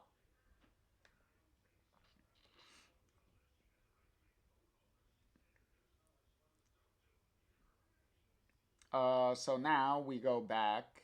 Uh, so now we continue. So Max, so Chloe says, while she's ruffling Max's hair there, says, my mysterious Max. And then Max says, oh no, Chloe says first. Chloe continues, damn, your name is super malleable. Maximus, Supermax, Mystery Max. And then Max interjects jokingly, Maxi Max? And then Chloe responds, yeah, not that one. Still sounds like a sanitary product. Exactly. Still, it makes Max sound like a a period pad, like a Kotex or something. Not great. That wouldn't be a great nickname. That's like a nickname a bully would come up with. So anyway, Max says, exactly. Anyways, my name is totally normal. You just abuse it is all. And then Chloe responds, maybe I just really, really like saying it. That is kind of true, because she does the same thing in the original game. Uh, with the several different, like, Max nicknames.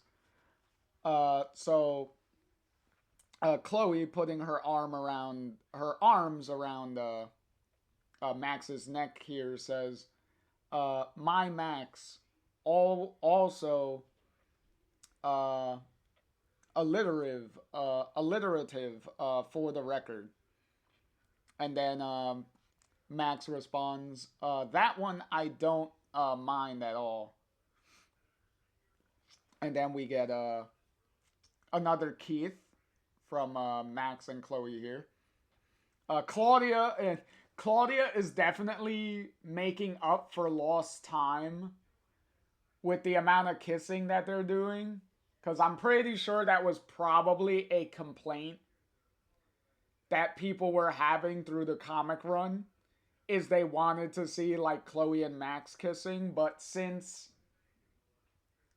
Max was in the Rachel timeline, we obviously weren't going to have Chloe, well, that version of Chloe and Max kissing, because that wouldn't be appropriate to what was going on in that timeline. And then obviously original Chloe was in the original timeline by herself, so she wasn't kissing nobody. So definitely making up for lost time here with the amount of kissing these two are doing. And then Victoria coughing here to try to get their attention. So Victoria says, so hi, Max Caulfield. And then Max responds, hi, Victoria Chase. So it's the first time these two have been talking to each other since the end of the original game. So Max says, And then Victoria says, "Don't worry. I'm not going to ask where you've been all this time." And Victoria continues, "I think all of us who made it out have to find our own places to run to for a while." And then Max responds, "In that case, I won't ask how your star turned on the stage went."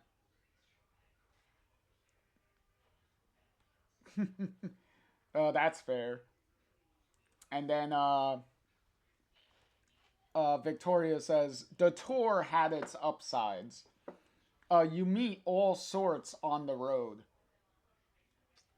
Obviously representing bumping into Chloe on tour.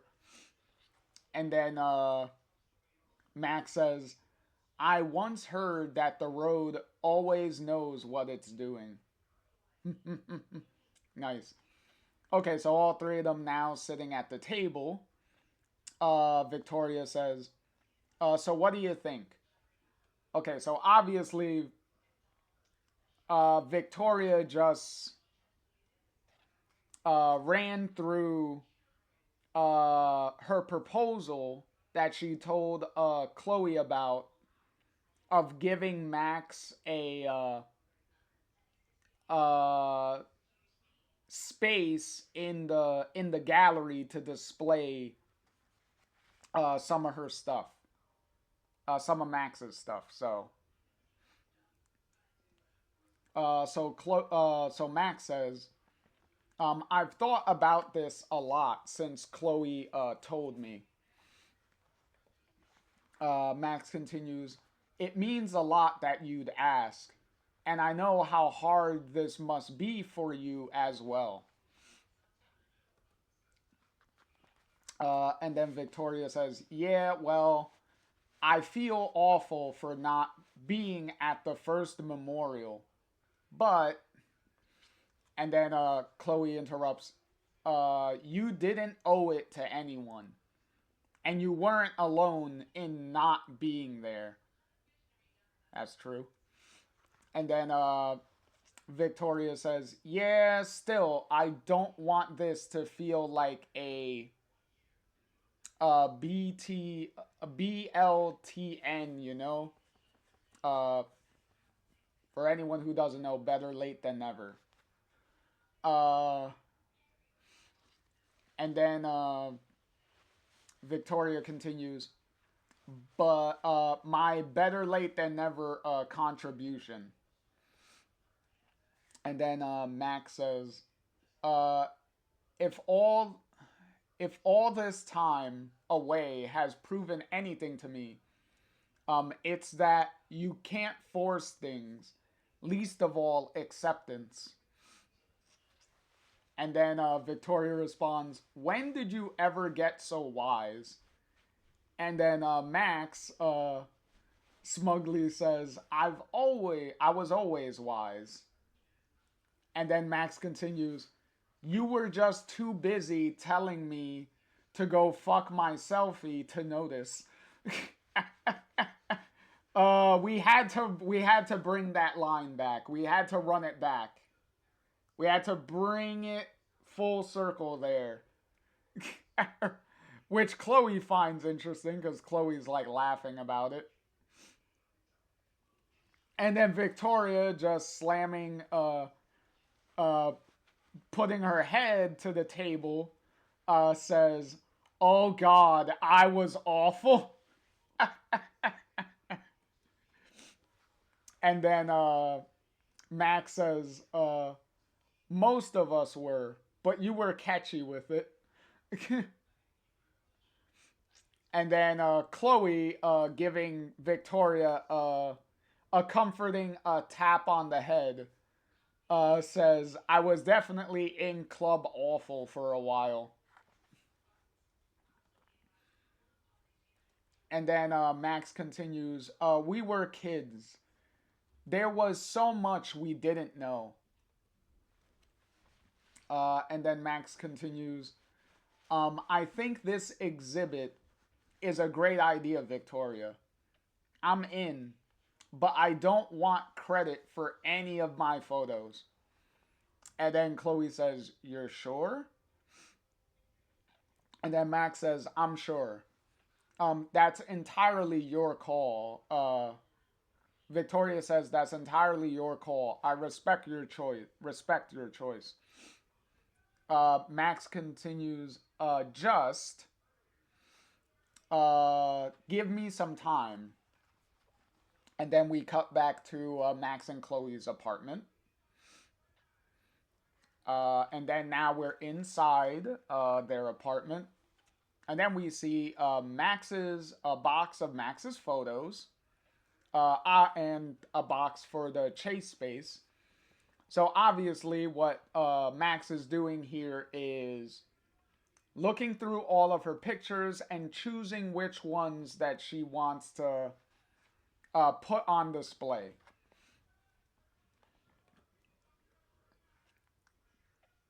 So we got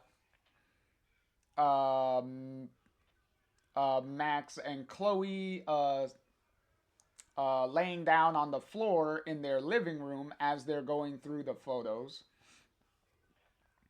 Because this is clearly their living room. So Chloe says, "See, no Marty McFly action."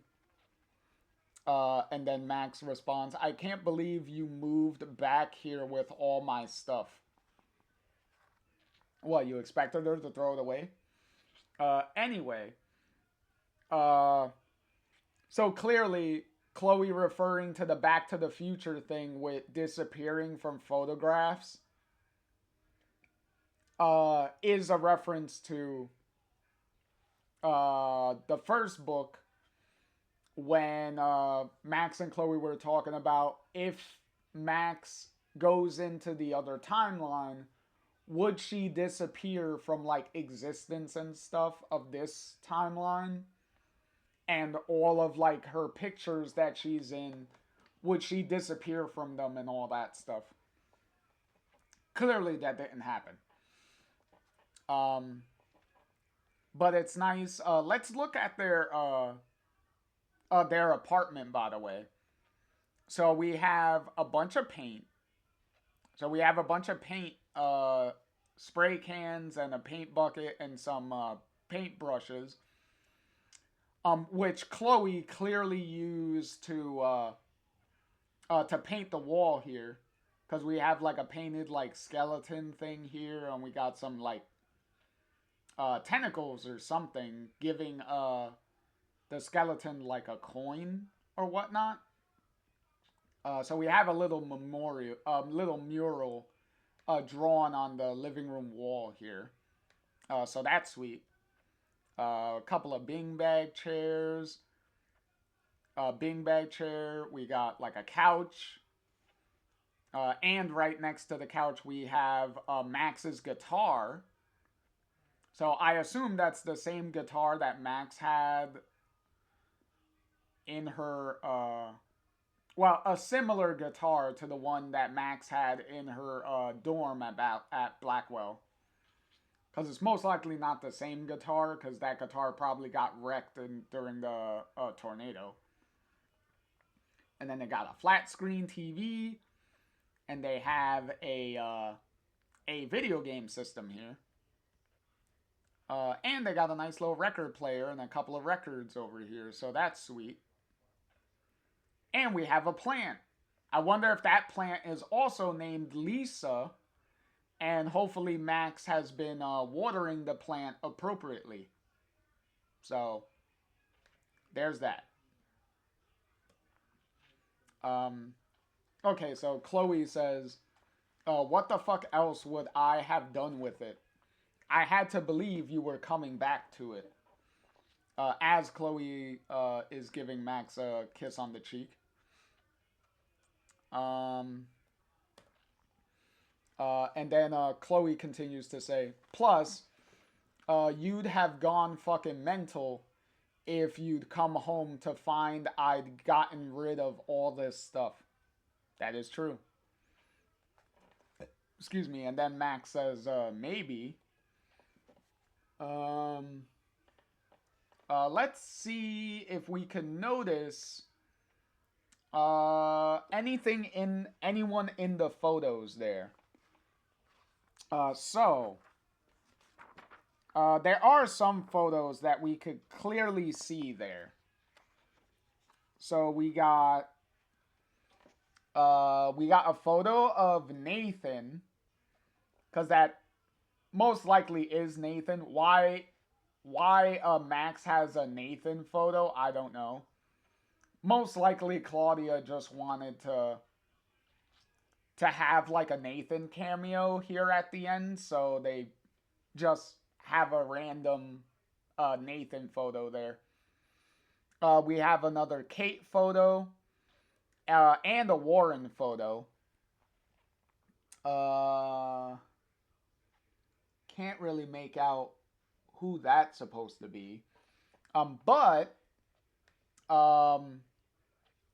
if you notice the photo on the bottom that's next to Kate's photo, we also have a funny little Easter egg photo there next to the Kate photo. It's the collectible photo of that Max takes from the skateboard. When the guy does the skateboard trick and the skateboard smacks him in the balls and he's on the ground in pain, and then you could go up to him and take a photo. It's that collectible photo. So for whatever reason, Max has that in there, which is a fun little Easter egg that they put in there with the photos. So that's sweet. Because along with the Warren photo of the experiment, when you help him with the experiment and then you take the photo of him. So Max continues. It's weird for a while. I didn't want to even look at these again. They just hurt too much. But now I'm so glad to see them. Also, we get a clearer picture of the skateboard photo. Clearer look at the picture of the skateboard photo on the bottom there. And then as Max is laying on Chloe's leg there, Max continues, we're never getting them back, and I'll never not feel that stab when I think of it all. But I owe it to them to remember. That is true. That is true. And then now we get a bigger look at the hold on. Okay, I just wanted to see. Okay, and then now we got a bigger look, another look at their apartment. Hey, some of the leaves are falling off of the plant there. Are you watering it correctly, Max? Like, come on. Or maybe Chloe is not watering it correctly. Y'all need to learn. Got to keep that plant alive. Got leaves falling off.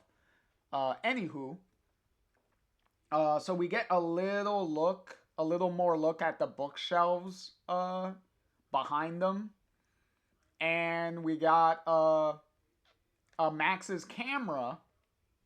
Max's camera here. The camera from the original game that she was using. William's camera. The one that Chloe gave Max. Yeah, William, Chloe's dad. His camera. So, nice that, Chloe, obviously, with the camera now representing both Chloe's dad, William, and Max herself, it makes sense that, Chloe would make damn sure that she didn't throw that away. That she would keep that around. And then, who's picking that up? I think that's Chloe picking it up. Yeah, I think that's Chloe picking it up. So Chloe says, I don't remember this being in here. Dear Max, Rosemary. Okay, so with the ads, because ads are going to start to play. Ads are going to start to play. So we're going to take a quick little break out as ads get ready to play. And then we'll continue when ads are done. And we will see what is in the envelope and who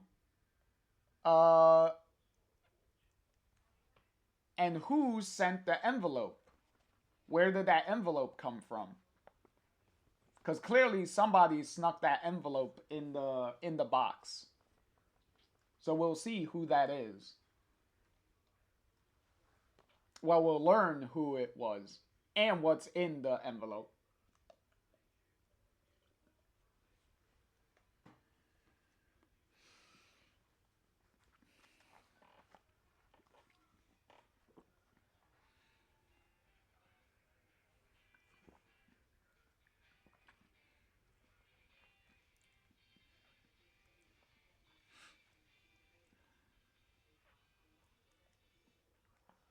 Oh, Lord. Oh, dear Lord. I know what's coming.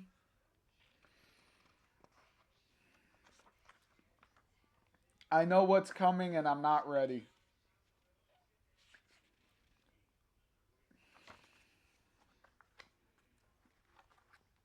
Oh, I know what's coming and I'm not ready, man. Oh, boy.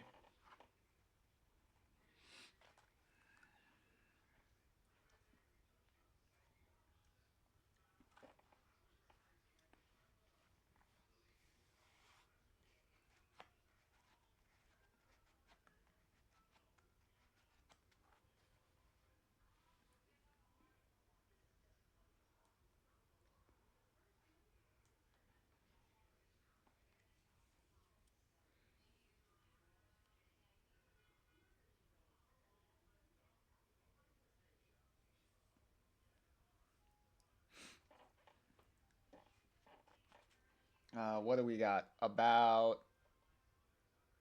a minute left of ads. About a minute.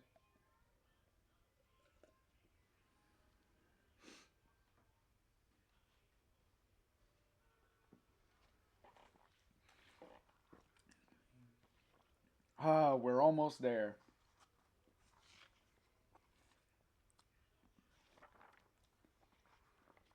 We're almost there. Home stretch. Home stretch. Home stretch. We're almost there.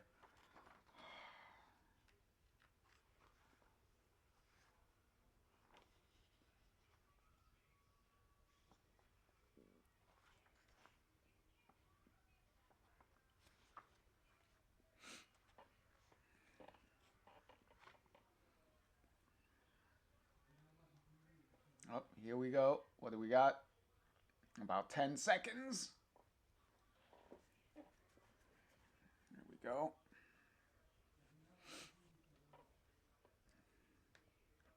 All right. So let's continue. Okay, so Max and Chloe holding the letter. Chloe asks, "Who the fuck is Rosemary?" um, and then Max grabbing the letter and opening the envelope. Max says, "Rosemary for remembrance."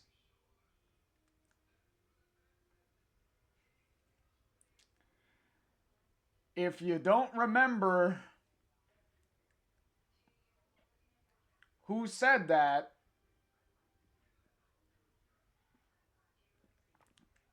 then here you go. So Max and Chloe, with shocked looks on their faces, taking out what's in the envelope. What are they looking at? This.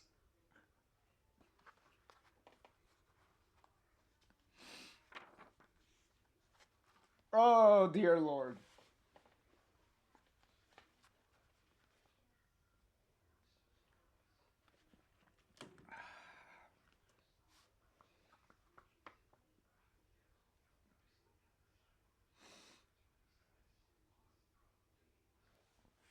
Fuck. Okay, where's my... Give me.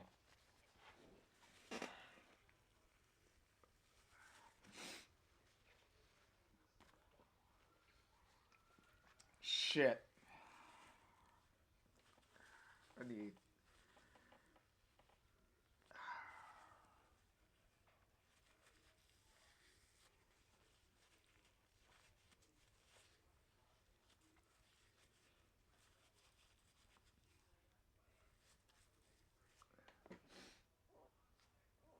Oh, fucking hell.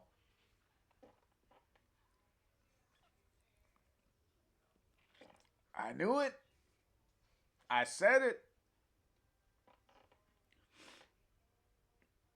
I said that was gonna be... I said this was gonna be the moment that was gonna break me.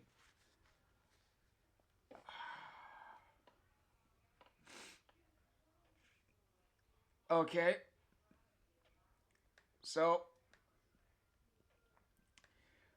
as Max is looking at the photos from the Rachel timeline that they were taking,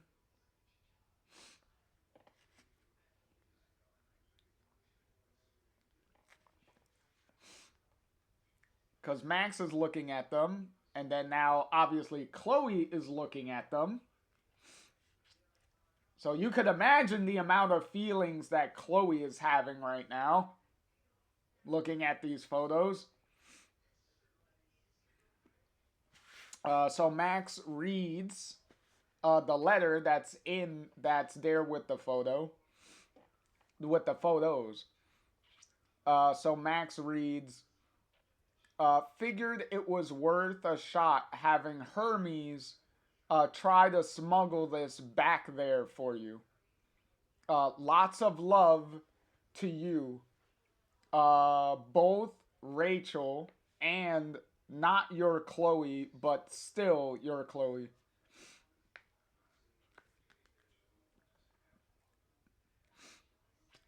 And then Max, with a nice smile on her face, says, "Oh wow." And then Chloe, obviously very emotional, says, "I fuck." And then, oh, there's another photo, the pirate photo, when they're in the pirate costumes. So, while Chloe is looking at the Polaroid picture of uh, of Rachel and her Chloe in the pirate outfits, OG Chloe says, "I mean, it's one thing hearing it from you. It's another. This is, I mean, seeing it. You know what they say, Chloe, seeing is believing, right?"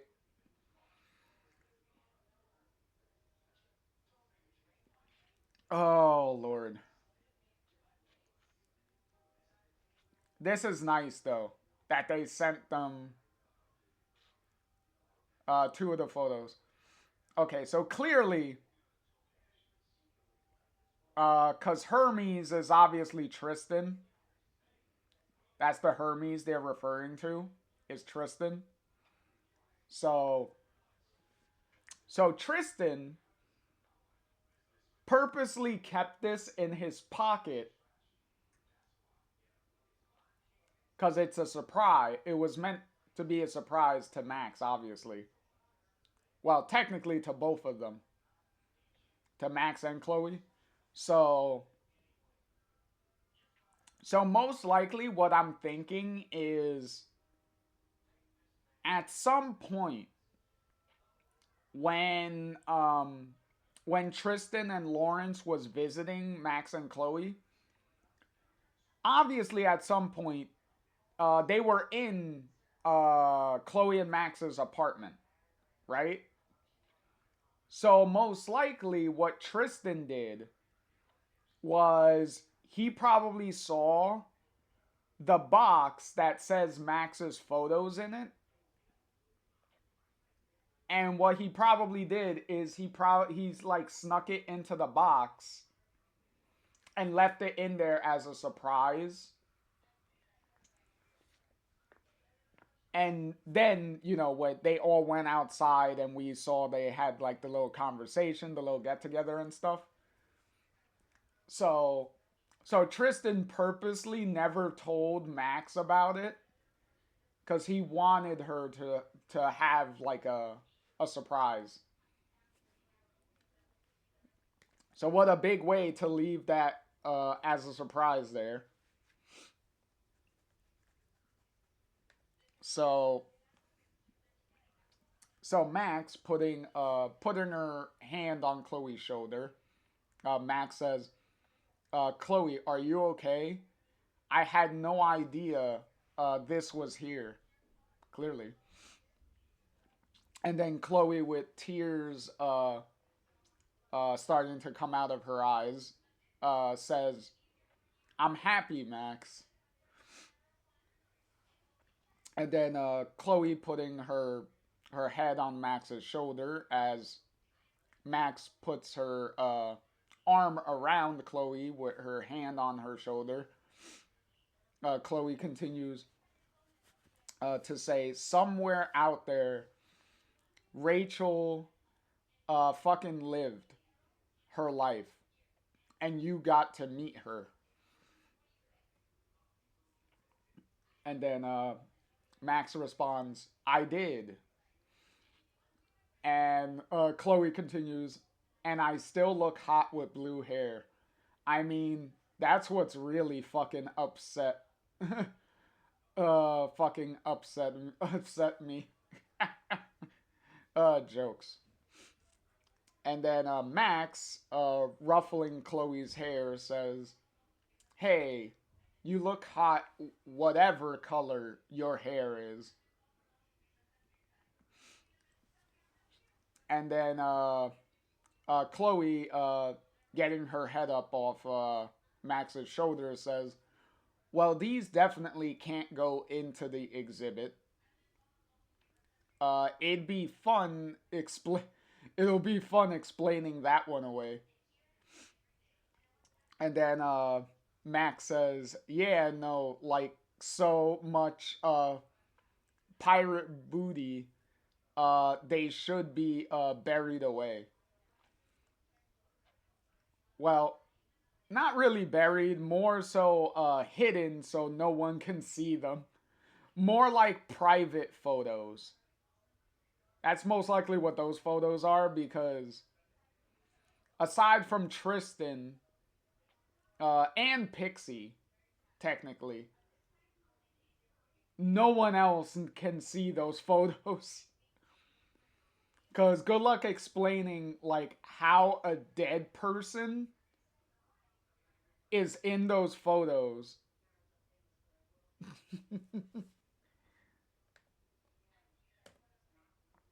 uh, so Max putting everything back in the envelope, hugging the envelope. Max says, "Yeah, glad we got to see them, though. Thank you, Tristan." And then, still sitting on the floor, Max says, "You know, this gets me thinking, though." And then Chloe responds, "Oh?" And then we also get a better look at the pirate hats that are dangling. The pirate hats that are on top of the bookcase, and one is hanging off the side of the bookcase. So keeping with the pirate theme. Um, Max touching Kate's photo there. Um, Max says, Arcadia Bay is more than a storm. It's more than the people we lost. And my photos have no right to be its only voice. Um, and we get a good look at this photo over here. This photo, like the photo that's right next to the chase space box. Um, this is, I believe this is supposed to be Juliet. I believe it's supposed to be a picture of Juliet. You could kind of make it out, but I believe that's supposed to be Juliet.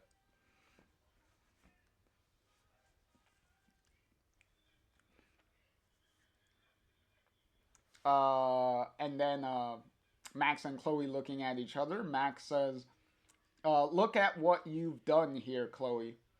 What the community have done."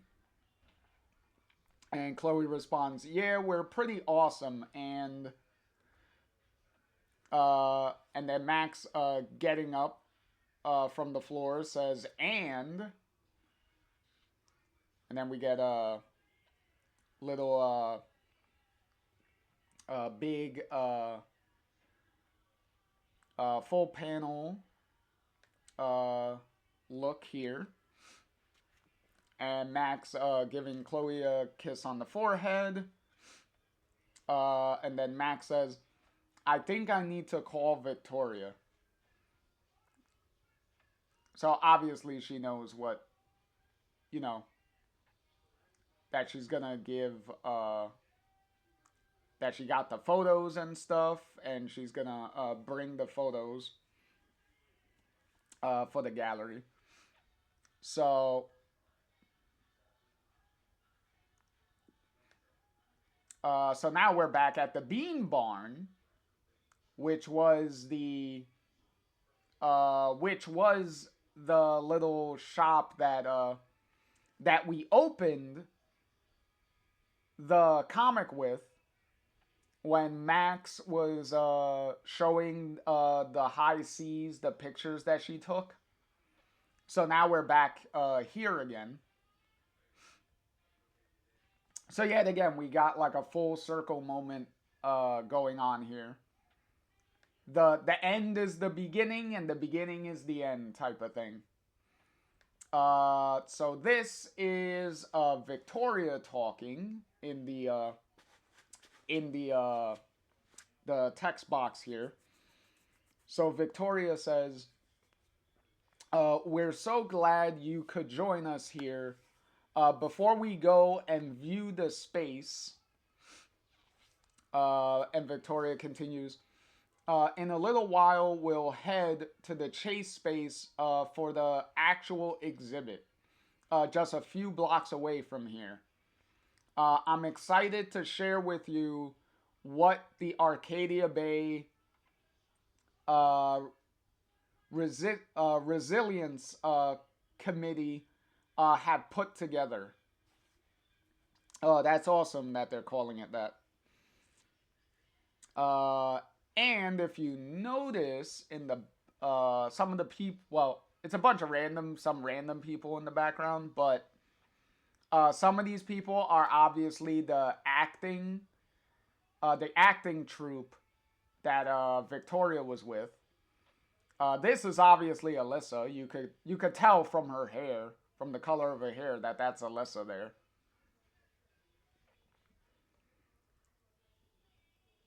And then Victoria continues to say, "In the meantime, enjoy this more intimate, free pre-drink on us. Uh, Reminisce. Thank you." And then Victoria finishing her little speech there. Well, her little announcement there. Victoria says, "How is this evening more scary than Shakespeare?" And then Zach says, you have a little more invested. Ooh, excuse me, invested in this. Hey, Zach is helping out as a waiter, I guess. So that's nice. And then Victoria picking up a glass of drinks says, a lot of us do. And then Victoria says, hey, Zach. And then Zach says, yeah. And Victoria says, thanks for helping out tonight. And then Zach responds, what are unemployed actor friends for? Well, technically, yeah, you're kind of out of a job because the tour ended and everything. So now you gotta figure out what your next acting gig is gonna be.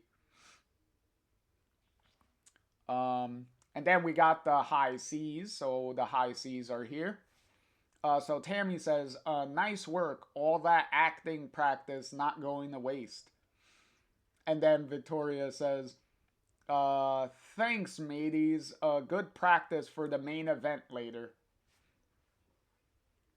I like how Pixie is giving Victoria the thumbs up there. And then Pixie says, we'll set up the kit soon for the after show rock out. Thanks for the set list. It's beautiful. And then Victoria responds, I really appreciate you guys being part of this. I know you're not from Arcadia Bay. Hey, but they're Max and Chloe's VIP friends, so they're gonna be here to support their girls, okay? And then Dex, putting his hand on Victoria's shoulder, says, we wouldn't miss this. And Victoria says, thanks. So Chloe's, not Chloe's, Victoria's, not Victoria, can I speak? Pixie's phone vibrates because she has it on vibrate, I believe. I believe that's supposed to be a vibrate sound, not a phone ringing sound. So Dwight says, so is Steph gonna join us? And then Pixie, looking through her phone, Pixie says, no, she never replied to my messages about this. She's just not ready. And then Tammy says, she'll get there. Oh, don't worry, she will. That's what the Wavelengths DLC is for.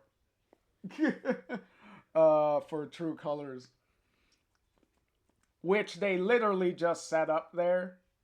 Because that's literally the setup for that DLC. And then Max and Chloe arrive. So Max and Chloe back here. And then as they grab drinks, Chloe says, and how are you doing? And Max says, pretty good. Emotional, but good. I do appreciate if you look at their outfits. You could kind of make out Chloe's outfit here. And you could kind of make out Max's outfit here. But in this shot, Max is wearing a blue butterfly necklace. So I really like that. I like that she's wearing a blue butterfly necklace. That's sweet. And then Chloe says, listen, if you feel up for it. And then Chloe continues, there's someone I know wanted to be here. And I wondered if you were up for going to visit. And then Max, putting her hand on Chloe's face, says, "Of course, we can go see him whenever you're ready."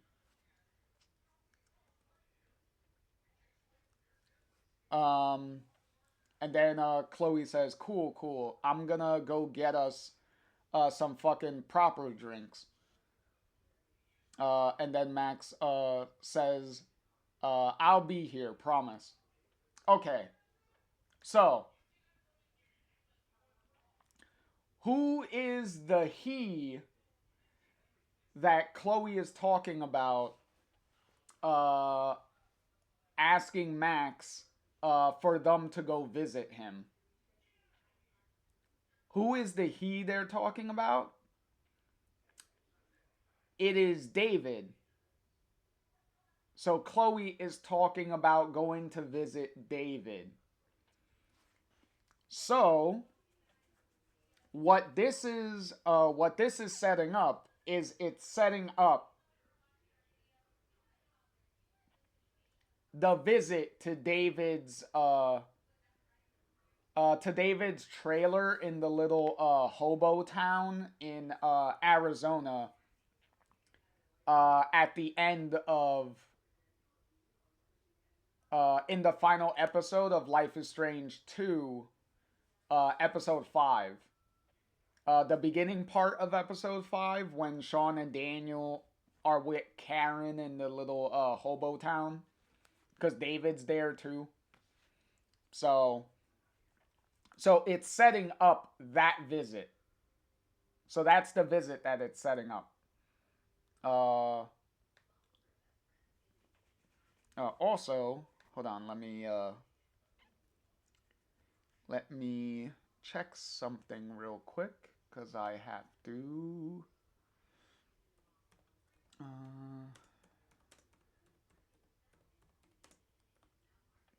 Because I knew I forgot to bring this up.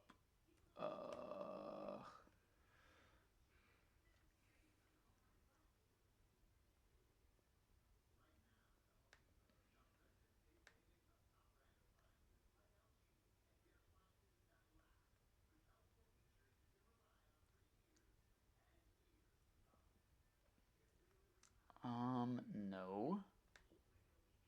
There it is. Okay.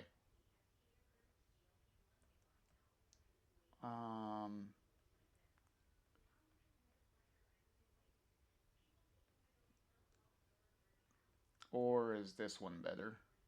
I think this one might be better. Oh yeah, this one is definitely better. Okay. All right, so we'll save that for later when we're. All right, so boom. Okay. So let's continue. There we go. All right. I like how you see Alyssa sitting in one of the booths there. You see her in the corner. So as Max is looking around at everybody at the little event here, and we also see the sign there for the exhibit, uh, which is apparently called "We Are Arcadia Bay," which is a nice sign because it's the Arcadia Bay lighthouse in the corner, and the light coming from the lighthouse is where like the words and everything are coming from. So it's like the lighthouse is shining a light on the words and stuff. So that's nice. I like that. And then Tristan shows up and jump scares Max here, because Tristan says "boo," and then Max, obviously scared, says, "Tristan, shit, did you just?" And then Tristan, laughing, says, "Nah, I just walked in through the door." And then Max, a little embarrassed by getting jump scared there, says, "Right. Of course. I had no idea you were coming. Why wouldn't he be coming?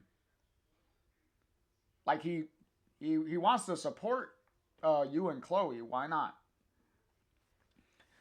Um, and then Tristan says, "I wouldn't. I won't pretend it was a short journey. Would have been easier if I could still phase my way over. But that's harder to do with a big lug of a boyfriend in tow." Yeah, exactly. Lawrence doesn't know about your powers, so if you were going by yourself, that would be one thing. But if you're gonna be with somebody,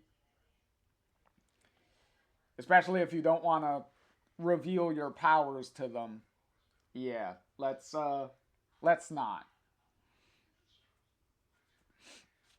Uh, and we got Lawrence and Chloe giving each other high fives, so that's nice. I do like how we can see Zach like going around attending to people in the different panels. So that's nice. You just see him in the background doing his job. Uh, so Tristan says, honestly, Lawrence is chasing a lead for a job. So we detoured. What can I say? I like road trips. You kind of been on one long enough, so that makes sense. Excuse me. And then Tristan adds, this one had a lot more kissing though. And then Max, laughing, says, I'll bet. Oh, look at Chloe giving Lawrence a noogie. A little noogie there. Look at that. So Tristan says, I should probably go save him from Chloe, huh? And then Max says, she'll eat him alive. That's one way of phrasing it, I guess, Max.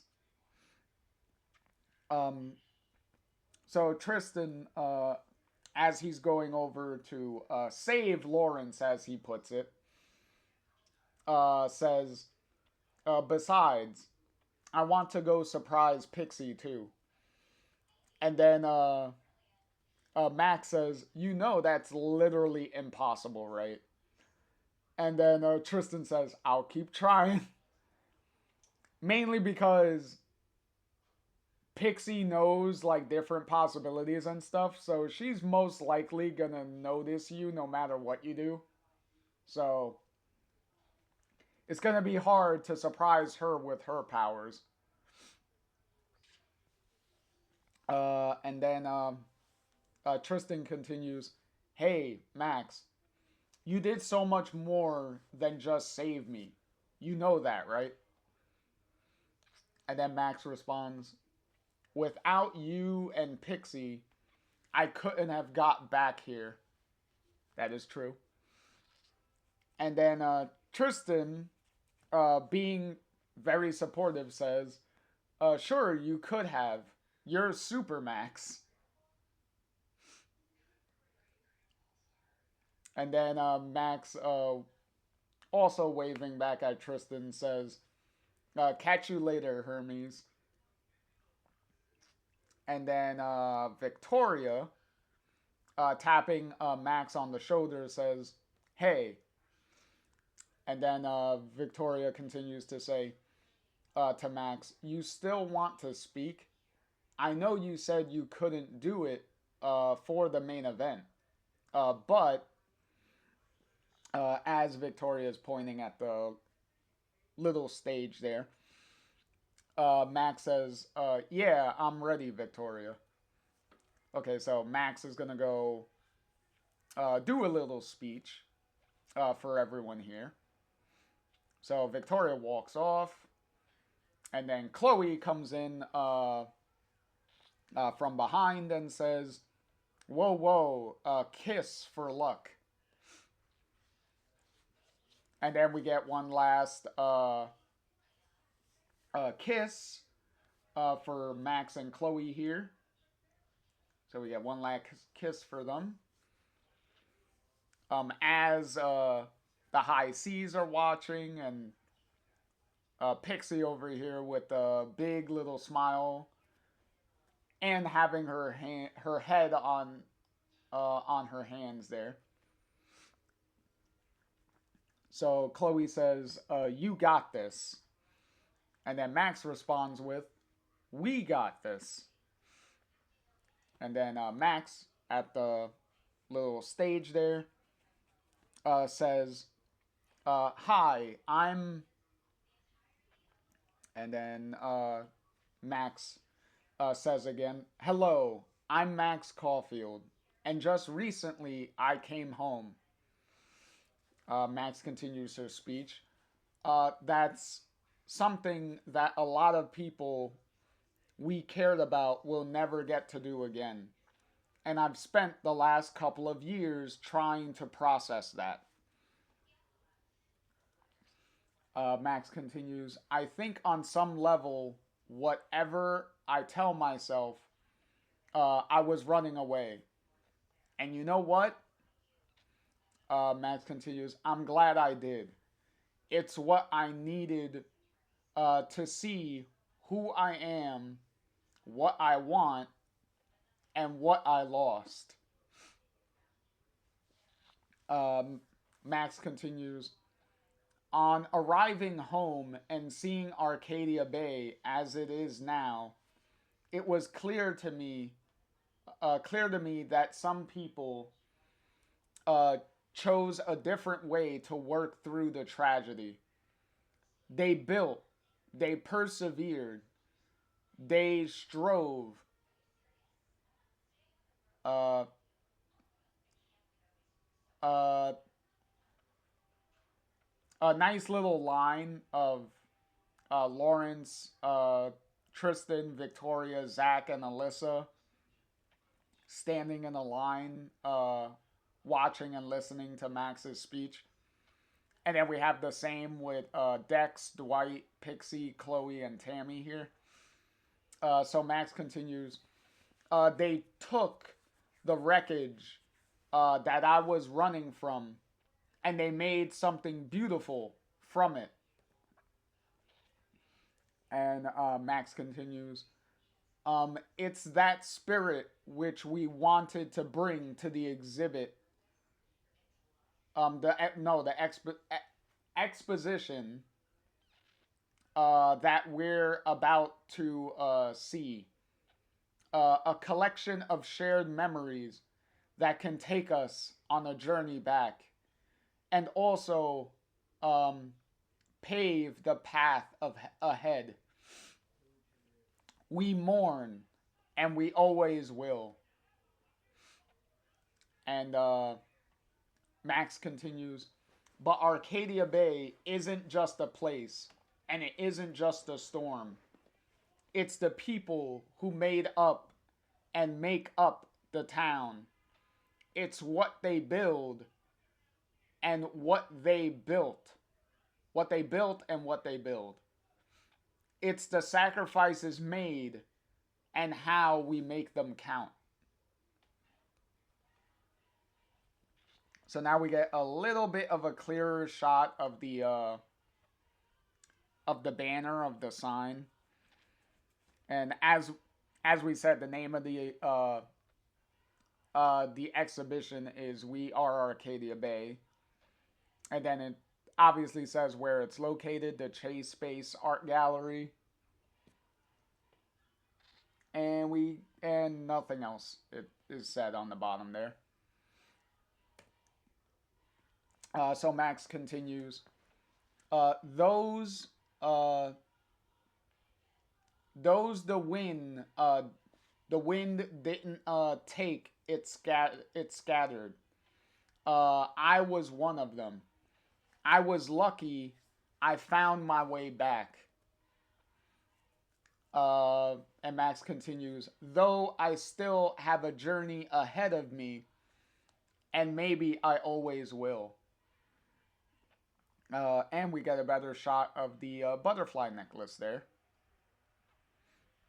Um, and then Max continues as she's holding up a candle, so they could do the candlelight.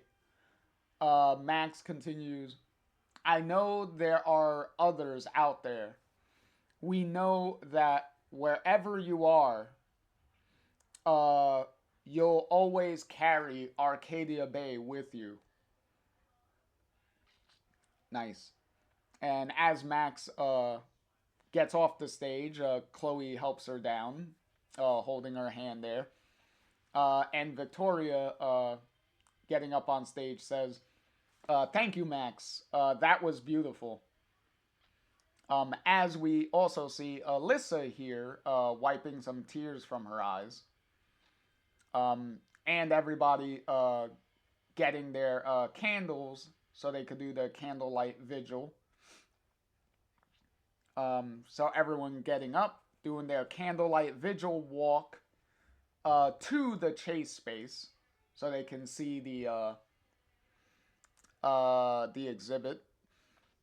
So Victoria continues to say here in the text box, and now in honor of the annual candlelight vigil held in the town itself, we invite you to join us in lighting a flame as we walk to the main event.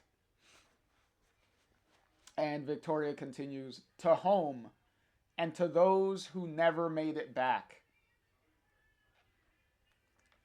Which is nice here as Max and Chloe are side hugging here. And Victoria finally says, to the sacrifices made and how we make them count. And that is it. That is the end. It says right there, the end for now. That for now, right at the bottom, is what gets me every time. Because it's like, damn it, Emma and Claudia, don't tease me. Don't tease me with more. Please don't tease me with more. Come on. Don't tease me with a good time, okay? With another good time.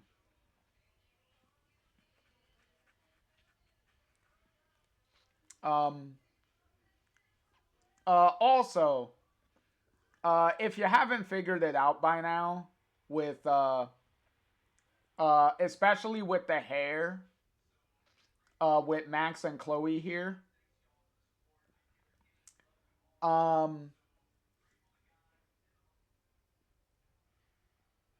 clearly how Max and Chloe look, as far as their hair goes, is clearly supposed to be setting up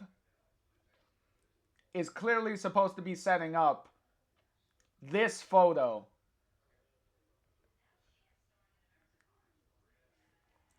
This is clearly them turning, looking more like what they're supposed to look like in this photo of Life is Strange 2. So they go, so, see? This to this. This to this. So very simple, see? 1, 2. 1, 2. 1, 2.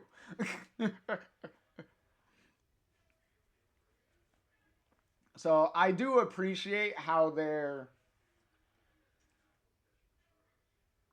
bringing it all like back around to where Max and Chloe would be by the time of Life is Strange 2.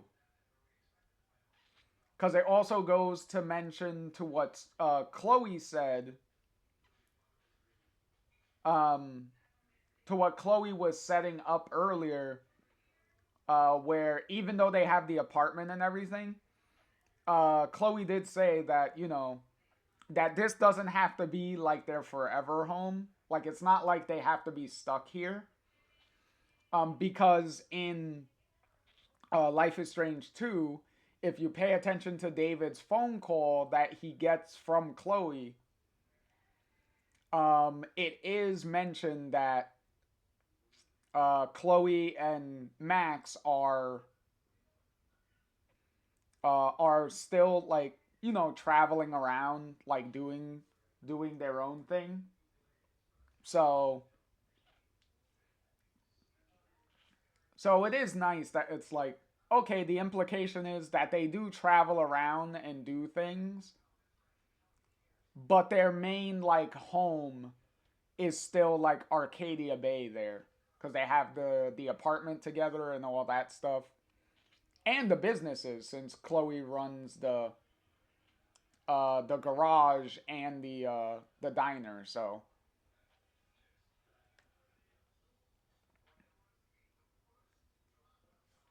So now we have the a little variant cover here right at the end from Claudia.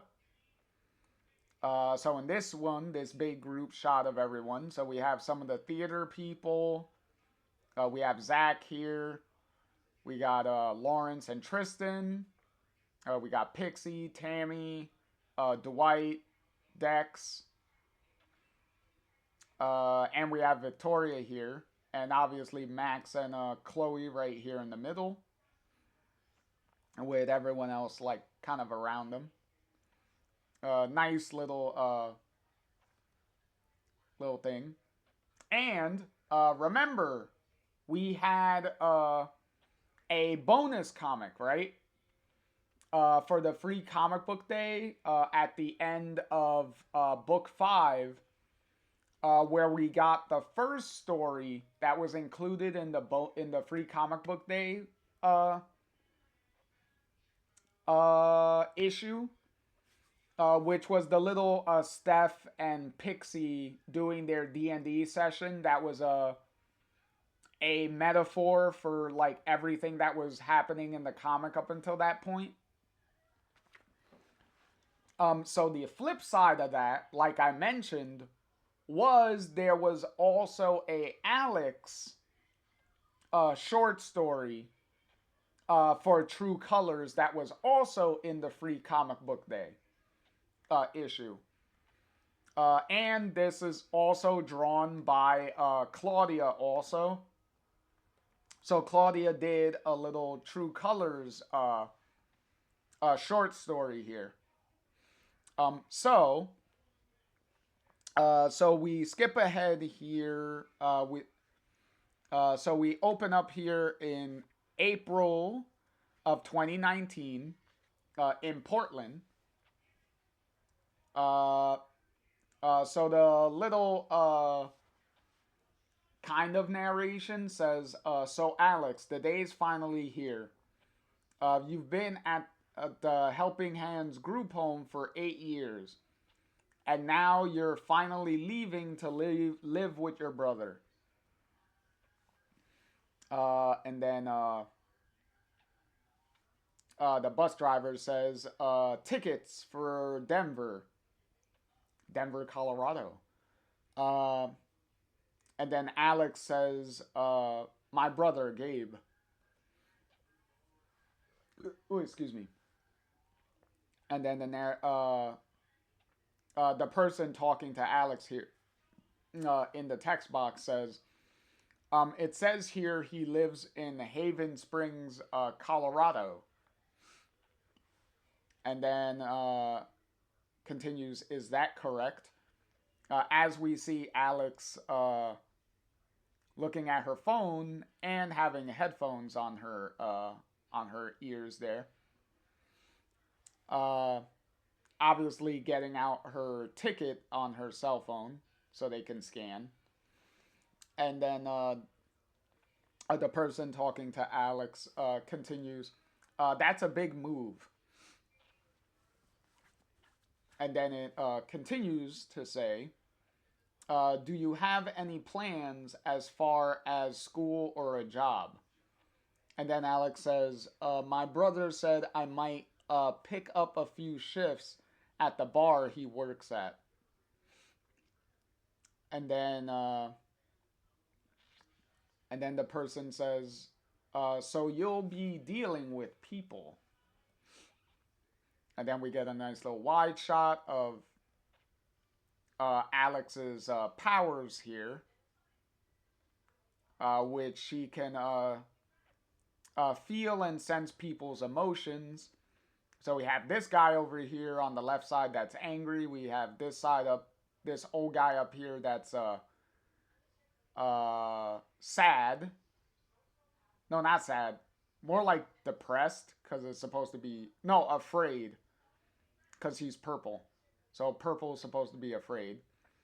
And then we got blue, like a light blue aura here, which they're supposed to be sad. Because this lady and this lady looking out the window on the right side here, they're sad.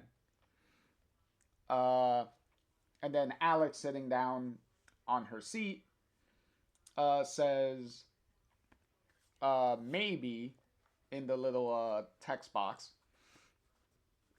And then Alex reading the text message here says, from Gabe, says, tomorrow is a big day. You need anything? And then it's dated, April 27th of 2019 at 1:22 p.m. And then Alex responds in the text message saying, nope, I'm good. I don't have much to carry, you know.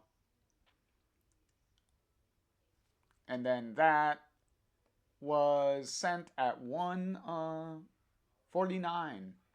And then Gabe immediately responds with the little rock on hand sign. So that's sweet.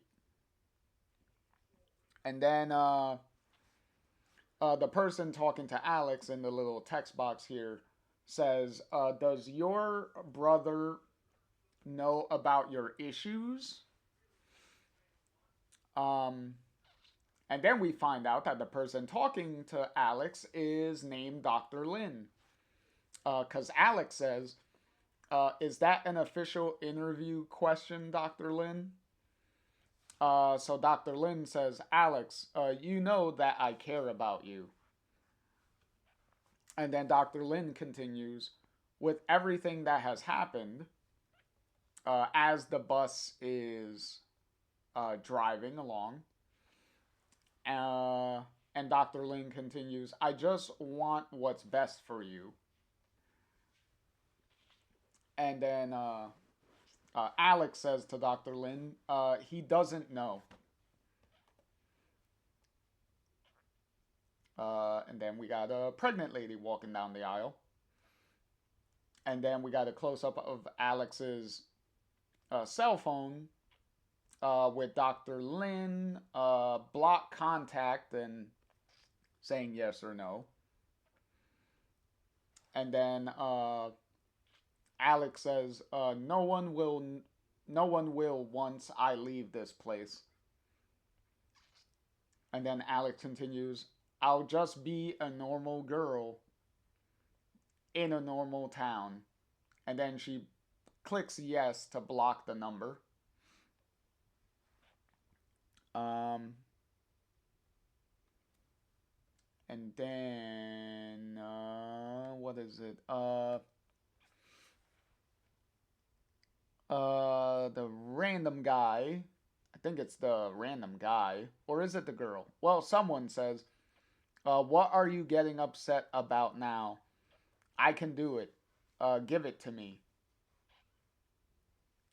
As Alex is sensing someone's emotions. And then somebody says, I'm just trying to help you. And then another random person responds, I don't want you to.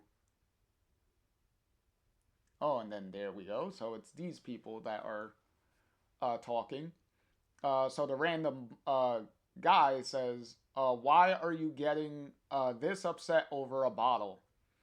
And then the random girl says, because for once, I just want to do something myself. Um, and then I'm assuming it's the boy that says, "I know you didn't want me on this trip." And then the girl says, "No shit, Sherlock." And then the girl says, "I could have gone alone. I'm 17." And then the guy says, "And you're crying about a bottle lid. So maybe, just maybe, mom was right that I." And then the girl gets up and uh, walks off and says, "You know what? You drink it. I'm gonna pee." And then the guy's, well, apparently the girl's name was Kayla, because the guy says, "Kayla, come on." And then Max, inner thoughts, says, "Deep breath, Alex. Push through this. This isn't your sadness." And then the guy says, "I don't even like this stuff." And then the guy notices Alex, is like, "Oh," and then says hi to Alex. And then the guy says, "Sorry about that. Didn't we wake you?" And then he continues, "I'm her brother, if that wasn't obvious." And then Alex, taking off her cell phone, her headphones, says, "Little sisters, huh?" And then the guy says to Alex, "You got one? They're great." And then Alex says, I am one, actually." And then the guy, kind of face palming, embarrassed, says, "Crap, sorry. They really can be great. I bet you're great." And then the guy, still embarrassed, just says, "Kill me." And then Alex, with a little smile. And then the guy continues to say, "She's really a good kid, but sometimes," he continues to say, "Oh man, I'm sorry. Strangers talking at you on the bus." And then Alex responds, "I've had worse."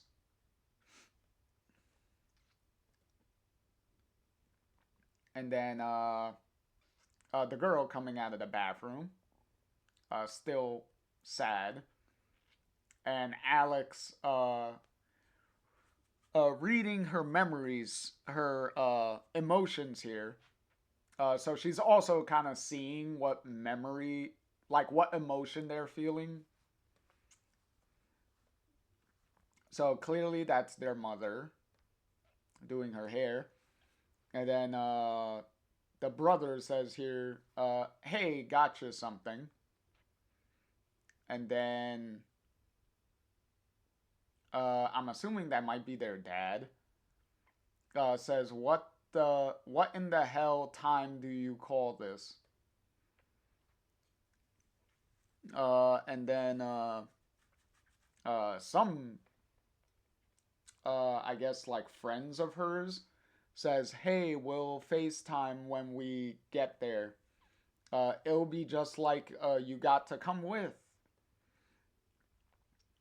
And then Alex, inner thought, says, "Not my feelings, hers. Should I?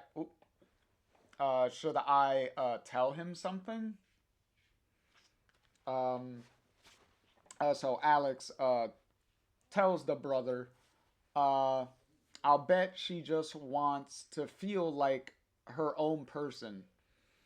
I know I'd want the people around me to trust in my independence, that I could make my own decisions." And then the brother says, "Yeah, you're probably right." Um, and then the sister says, "You're on my," and then the brother interrupts, "I know. This is your seat." And then the sister says to Alex, sorry if my brother was a pain. I guess he means well.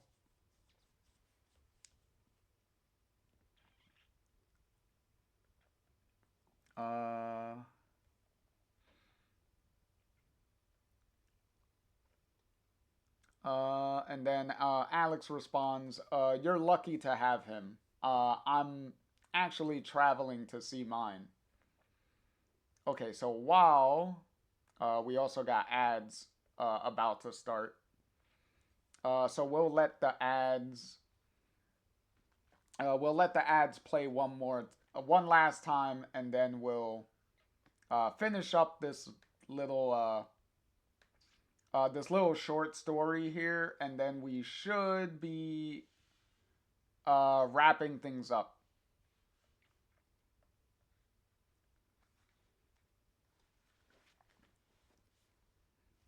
So the ads are playing now, so we got about 2 minutes 45 seconds.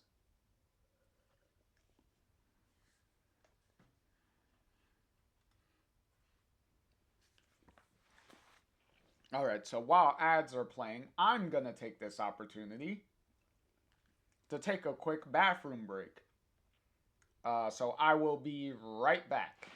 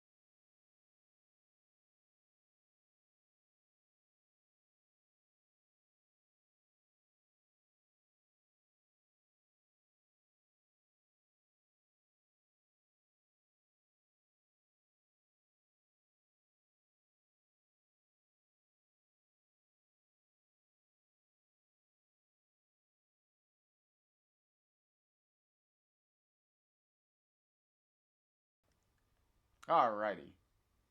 Okay, so we got what? About 20 seconds left. Okay.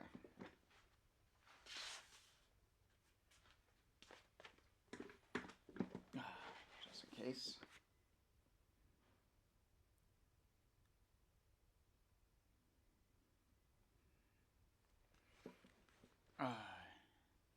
Okay. So let's finish this out here.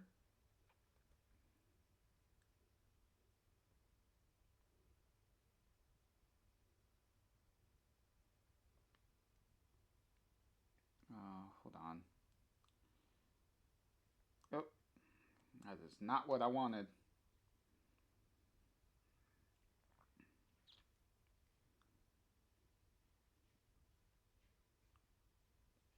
Okay, that is what I want to do.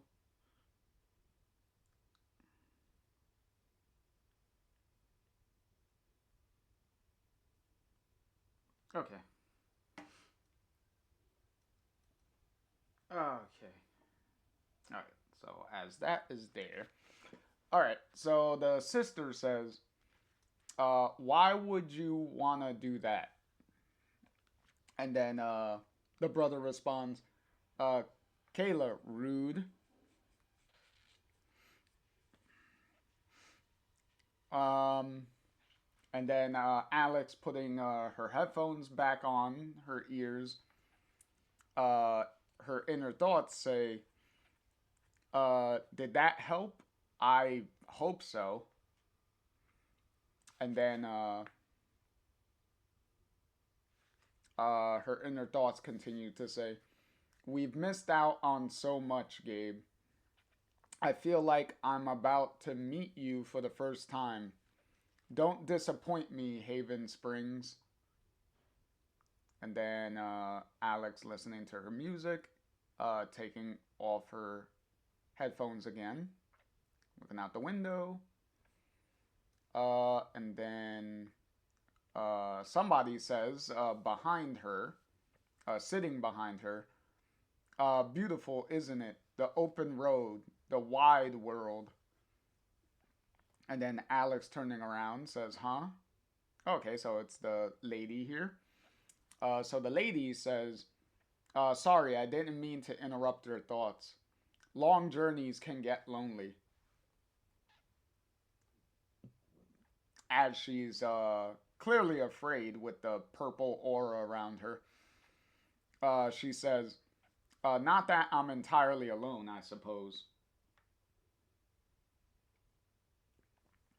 And then Alex says, "Oh, hey, congratulations." Yeah, because she has the baby. And then Alex responds, "Sorry, was that weird? I never really know what to say." And then the lady says, "Huh, well, I always appreciate the honesty." The lady continues, "Oh, I have to be careful." Um, uh, and the pregnant lady continues, "If I laugh too hard, you'll be helping with the birth." Oh, yeah, we don't want her doing that. And then the Alex says, "So you don't have anyone helping out?" And then the pregnant lady says, "It's just me and my special passenger." Yes, yeah, very special passenger. They're traveling inside you. Uh, and the pregnant lady continues, "But I'm headed to my sister's place. I'll soon be surrounded by more family than I could possibly need." And then Alex says, "Are you scared?" Well, clearly. And then the pregnant lady says, "I." And then she continues, "Still need to work on my poker face, huh? I'm just." She continues, "I said I'd do this alone, but it turns out alone is harder than I thought." And the pregnant lady continues, uh, talking with you, I already feel better." And then Alex says, "I'm Alex." And then the pregnant lady introduces herself. "I'm uh, Myra or Mira, whichever way you say it. It's not like her name matters anyway. And I'm gonna be a mom." Yeah, yeah, you are. And then Alex says, "You're gonna be great." Yeah, being supportive. So Alex's inner thoughts say, "I'm still not really sure what to say, but I do mean that." And then Alex inner thought says, "What?" As somebody uh, clearly sad walks by, or she feels like their presence is really strong. Um, so Alex's inner thoughts say, "Not Mira or Myra, whichever. Uh, I really thought I could shut all this out for one bus ride." Probably hard to do that when you're surrounded by people, by the way. Okay, so this sad old guy is there, and Alex notices and is like, "Oh, okay." So the guy's there. Oh, the old guy's kind of crying, wiping off tears. The old guy says, "God, I'm sorry. I." And then the old guy sits down and starts crying into his hand. And then Alex, obviously a little, awkward feeling. But Alex decides to try to see if she could at least talk with the guy, see if that could help. Alex says, "Is that your seat?" Um, and then the old guy says, "Well, no, but you were blocking the aisle." And then Alex says, "Oh, I'm sorry. Yeah, your legs were kind of blocking." And then the old guy says, "Honestly, it's fine. This way, uh, I'm sorry." As he takes the little napkin and drying his tears. Little thing with Alex, and Alex kind of moves back over, and then just looks, and Alex decides to still help out still try to help out the guy. So Alex says, uh, "I'm Alex," and then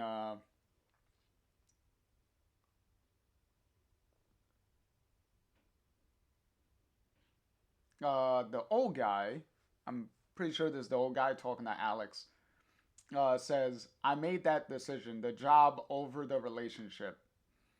Yep, there was the old guy. I figured because it was like a blue text box. Um, so the old guy continues, "And I found myself miles away from where I should have been all along, with no one to blame but myself." And then Alex says, "But that's why you're here, right? Making it better?" Yeah, better. And then the old guy says, "Yes, yes, I suppose I'm hoping I can." Uh, and then the old guy taking something out of his pocket, and it's a ring to propose. Um,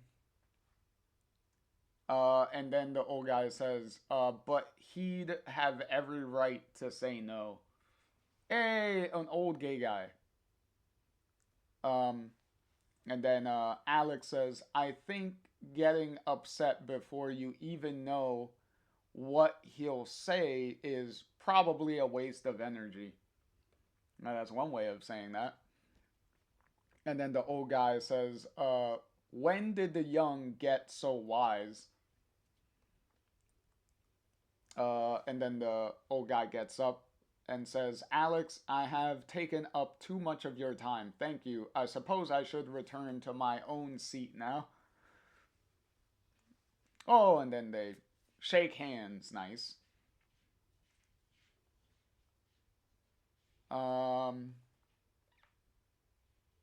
did they ever introduce his name?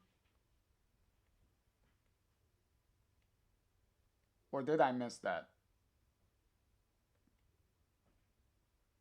Okay, no, I didn't. Okay, she's just saying his name now. So apparently the old guy's name was Peter. Because Alex says, "Peter, it's been good meeting you. I really hope it all goes well." And then Alex shuffling back to her seat corner there. So Alex texting Gabe. Alex says, "Hey, I'm about an hour away." Okay, so we rolled over into the next day. So we had a little bit of a time skip because now it's April 28th, 2019. And it's Alex texts that at 4:02 p.m. And then Gabe texts us back, "Can't wait, I'm ready for you." And he texts that back at 4:05 p.m. So yay. And then we got a nice little the end of the of this little short story for from Free Comic Book Day, which is also a little bit of a prequel to the beginning of True Colors. So this little comic is kind of like a short little prequel of Alex's bus ride. Uh, Alex's bus ride to Haven Springs and kind of what happened on the bus. But for a short story, it's a nice little thing. And then we got little sketches here of for Claudia, for Steph and Alex here. So we got Alex first, and the little note there that it says under character sketches. It says, to get a feel for the new character of Alex Chen, Life is Strange comic artist Claudia Leonardi and colorist Andrea Izio created sketches of her as she appears on her journey to Haven Springs. So we have nice little sketches and stuff going on here. And then obviously we have Steph on the right side. And then Steph's little thing says, in between her appearances in Life is Strange Before the Storm and Life is Strange True Colors, Steph found herself in the Seattle punk scene and in the pages of this comic. Yay! That's one way of saying that.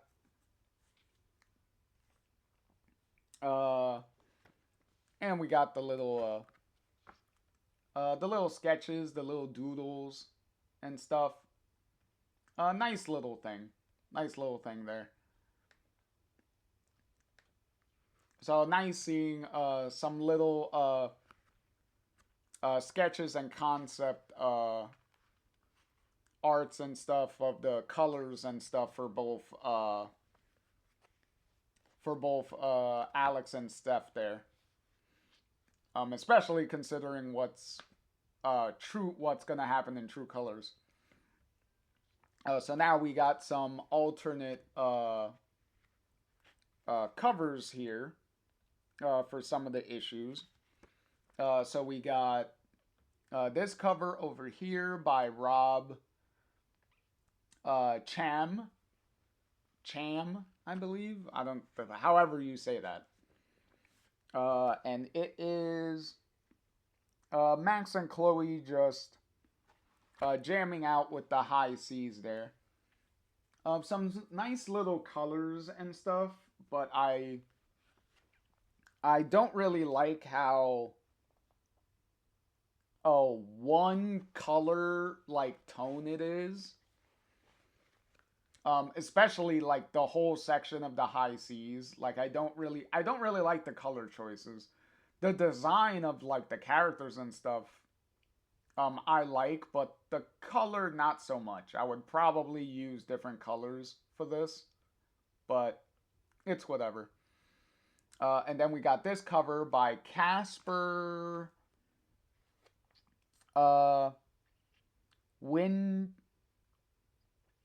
Jagar, I believe that's how you say that. Whatever. I kind of give up on names at this point. Casper Windegar, whatever. Which is obviously of Rachel here in like water with a bunch of flowers around her, and she's holding a Hamlet book. But if you read the similarity here, this is also, you can kind of take this as kind of similar, like a dead body thing. when you like position a body sometimes for like a casket when you're viewing them at like the uh at the little like part before the funeral, before they close the casket and take it to the cemetery thing. It's also kind of similar to that. And considering that it's Rachel, kind of says all you need to know about that. About why it's similar to that. Um, and then on the bottom of Rachel here, we got this little cover by Zoe Thorogood, which uh, Zoe Thorogood. Thorogood. Thorogood. Okay. But nice design and stuff here. I do like this little artwork. I do like Zoe's design. Also, Zoe Thorogood is also a name that you might want to remember for a little later down the line. Because that name is definitely going to come up again later down the line. If you already know, you know why. But for everyone else wondering, you'll find out later down the line. And obviously, on the right side here, we have the video game covers. So we have Max here from the cover of the Life is Strange, the original Life is Strange remastered. And then we have Chloe here from the cover of Life is Strange Before the Storm remastered. And then we have Rachel here and Chloe here. And these are screenshots from the trailer, from the teaser trailer of the Life is Strange remastered collection, which included the remastered version of Life is Strange and the remastered version of Life is Strange Before the Storm. So that's where those covers go. I do love the top covers here of Max and Chloe. I do love those designs. I love those. Especially with Max here with all the butterflies coming around her, and then Chloe here with all of the ravens and stuff, like the crows, the ravens, and whatnot around her. Nice. And then obviously the bios here for Emma Vicelli and Claudia Leonardi, as always. And Andrea Izio also. So, big shout outs to all three of them.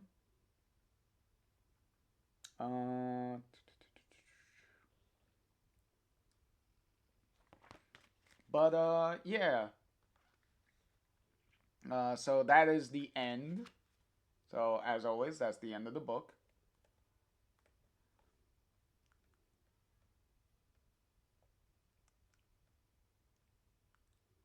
So,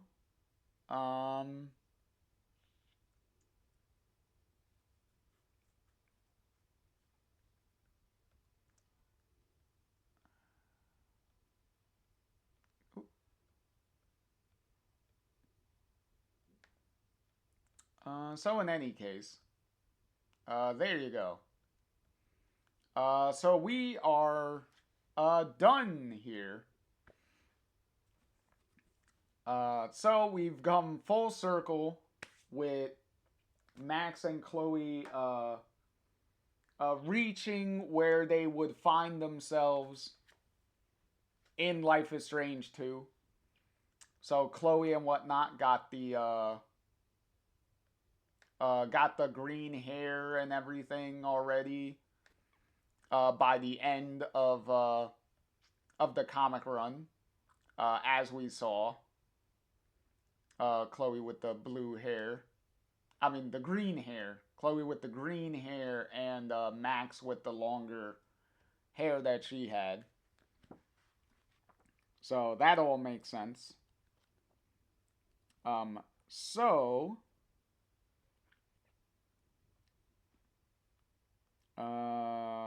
where is it?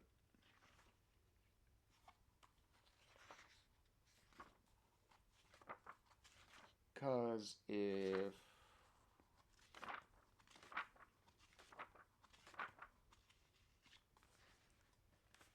as always, there's see, because you have Max and Chloe there with their green hair and Max's longer hair, which the comic was already setting that up. Because if you notice, OG Chloe had her hair in a tiny little ponytail in the back. So the comic was already telling you that Chloe's hair was growing out, was starting to grow. So Claudia very sneakily in OG Chloe's design was kind of foreshadowing Chloe's hair getting long. So they were already pushing in the direction of connecting the end of the comic into where Life is Strange 2 was going to show Max and Chloe. So sweet sweet way of bringing all of that full circle.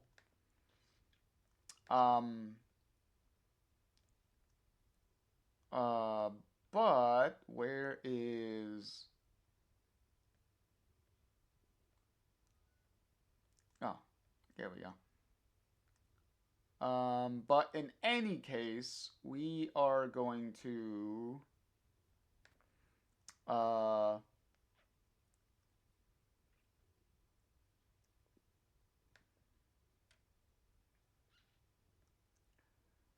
so in reflection of where we were, of where we started. So we started here from the last from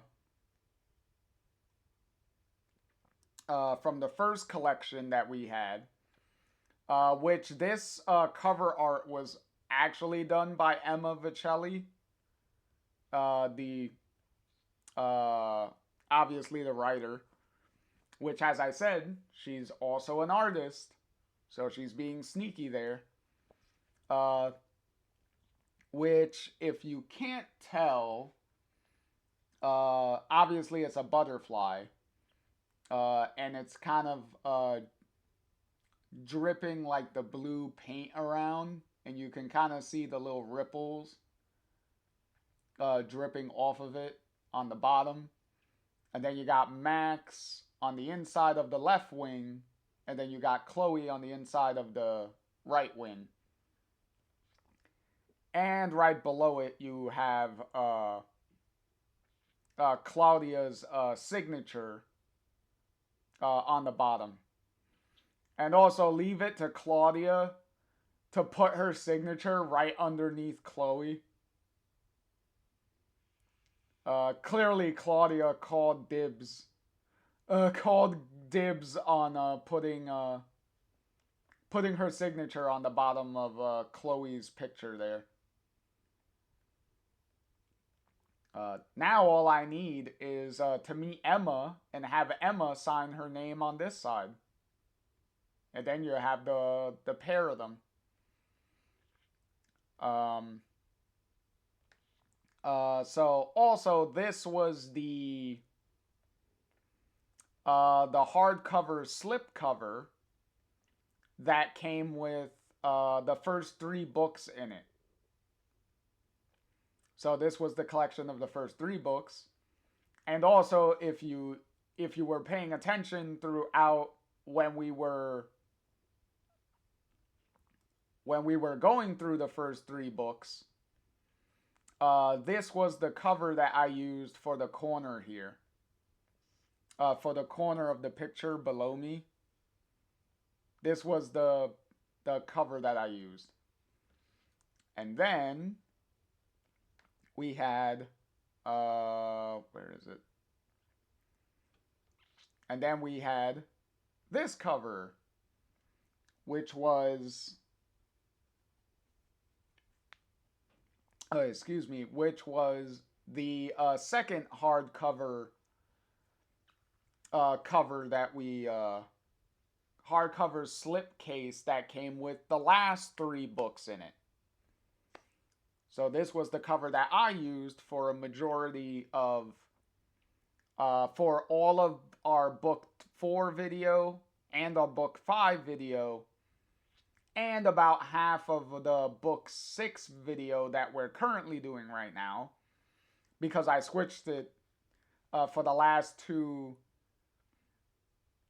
for the last chapter with this cover. Which, to be fair,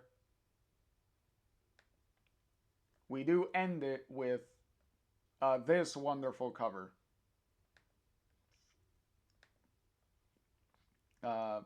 So, because obviously this is probably like my favorite cover out of all of the covers. I would love to get this and just blow it up and put it on a big poster on my wall. Because this cover that Emma Vicelli did is amazing. I love this cover. And the perfect symbolism for the end of the comic. Like, what better way to end the comic than this cover? With Max and Chloe pretty much walking off into kind of the sunset, because you could kind of imagine that the portal that they're walking into is kind of like a sun. So it's almost like they're walking into the sunset. So that is sweet. Also, I did promise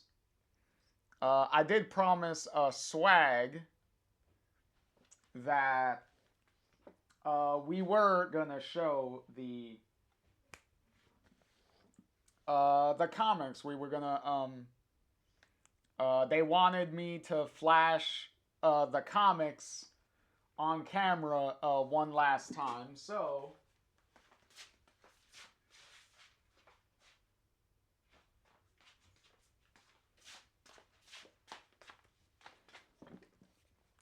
here we go with the hardcover that I mentioned. Obviously with the signature from Claudia right there. And we have the first 3 books. So we have... no, that was book 3. There's book 1.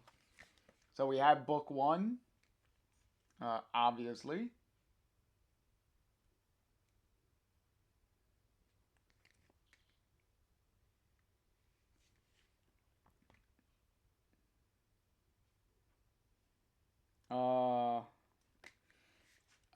And one last time to read the quotes from the first book, from where it all began, with what was this? Multiversity Comics saying an outstanding sequel and a must-read for fans. And then in the back it says, what is this? Flickering Myth says, a must for anyone who experienced the original Life is Strange journey. The Life is Strange story, I mean. And then we have Games Pew said Claudia Leonardi perfectly captures the tone of the original series. That is true with her art. She definitely does do that. And then comicbook.com says Emma Vicelli does an excellent job capturing the personality of Chloe and Max. A worthy sequel. And then what was this? N3RDABL3. I have no idea what is that supposed to be a website or a publication? Very weird name. Anyway, they said it's awesome to return to the adventures of Max and Chloe. And that was just the beginning of the book, the first book. Boy, did they know how true those statements were definitely going to be by the end of the book, by the end of the entire run. But also, not only was the slipcover autographed, but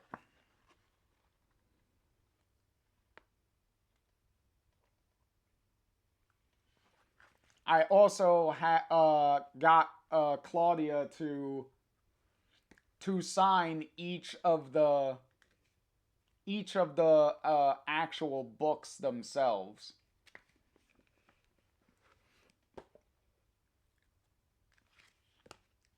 So then you obviously book 2.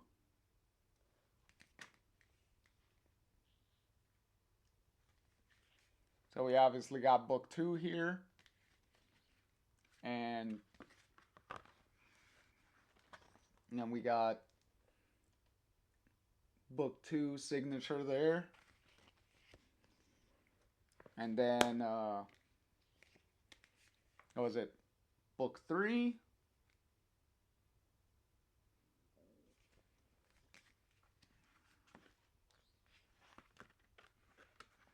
And then, obviously, I believe Claudia signed all 6 books in the same corner up there. I believe she did. Unless she surprised me and then changed up where she signed each book on. So that was the first slipcover.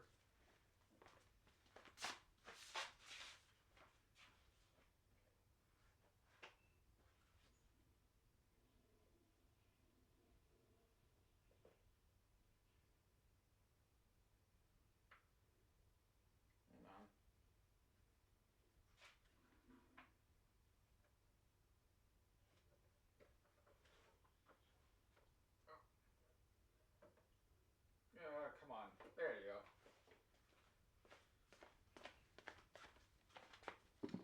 And then we got the second hardcover slipcover.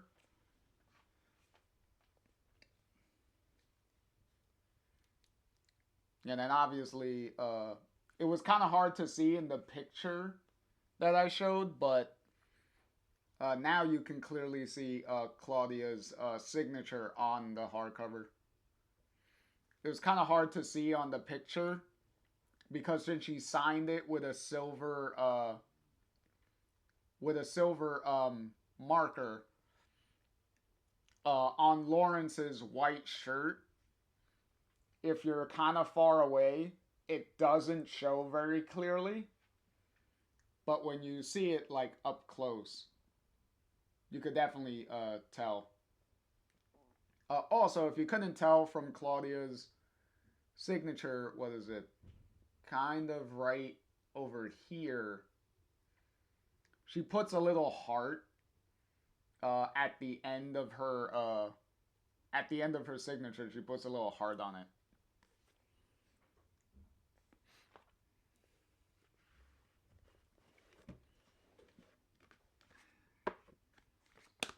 All right. So book 4. So there was book 4 here. And then there's here we go. Claudia's little signature there. And then book 5.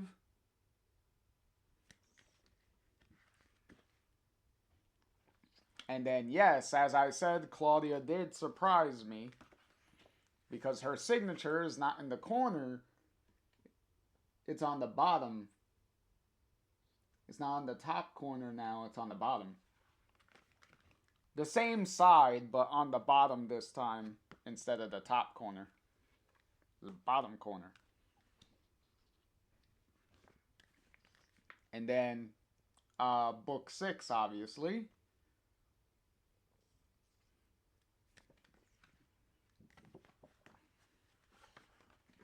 And then this one is back to the top corner again. I don't know why book 5 was the odd one out of where she signed it. So it's kind of weird. But hey, whatever. It's Claudia. She could do what she wants.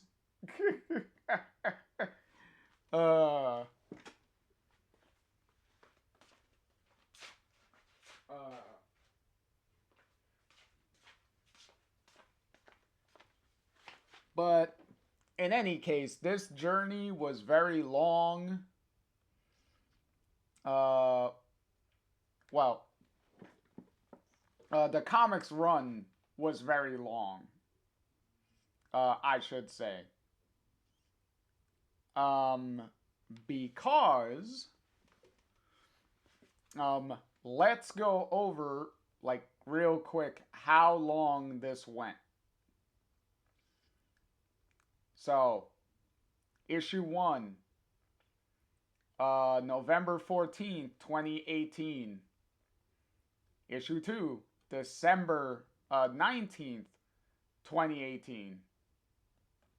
And then issue 3, January 16th of 2019. 4, February 20th of 2019. And then 5, May 29th of 2019. And then 6, June 26th of 2019. So 7, July 24th of 2019. And then 8, August 21st of 2019. And then 9, October 16th of 2019. And then 10, November 13th of 2019. And then we got 11, December 11th of 2019. And then January 15th of 2020 for issue 12. And then we got, 13. 13 was October 14th of 2020. And then 14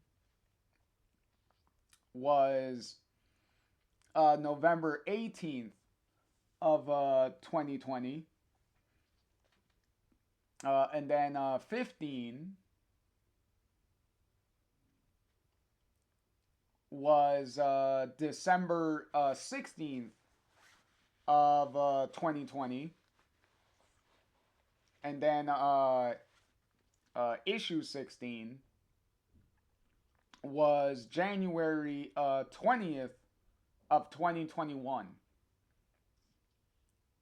And then issue 17 was July 7th of 2021.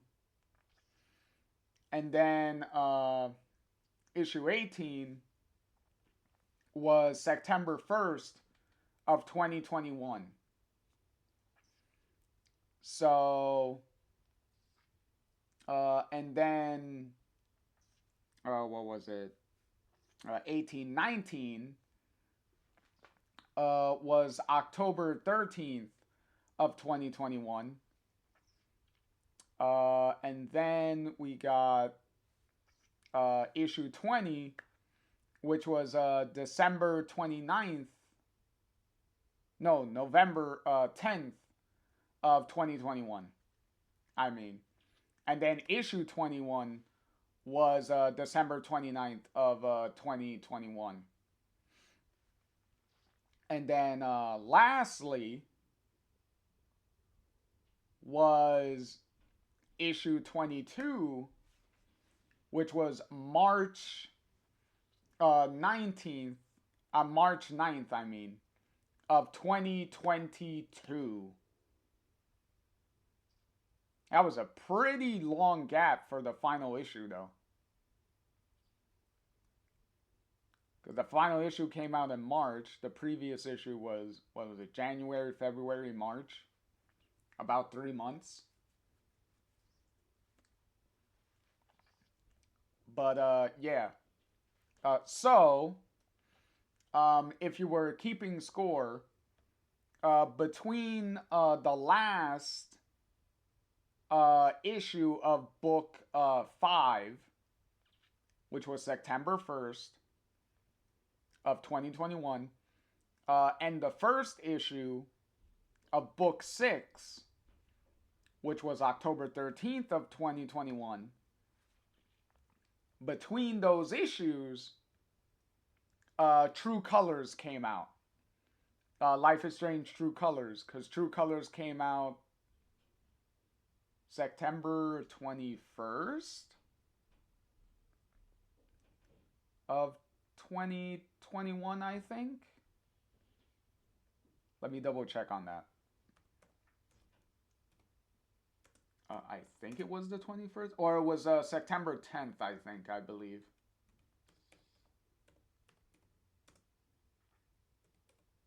Because I know it was September. September 10th, there you go. Yeah. September 10th.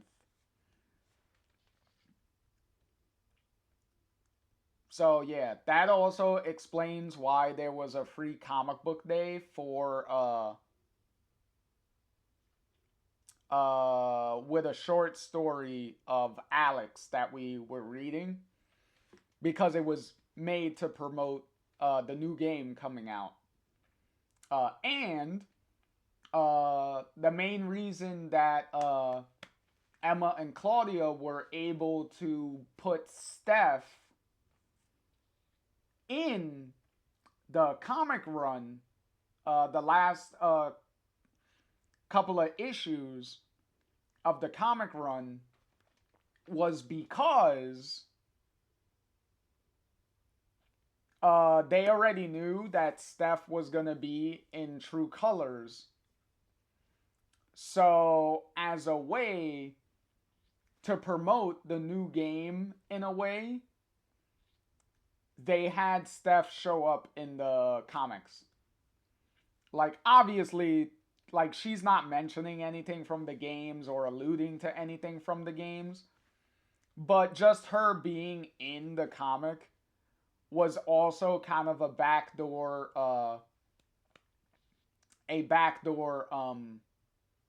reference to True Colors. So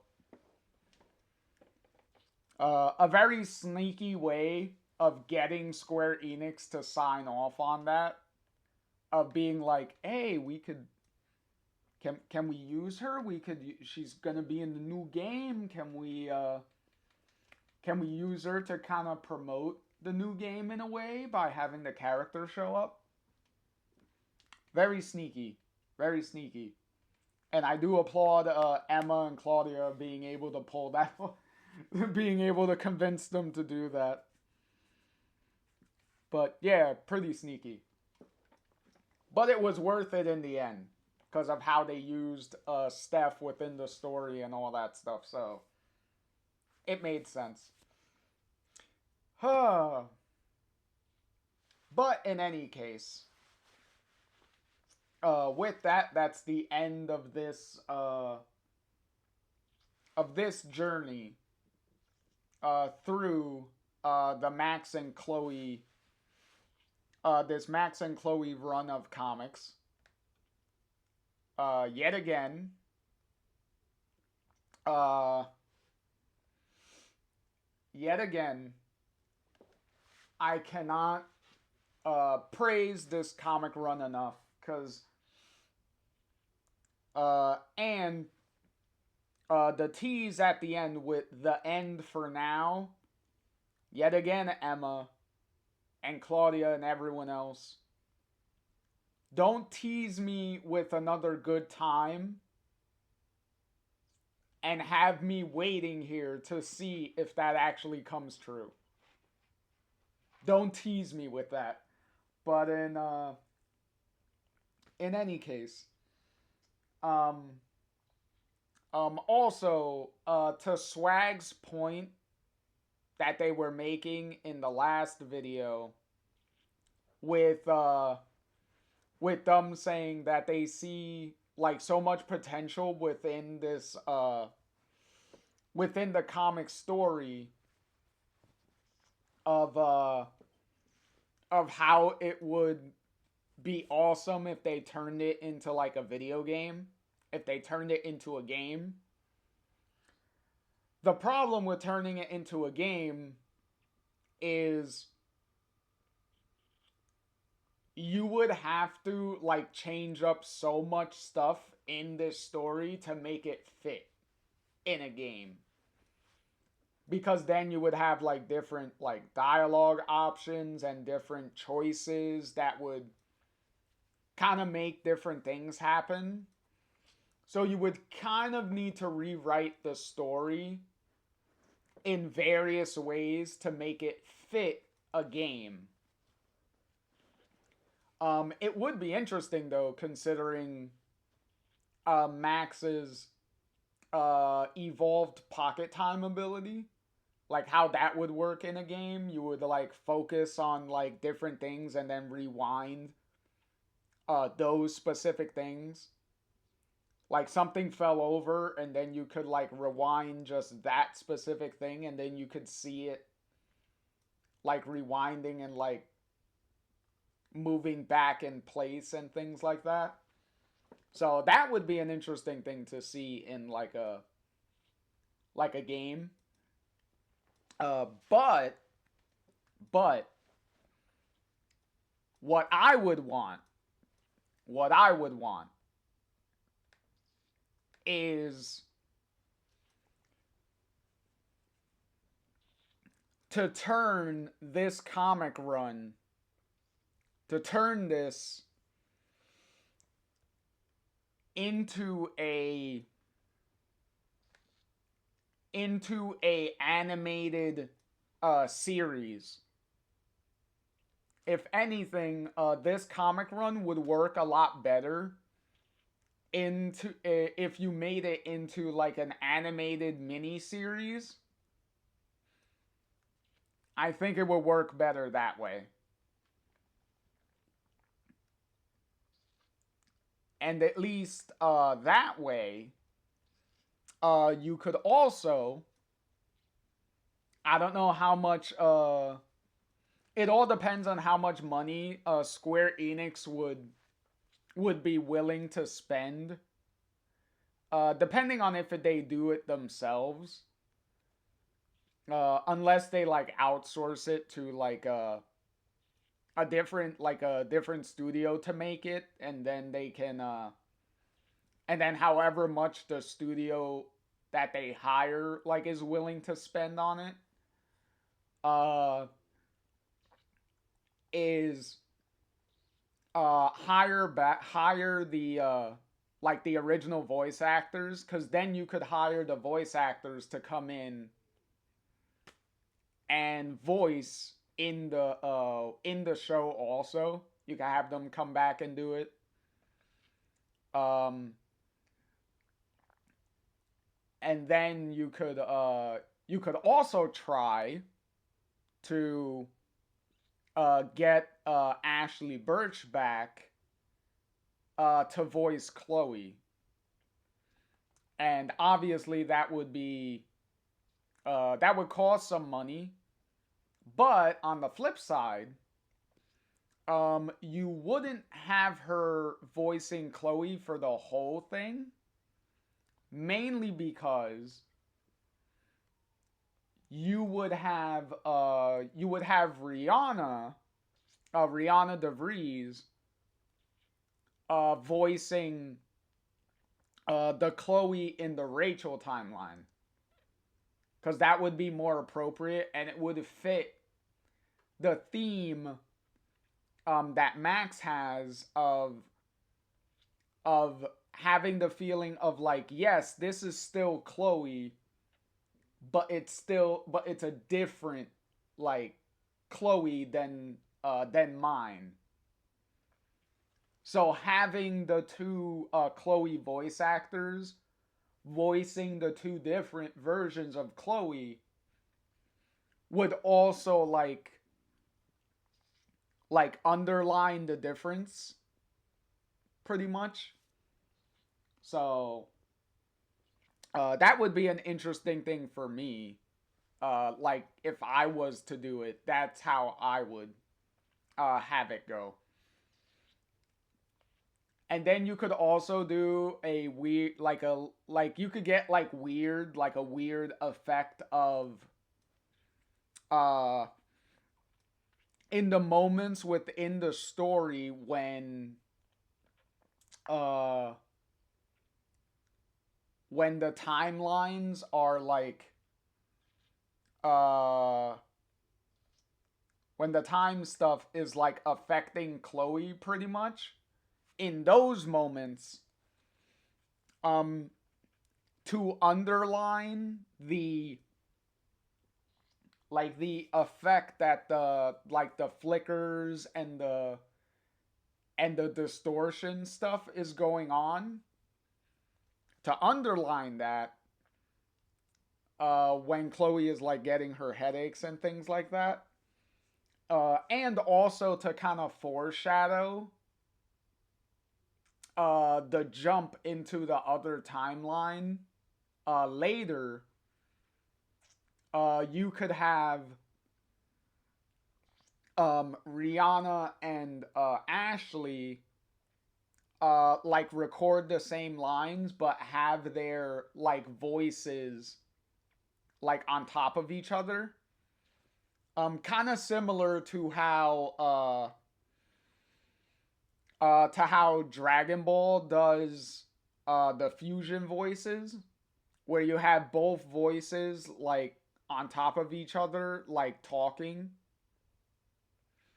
You could kind of do it that way to kind of underline like the timelines kind of like mixing together type of thing to like underline that effect.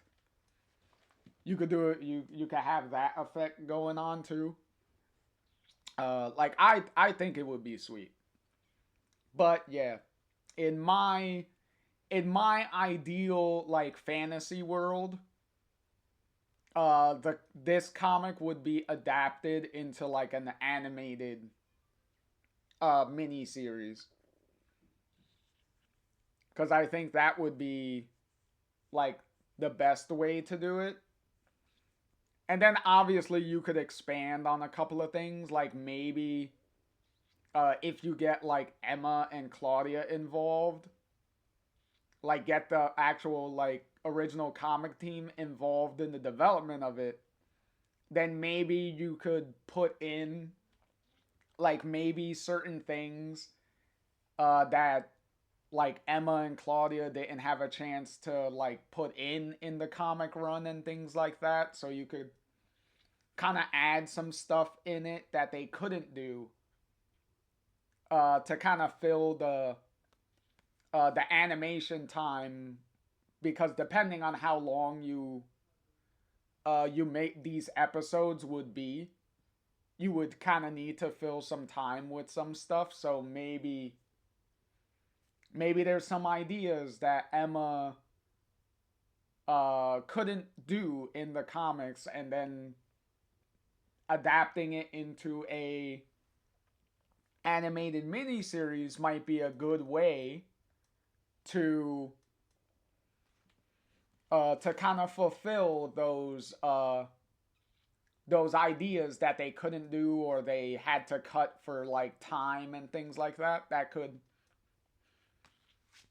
be a way to put them back in, to like adapt it all and kind of give this story like almost like an extended director's cut like type of treatment, pretty much. So I think that would be sweet, a sweet way to do it. But yeah, but that's just me. That's that's my like big wish fulfillment like type of thing that they would do.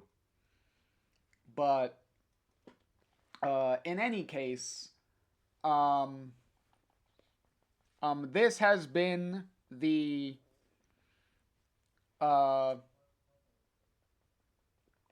the comics, the Max and Chloe run of comics. The sequel to the sequel to the Bays Before Bays ending. So the Save Chloe ending. So uh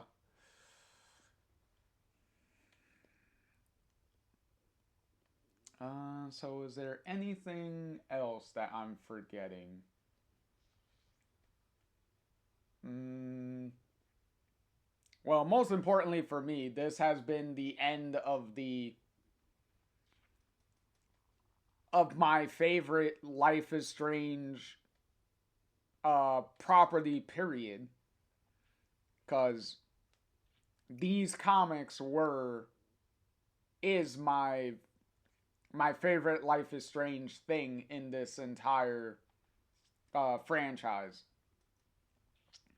Because it takes everything I love about the original game and Before the Storm, and it takes all of those characters, all of the main characters, and um, gives them like logical and amazing character development, and carries all of that forward, and addresses the consequences of the ending and everything, and develops everybody in a much better way. Um, um, is it in a much better way? No, in a logical way, and moves all of them forward, and also improves certain characters, like makes certain characters better, like Victoria, for instance. Like this is my favorite version of Victoria in the comic books. Like this version of Victoria is really good. How self-aware she is, how reflective she is on her past like actions and stuff. So great, great improvement. Like it was great. Like it all was great.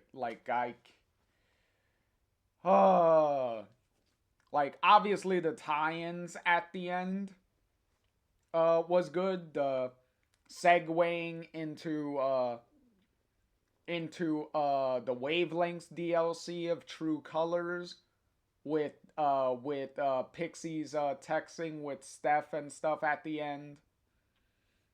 And then Max and Chloe visually look more representing what they look like in the picture in Life is Strange 2, and then foreshadowing their trip to get that picture taken while they're visiting David. So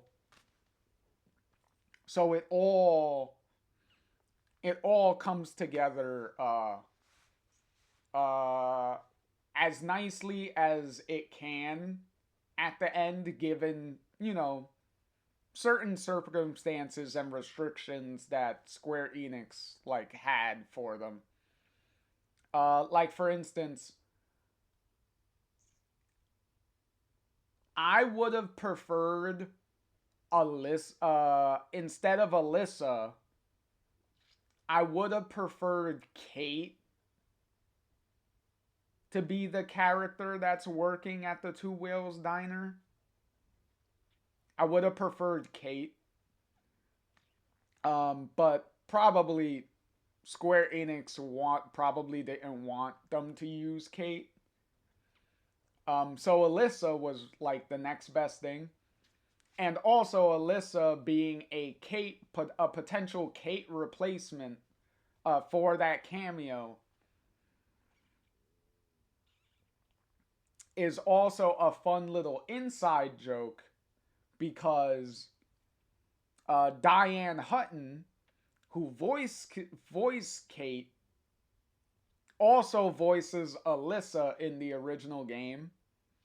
So it's also a funny little inside joke of, okay, we couldn't use Kate for whatever reason. So the next best thing, let's use the other character that the voice actor did and use Alyssa. So as a nice little sneaky little roundabout reference there. But yeah.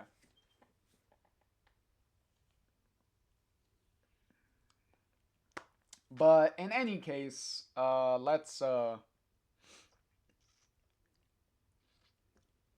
excuse me. Let's finish this out here.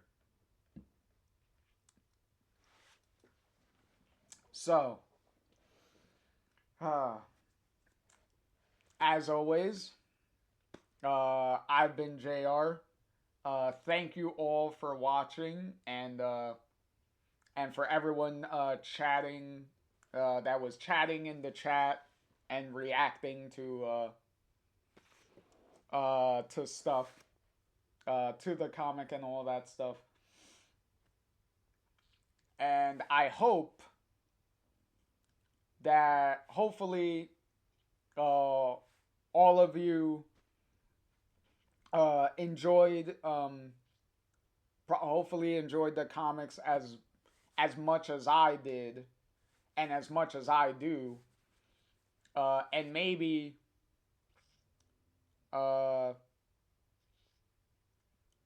you'll appreciate them as much as I do. I don't know, but in any case, you know, share my love with the comics to all of you, and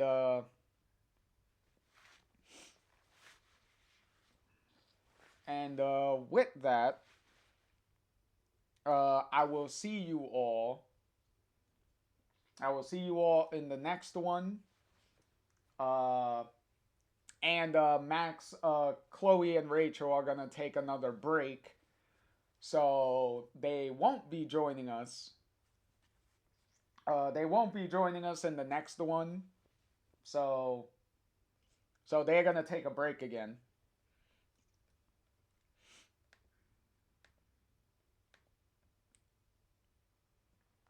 Um,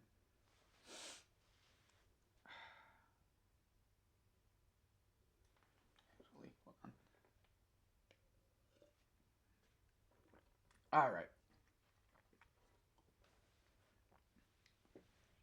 So, as we say goodbye all. uh, Don't worry, Max, Chloe, and Rachel say goodbye. um, I, for one, will catch you all next time. And as always, everyone, as always, bays. Hold on. Make sure I'm in this shot.